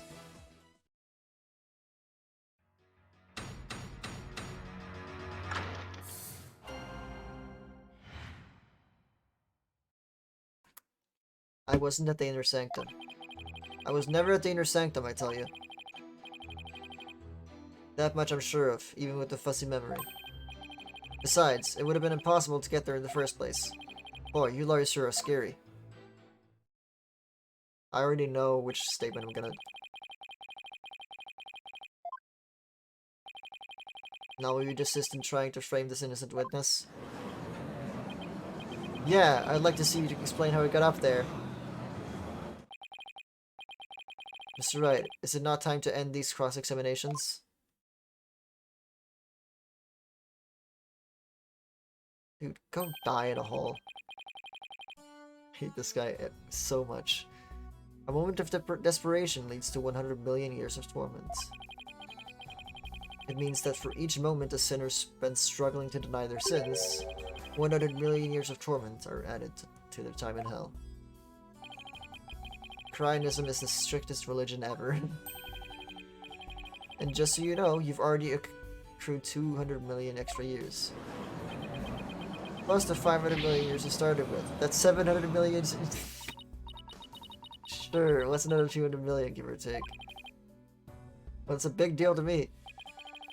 I can't keep saying that the witness was there at the inner sanctum. I can't prove it. Problem is how am I going to do that? I already know how, just get to it already. Okay.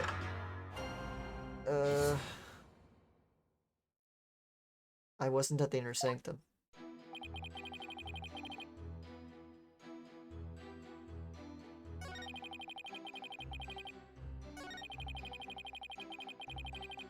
No, it wouldn't, because I have this. Objection! Is that not it?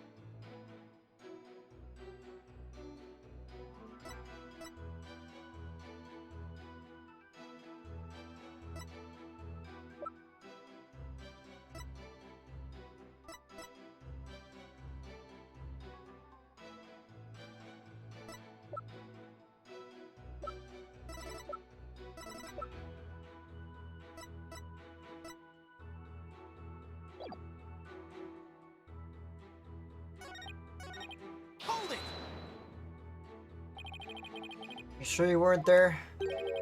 All I'm sure of is that you're deeply skeptical. Hey, Mr. Prosecutor, are all lawyers always like this? Most certainly. They always try to pin crimes on innocent witnesses, without any proof whatsoever. They're no better than bacteria or viruses. Yikes, you mean he's contagious? He's gonna give me lawyeritis. Okay, this is getting ridiculous. Ooh, that was a close one. He almost put me there at the scene of the crime when I wasn't even there.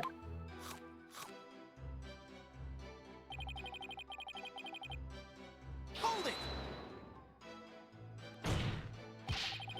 You just said your memory was fuzzy. I sure did. What's the big deal? I'll tell you what.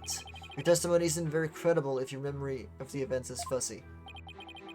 Oh, no worries there. My memory may be fuzzy, but I'm very clear on one thing. Here we go again. If you ask me whether or not I remember what I did that night, I'd say I do. In short, you're confident that your testimony is true. Is that correct, Mr. Amos? I guess you don't get to be a judge for nothing. So in closing, I can clearly say that I was totally not there. Besides, it would have been impossible to get there in the first place. I wonder if it really was impossible for you to get to the Inner Sanctum. If you have something to say, just say it. Couldn't there have been another way to get there? A way that wouldn't attract attention? No, there isn't. Which means there is. Perhaps the defense would share its theory with us? I don't even have a wild guess, let alone a theory, though. Time to reach into my bag of bluffs. It's not a bluff because I already know! You fell from the sky. Maybe you fell from the sky?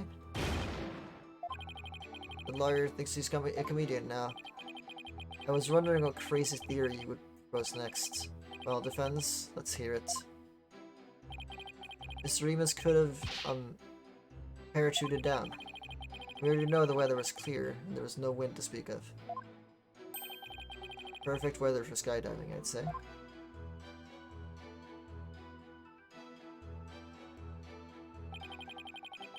Now that you have been backed into a corner, your delusions grow even more delusional. The Inner Sanctum is on a tiny ledge up on a sheer cliff over 2,000 meters tall. One misstep, and a skydiver would soon find themselves in the Twilight Realm. Yeah, I don't care how still the wind was. Even I couldn't have made that jump. Wait, what's this big building on the top of the Sacred Mountain? That is Royal Penitentiary number 4. Oh right, Princess Rafa mentioned there was a prison up there. How do you get your prisoners up there anyway? By helicopter, but only with authorization from the Minister of Justice. He's the only one who can approve flights that pass over the Inner Sanctum.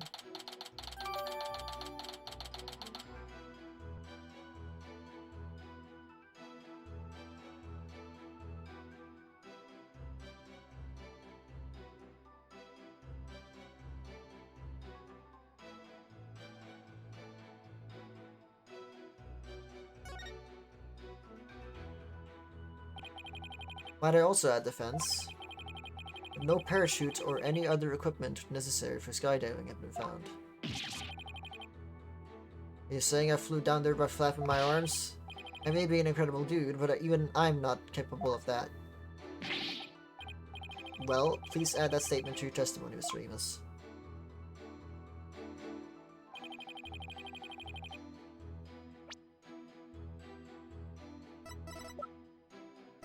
Objection! Thank you. Already know from the beginning. Mr. Amos is right. You couldn't have skydived down there without any gear. Well now, finally come around, have you?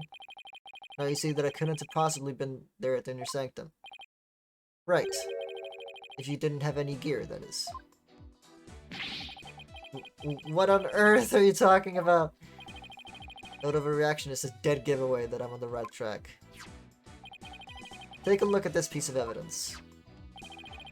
Those are prayer flags, are they not? Yes, but they have been sewn together to create one big banner, a banner that could also function like a parachute. Malkunka. People of Krine are so used to seeing prayer flags that the police didn't even think twice about these flags during their investigation. No, this cannot be. The witness landed at the inner sanctum by using these prayer flags as a parachute. Is that not right, Mr. Remus? There's no way out. I'm surrounded. Mr. Remus? All this talk's jogged my memory. I guess I was there at the inner sanctum after all.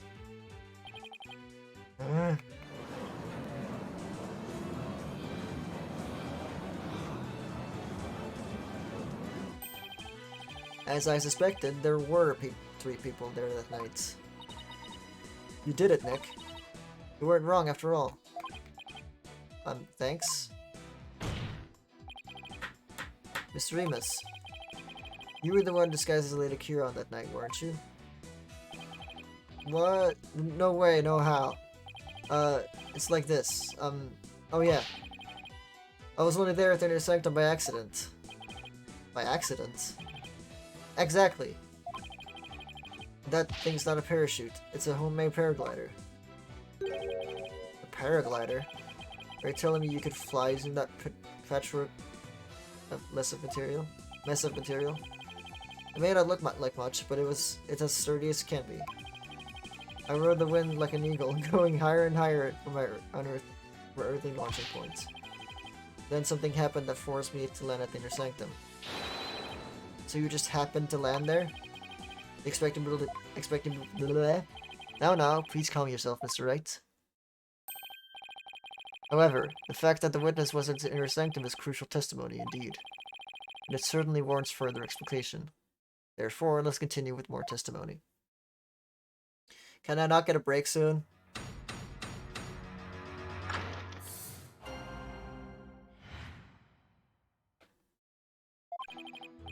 That evening, I was enjoying a trek through the night sky with my homemade paraglider. But just as Mount Pony Pony was drawing near, something terrible happened. An accident forced me to make an emergency landing at the inner sanctum. As I landed, I banged my head, causing me to lose my memory. So you see, I ended up at the inner sanctum purely by accident.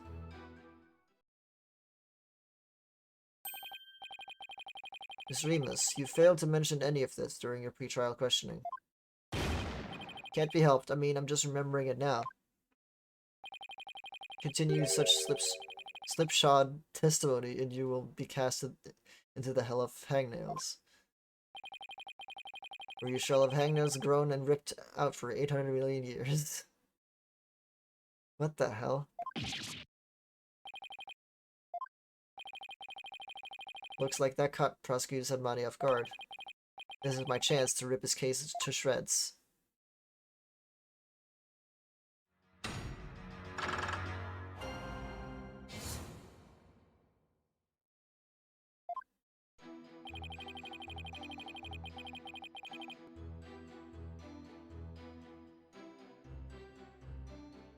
That evening, I was enjoying a trek through the night sky with my homemade paraglider.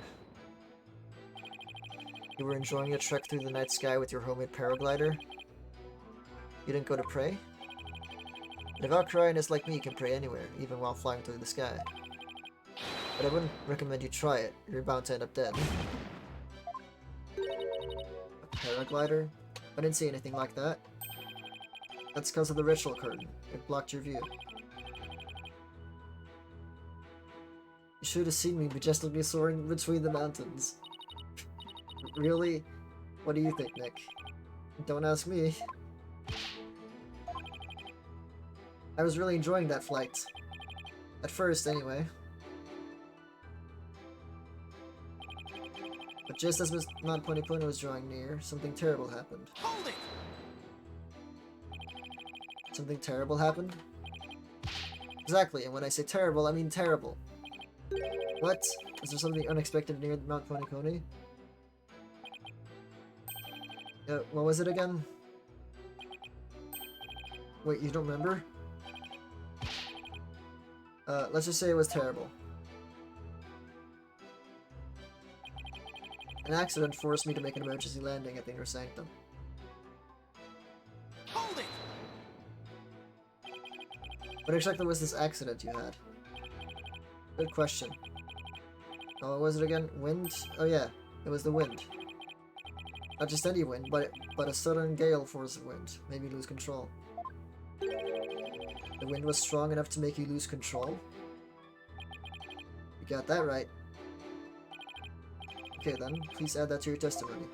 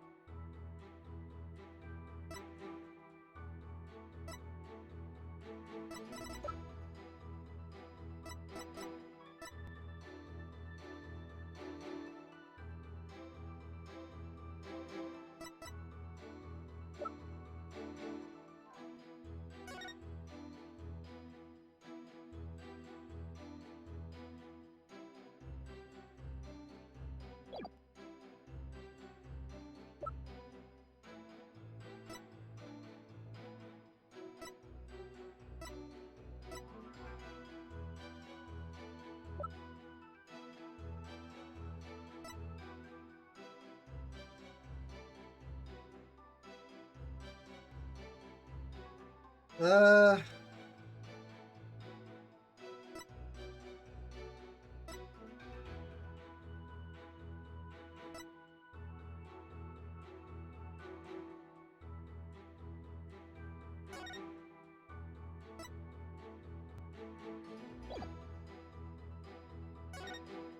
Is that lantern still lit? It is. That proves that it wasn't strong enough. Right? It's gotta. Objection!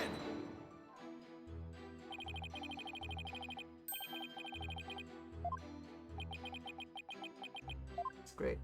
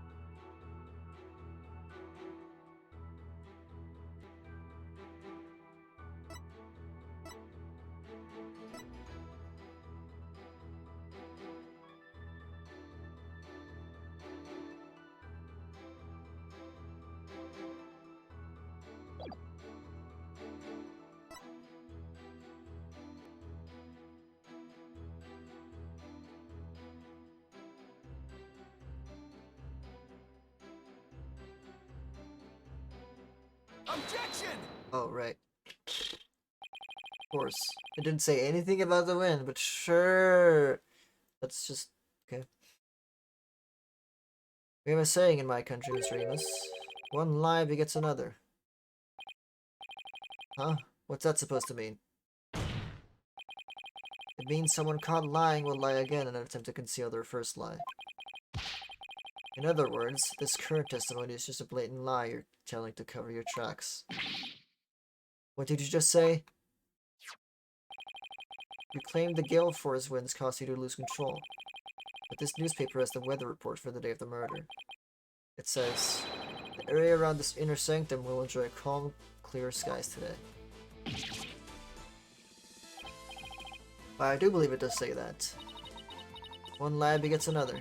That makes sense, but... is it really a saying back home? I've never heard of it.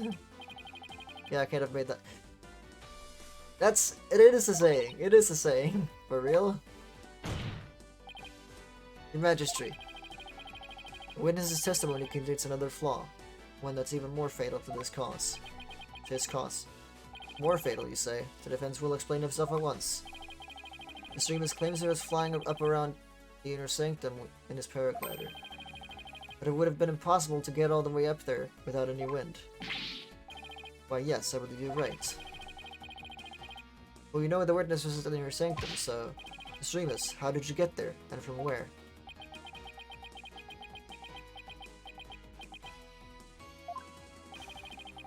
Without any wind, you couldn't have flown up there from the bottom of the mountain. Oh. By process of elimination, the only starting point is that makes any sense is... Your Majesty, I believe I have the answer to your question.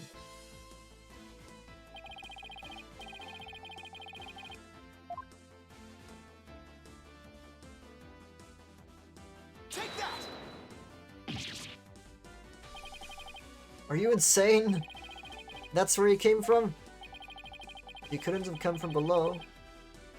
The only other option is from above. So you see, Anonymous came down from Royal Penitentiary number 4. From there, he could have easily reached the inner sanctum by parachute. And that means he might have also killed the High Priest.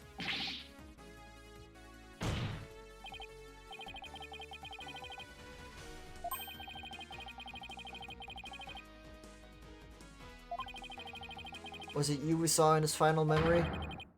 Are you the rebel hunter Lily Kira?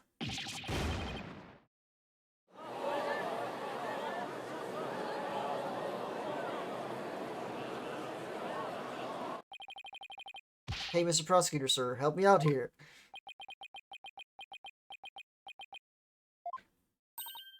You did it. You finally left him speechless. Oh, come on, Mr. Prosecutor, man. Quiet, you fool. You should use this time to prepare yourself for what is to come. For a fate far worse than hangnail hell awaits you now.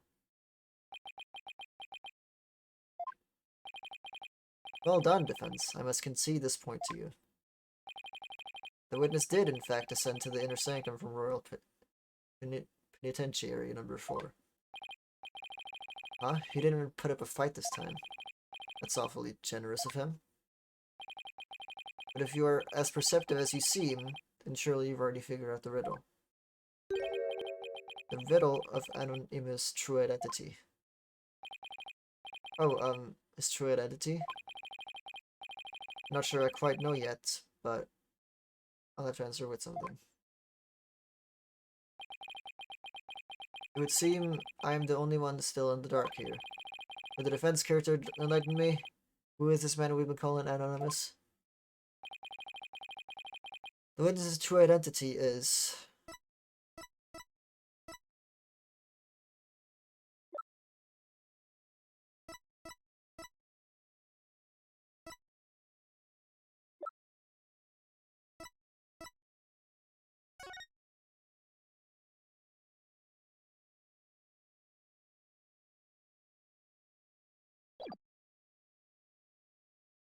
It has to be him. Is this really him? Only now do you realize the truth. Well, please do share with us your belated insight. What's wrong, Nick? Just say it. Because this isn't going to be very helpful to our case.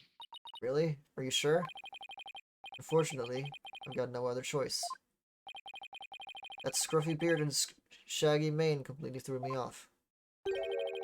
But it's all becoming clear now. The nighttime base jump from the mountaintop prison. The precision landing at the inner sanctum using only a homemade parachute.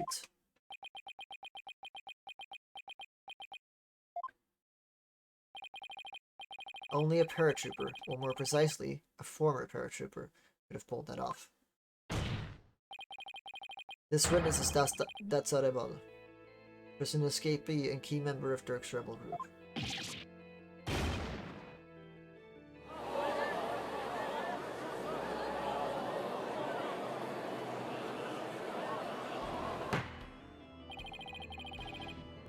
The witness is an escaped prisoner?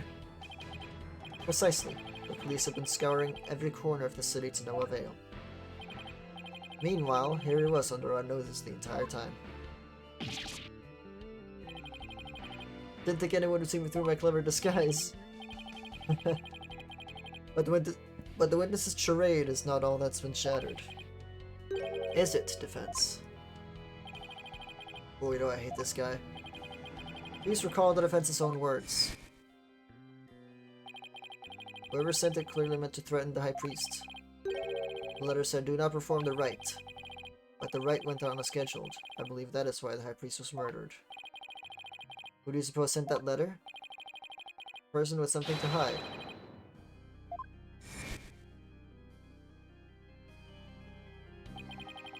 He claimed that the real killer was the rebel hunter disguised as Lady Kira. Yeah, what's your point?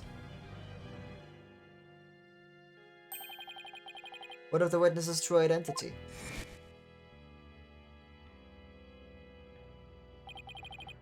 Only a paratrooper, or more precisely a former paratrooper, could have pulled that off. We just saw this, like a few seconds ago. This witness is Datsarabal, prison escapee and key member of Dirk's rebel group. Yeah, we literally just saw that, like a couple seconds ago.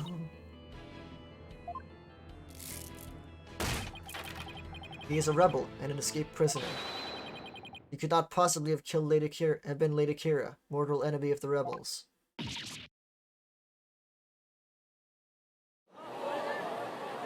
Why not? Now perhaps the witness will enlighten us to the truth. After all, he has yet to refute any of this.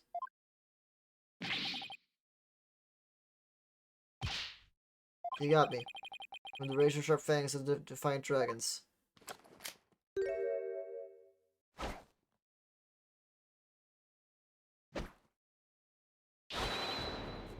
That's horrible.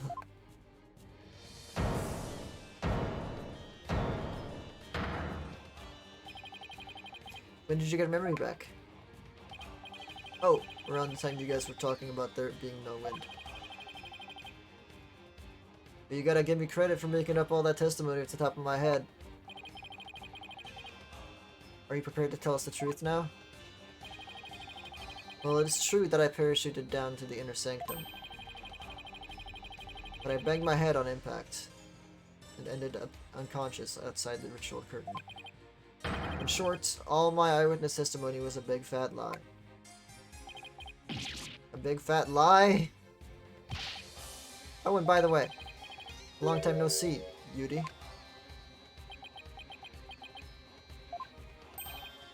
Wait, they know each other? Your Majesty. This filthy rebel belongs in a jail cell. Oh yes, of course. Bailiff, seize him at once. Seems you really have forgotten the will of the dragon, huh, Yudi? But I haven't, and no dogs at the Garamaji are gonna lay a finger on me.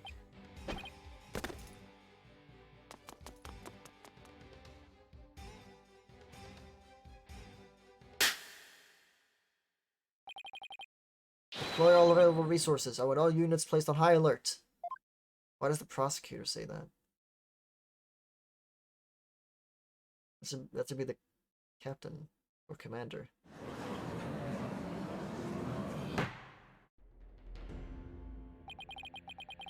Escaped prisoner. Escaped again. He just ran out of court. Are you serious? The police force has been placed on high alert. He will be caught before long.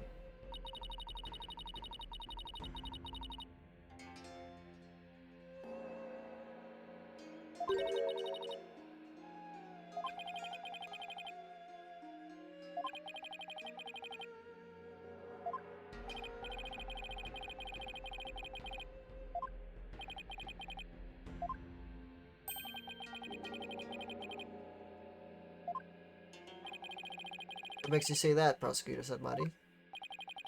That's a rebel dropped something as he made his escape from these halls.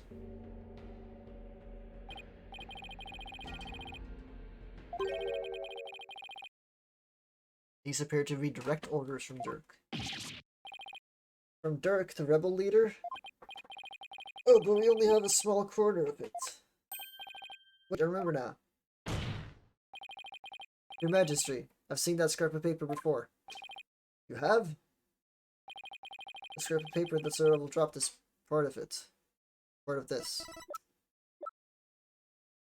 Take that! And this is... I found it at the scene of the crime. It appears to be a copy of the old order that Mr. Rebel dropped. If we put the two together, we should be able to read what the order says.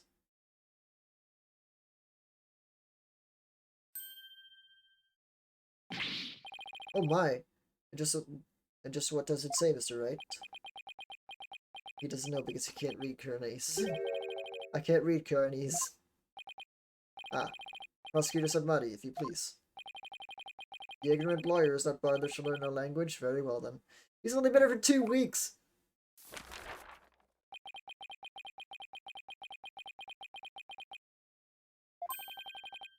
I do not understand.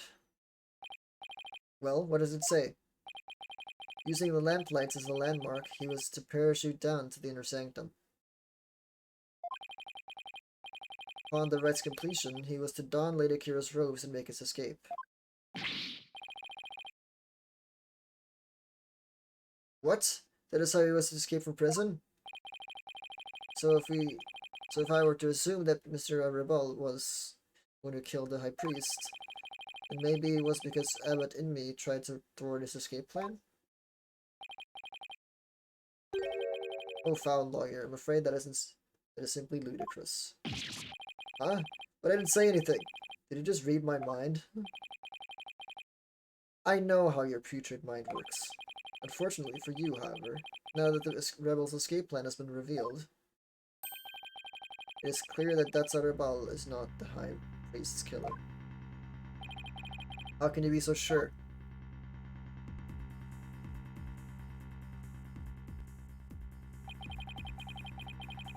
Only you would use that putrid brain of yours every once in a while. Datsa Rebel's plan could not have worked without the help of a certain individual. What do you mean? I'm speaking of Abbot Inmi, of course. Had Datsa Rebel simply donned Lady Kira's robes and made his escape alone, it would have been far too conspicuous. But were he by the High Priest's side,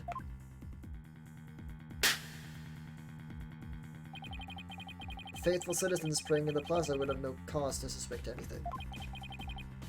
It is therefore unthinkable that Datsa Rebel was the High Priest's killer. So then you're saying the High Priest was a... Oh, I cannot bear to say it. I'm afraid it is so. He numbered among the rebels who threatened our kingdom. How could this be?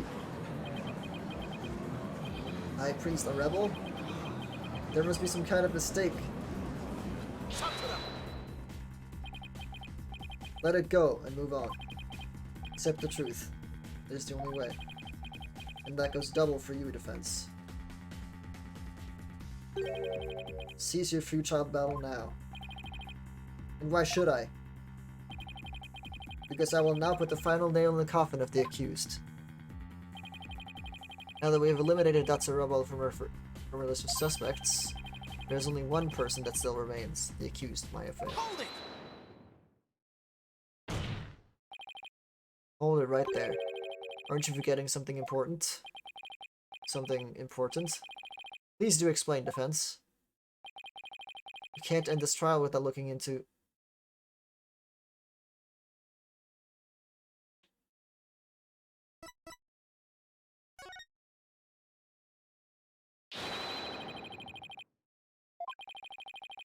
That wasn't Datsa Rebel, then who was it? Objection!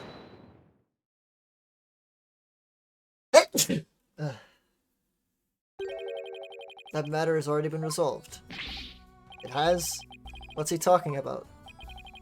It is as I have maintained from the start. There was no third party in the seance mission. Objection! But there was another Lady Kira there besides Maya Fey. We all saw her.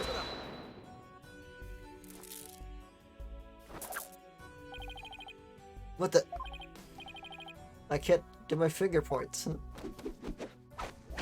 サトライマオマどもさましで足し抜けたれガセよそろか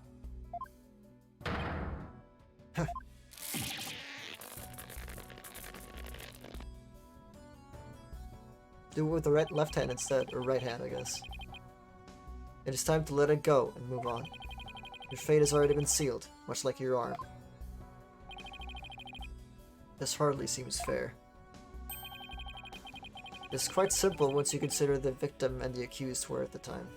Where the victim and the accused were at the time. If the victim was near the spring with his back to the accused, what would he see ahead? Besides the water itself, there is nothing but the Warbot statue. Precisely. Lady Kira we saw in the seance is the Warbot statue draped in the sacred robes. No way! The accused wanted the false Lady Kira to appear in the seance vision. Or she came from behind and stabbed the victim with a dagger in a reverse grip. But why would the accused want to do something like create a false Lady Kira? To show it to the victim as he was being slain. And what reason would the accused have to fool the victim she was about to kill? It was not the victim she was trying to fool.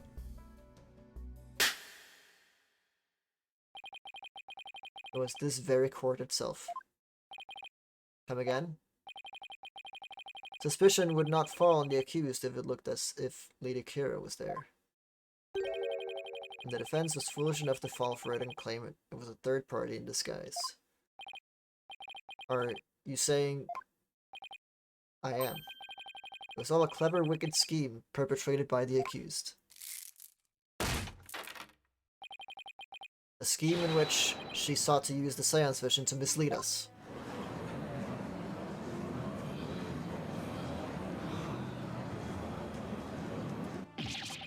This can't be happening. What a face you're making, defense. I'm surprised you're taking this so hard. After all, did I not clearly state a while back that you were chasing after naught but a deluded fantasy? Yeah, I don't need a flashback.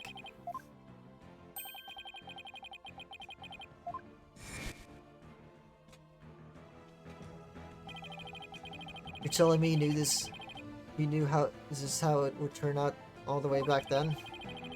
And that he was just waiting for the most effective moment to spring it on me? You understand now? I had you dancing in the palm of my hand this entire time, so you were wasting time. Nice. It can't be.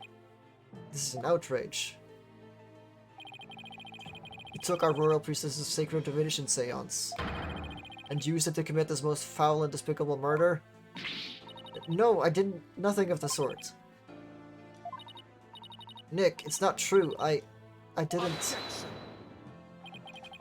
Seize this ugly display. Your fate is sealed now that the facts have been exposed. Your Majesty, the time has come to convict this criminal who only seeks to taint this sacred hall. Indeed, it seems the trial is over. Does the defense wish to offer up yet another counter-argument or something? The accused is not the killer. And, here's why. What do? I've got nothing. It would appear that the defense has run out of arguments to make. I thought for sure that the rebel was the killer. The only person with a possible motive, the one dressed as Lady Kira, has vanished. I've got nothing to use against Prosecutor Setbodi's argument. Damn it, I can't lose now. Not like this. Very well then, I shall now render my verdict. Wait! Please wait, I'm begging you. It is time to let it go and move on. This trial need not be drawn out any longer. The defense has failed to counter the charge filed by the prosecution. In accordance with the law, I invoke the Defense Culpability Act against the defense. Now then, this court finds the accused, Maya Fey, and the defense, Phoenix Wright,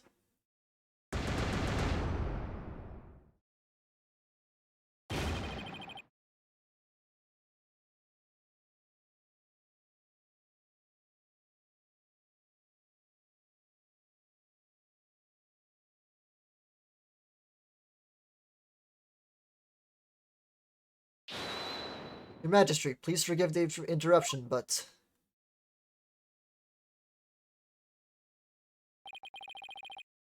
What is the meaning of this?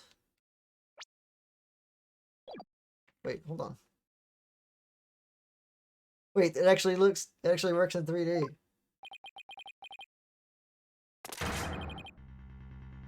Body has been found in the Plaza of Devotion, Your Majesty. What is this?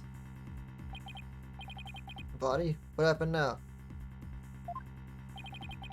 We found this sticking out of the victim. Right, well that's Lady Kira's blood dragger.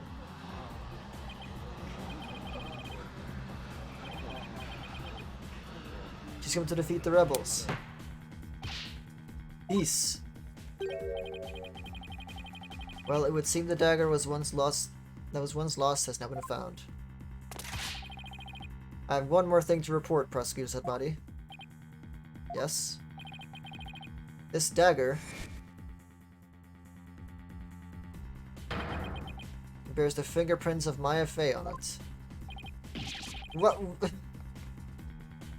How? But why would Maya's prints be on it?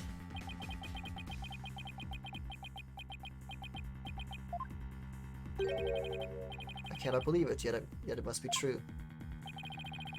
Is something the matter, Prosecutor Sadmati? This trial has run its course, and the accused's guilt has been firmly established. However, it would seem the defense was right about one thing.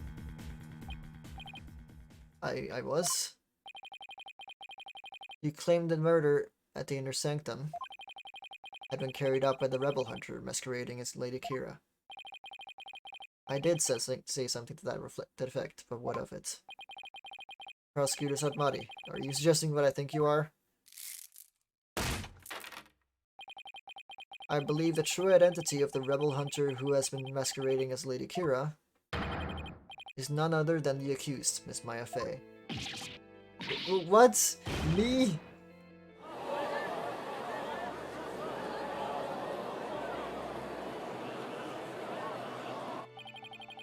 I realize how shocking this would seem. Looking back, however, I now realize there was much that pointed to this fact. The rebel hunting Lady Kira was first sighted about 2 years ago. The accused first came to her kingdom 2 years ago as well. Why, the timing matches perfectly. But there is more. That warning letter was found in the High Priest's bedroom 3 days before the rite. Despite his house being locked up tight that night. Objection! How does that prove anything? It is difficult to believe an intruder could have found a way to enter such a secure house. However, the accused was known to come and go freely there. Mainly to prepare for the purification rite.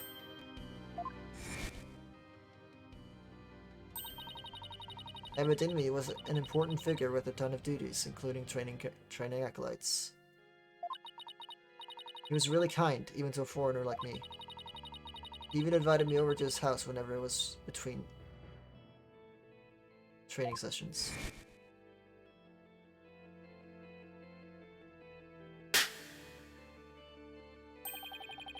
The accused could have easily left the house unlocked for herself without anyone noticing.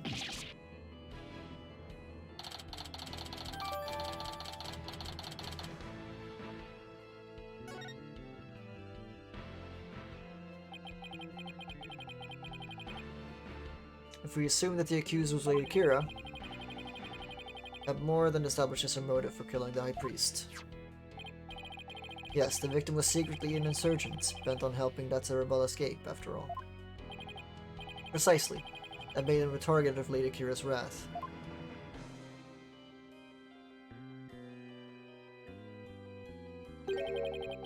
And after killing the High Priest, she then unleashed her divine justice on another rebel.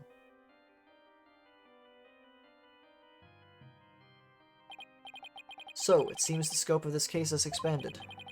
We now have 2 murders perpetrated by Miss Maya Fey, masquerading as Lady Kira. What?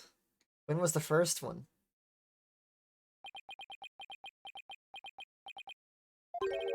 If Miss Fey is indeed a serial killer, it would affect the severity of her punishment. In light of this, I believe the second murder must be investigated before we can proceed. As you wish, Your Majesty. Maya Fey, I hereby charge you with this second murder. May your defiled soul feel the weight of your sins. A new murder charge on top of a guilty verdict? It seems the defense will live to see one more day. Talk about hanging on by a thread. Come tomorrow, a far more terrible punishment awaits you. I hereby suspend these proceedings so that the second murder may be investigated. Until the conclusion of this new investigation, this court is adjourned.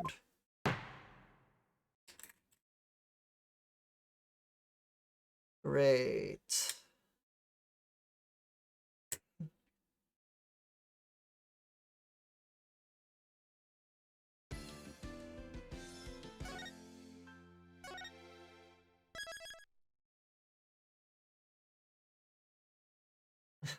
Fucking hell, dude. Alright, so I'm gonna continue tomorrow with the last day of this trial, and I'll see you guys later.